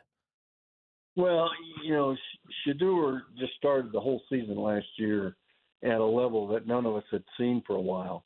And he pretty much played at that level, even though, there was 56 sacks and, he took a beating. But you look at the touchdown passes and all the pressure he had on him and only had 3 interceptions. That's really 27 touchdowns, 3 interceptions. That's an amazing stat. So I don't care what you say, whether he's holding the ball or whether he's getting pressure. The guy's done a great job of protecting the football and being smart with it and throwing great throws. He's been that way in practice. I think he and Pat Shurmur have a really good relationship. It looks that way. We'll have to watch the season unfold to confirm that. But he's had a really good fall camp, and I think there's a lot of mutual respect between those two guys. Coach, when you guys, what was it, 89 or 90, did you have Nebraska, maybe it was CSU and Oklahoma back-to-back? You've got Nebraska and CSU following this game back-to-back. How tough is it to, these are rivalry games, at least for the fans, if nothing else. I think the players get that. How tough is it to put those kind of games back-to-back with the high emotions? Well, you know what? you can't worry about that. You better play them one at a time. You better have a lot of concern about North Dakota State, and then you see who you play next. And I think that's the approach that Coach Sanders will take. I think that's the approach that most veteran coaches would take, and that's just the way. You can't. Nothing you can do about it. It's the way it's going to be. It's the way it was dealt. Go play them and take care of business one at a time. And I think that's the way they'll do it at CU. All right, Coach. First media guy take of the year that's gotten under your skin. I already heard it. We're not even at the table yet, and I've already got to you once. What have you got to me on? Oh, there's usually one or two things where you're just like, Andy, dang it. One game at a time, Lindahl. Yeah, I don't get to be up there tomorrow because we got to be on a remote, so I got to wait a week before I bother you. But there it is. I got it in anyway, Coach. Put it on the scoreboard. You got it, Andy. Hey, Coach, how many snaps is Travis Hunter going to play on offense tomorrow night? Is it going to be all of them? No, he won't play them all. Yeah. But, he played 114 snaps a game last year. I don't think that's going to change. I really don't. But they have more depth at the receiver spot than they did a year ago. And they have more depth at the corner spot than they did a year ago. So, it may not be as mandatory for him to play that many snaps, but he wants to play it. He can play it. He's the best player on the field no matter where we go and who we play. And, to have him sit for half the game, why do that? The guy wants to play, he can, and let him play. We know offensive line. There was some hand-wringing over it a year ago. You mentioned the sack total with Shedeur earlier in the conversation. Jordan Seaton at left tackle. Colorado's own Hank Zielinskis is going to start at center. As you have watched this group, how much should Buffs fans be hopeful that this is a more solid starting five in front of Shedeur this year? Well, it's probably not what everybody's going to want right away, but there's no question Seaton is going to be a great player.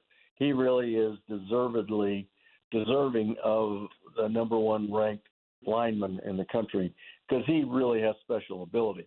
But he has no special experience, and that's what's going to be not his downfall, but his challenge, is that he really hasn't played this level of football other than in practice, and he hasn't played against an opponent that's coming after him. So we'll have to see how that works out, but he's going to be a really good player. I think Mayers at left guard is probably the most solid performer there right now. Zielinskis is really a good player. The left side from the center out's good. At the right side, I think that's the challenge for Colorado, and we'll just have to see how that plays out. But they have a lot more depth, or at least numbers, than they had before. And they are better in the offensive line than they were last year. But, everybody's going to test them, as you know. All right, Coach, before I let you go, a few times you've had to, I'm sure, sit a young man down and have a conversation with him about what are we doing with our life here and the decisions we're making. Are you going to have the same conversation with Mark Johnson, who decides he can't quit riding horses and getting bones broken? You want to have that conversation? Because I don't want to have that conversation. Yeah. You know what? In this condition, Coach, I ain't afraid. What's he going to do? He can't run me down. Well, I had that conversation with him. The doctor told him, says, look, in 8 months you can ride a horse. You can ride it the way your granddaughter does when you walk her around a rink. And so we'll see if he can hold to that. But he's got about, I think, 3 weeks before he can walk. But he'll be on those crutches and stumbling around. But he'll be fine. You know that. He's still got his voice. Yeah, I guess he's not going to hustle down to the field. I guess you guys will have that. So anyway. Scooter for him. That's what I want to know. Get him a rascal. Coach, thank you so much, as always. Great to have you back on the call this year. We appreciate it. Thanks for talking college football with us, as always. All right, Nate. Great being with you. Thanks. All right, the great Gary Barnett with us right there on a Wednesday afternoon. GB's the best. Good stuff, man. Yeah, good story, by the way, on Mark Johnson today in the Post. And what did it say? I didn't get to read it, but I heard about it. So you got the paywall, and I don't. Here's a quote. I've had a number of friends and acquaintances after my accident that advised me to stop team roping, but I certainly plan on getting back into it when the doctors clear me to do it again. Close quote. I told you. He had a horse nearly fall on him that the doctor said could have paralyzed him. I didn't hear the part of this story where, the pelvis broke. According to this story, let me just read the quote. Mark Johnson, voice of the Buffs, everybody. The saddle horn hit my pelvic bone and popped my pelvis. Yep. They call it the open book. It just popped wide open. He tried to stand up. Does he say that? He said, my first thought was, that didn't feel good. Understatement. Ow. My second thought was, I've lost my legs, which meant I couldn't ride because I couldn't squeeze the horse anymore. So I pushed myself, went down, and broke some ribs on my right side. He had to just voluntarily break his own ribs so that something worse wouldn't happen from the horse. Oh, the horse could have just flung him as far as it wanted to. Exactly. Yeah. Bad time. Real bad time. He said he tried to stand up and felt like he was in quicksand. Said he's back on his feet, albeit with the aid of a walker or crutches. Johnson has titanium screws and a plate in his pelvis. Doctors tell him it'll be another few weeks before he can walk by himself, 4 months before he can get back on a horse, and about 10 months until he can go back to team roping. 10 months. He had told me they've warned him it may be 2 years before you feel normal. So we're looking at June. He'll be team roping by June. No, he won't. You know what? I take it back. He might. Mark Johnson. I think he already snuck to a practice he wasn't supposed to go to. Mark Johnson will defy the odds. Coach Prime was like, get him a cart. What are we doing? Deion was like, you can use my cart. Yeah, no, I don't know about that. Yeah. It's Craigman and Lindahl. We'll take a break. When we come back, Andy, I have evidence that a man can have a midlife crisis at the age of 72. We'll tell you all about it coming up next.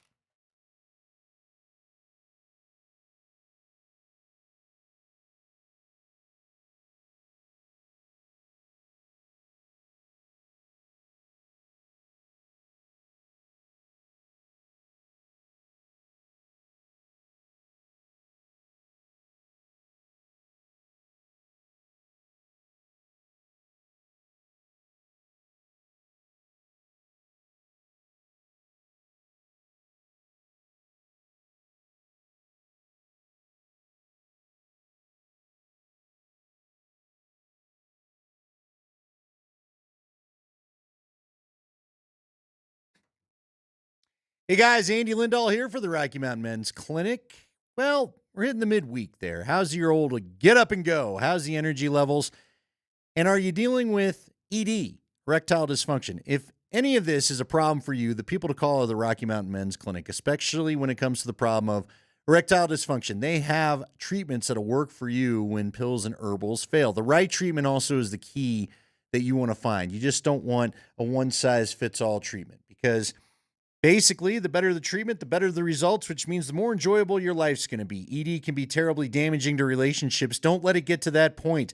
Find the folks at the Rocky Mountain Men's Clinic. Go have an appointment. They'll give you a blood test on your first appointment. You'll get a T and PSA test. They'll go over the results. And they've got medicines that they can try right there in the office. And if for some reason that medicine doesn't work, your visit is free. So if you'd like to maybe get the romance back in your life, get the confidence, feeling better, go to the Rocky Mountain Men's Clinic. Their website is RockyMountainMen'sClinic.com.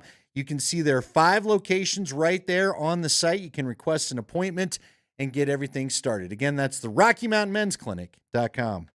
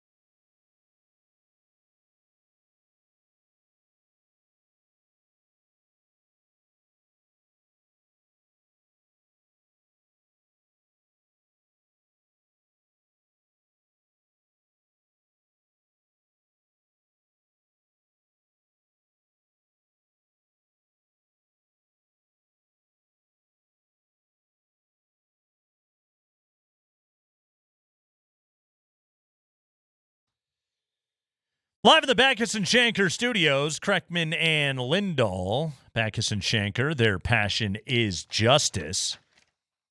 Adam Rittenberg has a piece on Travis Hunter today on ESPN.com. I'm excited to watch this dude play again. He is so much fun. He was doing some track training this offseason, Andy, and he was working with this dude who runs basically like a track training facility, works with some of the country's most elite sprinters, like Olympians, right? Okay. And apparently they get to work, and this coach, Greg Scholars, asked Travis about his goals. What do you want to get out of these training sessions? Travis said he wanted to stress cardiovascular and endurance work. Helps recovery, prevents or reduce injury. And Travis said, I can run all day. We're going to be okay. Coach said, okay, I'll smirk and says, okay, we'll see. And the coach said he can. He truly can. He says, I've coached Olympic-level sprinters, quarter milers. I can honestly say I can put Travis on the track with any of them. He's the kind of kid you want to do a biopsy and see what the heck he is made of. Scholars had Hunter run a standard set of 100-meter sprints with short breaks in between. While many athletes need to be pushed by the 6th or 7th sprint, Hunter became faster, and faster.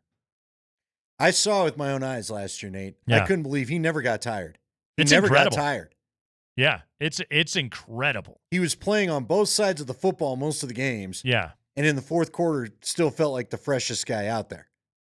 It is crazy when you read about this stuff, and they're monitoring his levels and all the things they do. Yeah. The circadian rhythms and everything else Diets and whatever. Yeah, monitoring sleep and diet and everything else. And the dude is just that friggin' special. They want to basically just dissect him and study him. What is going on with this guy? Yeah, he'll play. How many snaps is he going to play tomorrow night? 115, 120, whatever it is. Both sides of the ball. Just keep it going. Yeah, this is he is a deep threat. Maybe their best deep threat. Just get the ball in his hands. He does have an ability to catch the deep ball. Yeah. But I'm telling you, and for my money, Mhm. I know some people on this station disagree. For my money, he is an elite special cornerback. Yeah.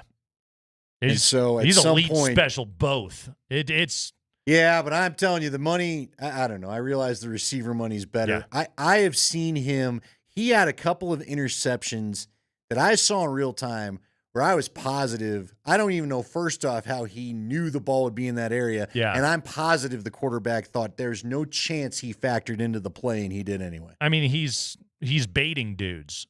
He's essentially doing what Dion did. Oh, but he can bait him. Like, Right. the area from which he baits him from, Nate, I saw him make one interception in particular. It wasn't his guy. His guy was going to the outside. He still cut back to the middle of the field and made the play. Unreal. Can't wait to watch And we're this not guy. I'm not talking about a deep ball where, He of might course, be- he's got time to get back over there. Like, he's not going to win a Heisman because quarterbacks win Heismans. But he might be the best college football player in the country. Yeah, he's a ton of fun. Yeah. He's a ton of fun. And I get why Shador gets the hype because we love quarterbacks. Sure. Travis Hunter is a fun college football player. So, Andy, I saw this tweet last night.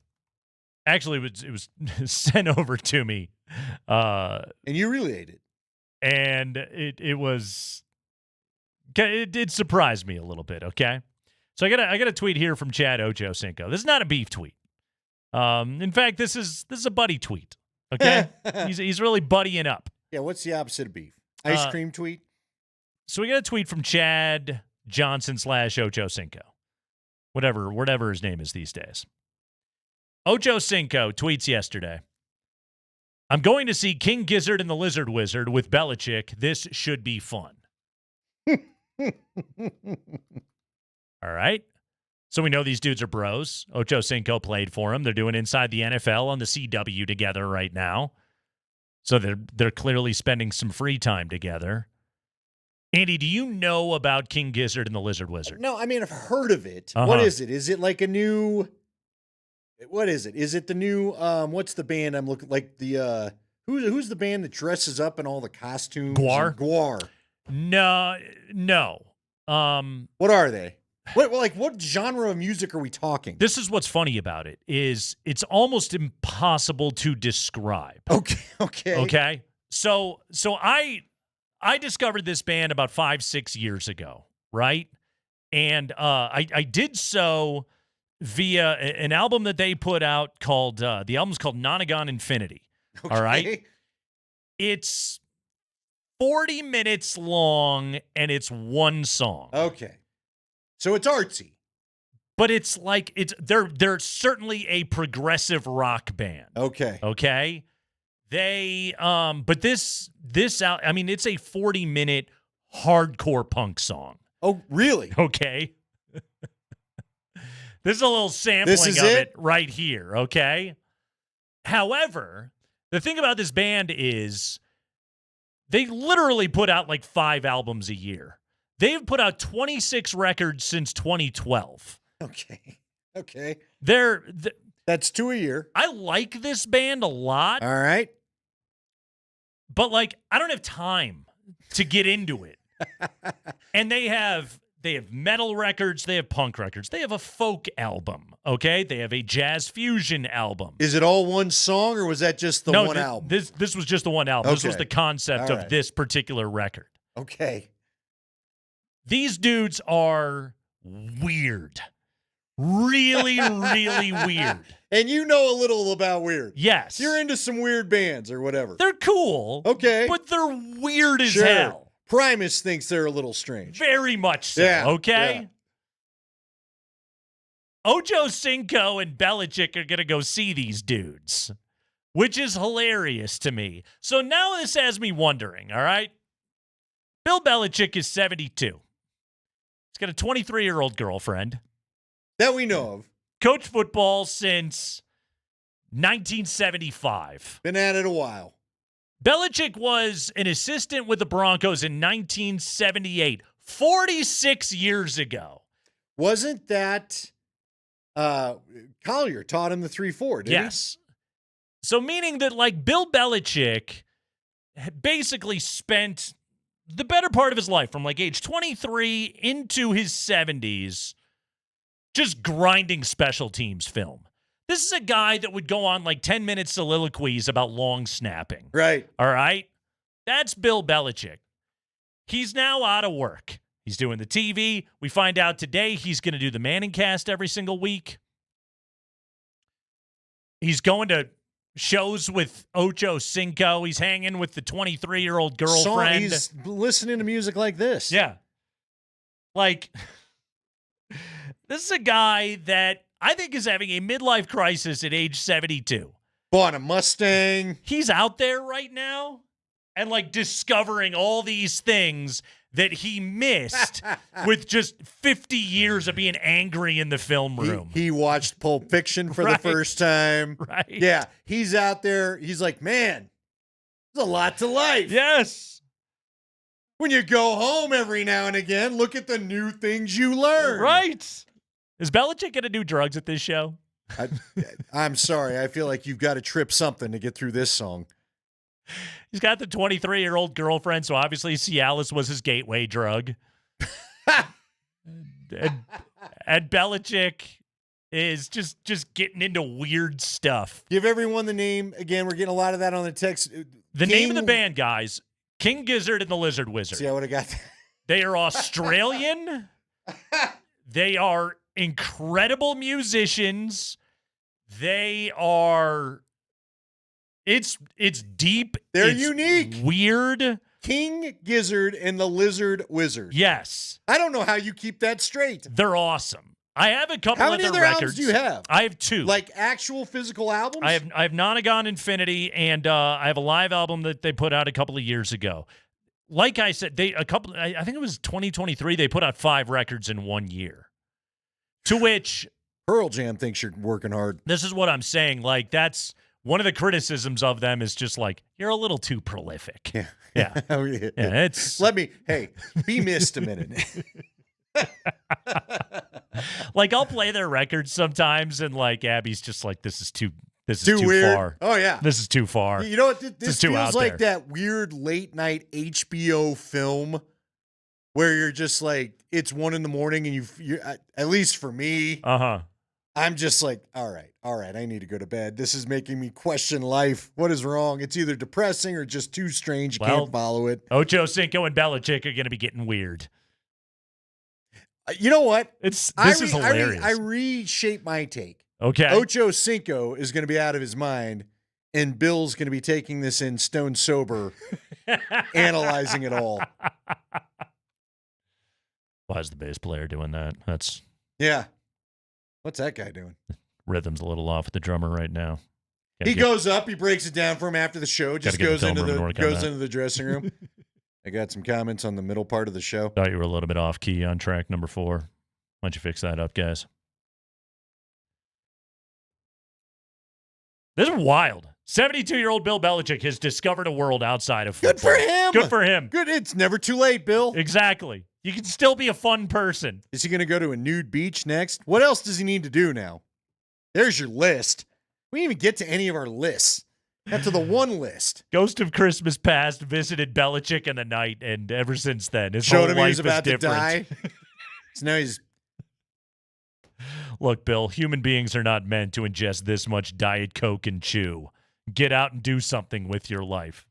Belichick's doing it. He's getting weird. Good for him. Where's the dog? Is the dog getting looked after? The dog's fine. The dog's on a wicker chair right now. Don't worry, the dog is still grinding special teams tape. The dog is drafting his fantasy team. Exactly. Dog is still in the lab.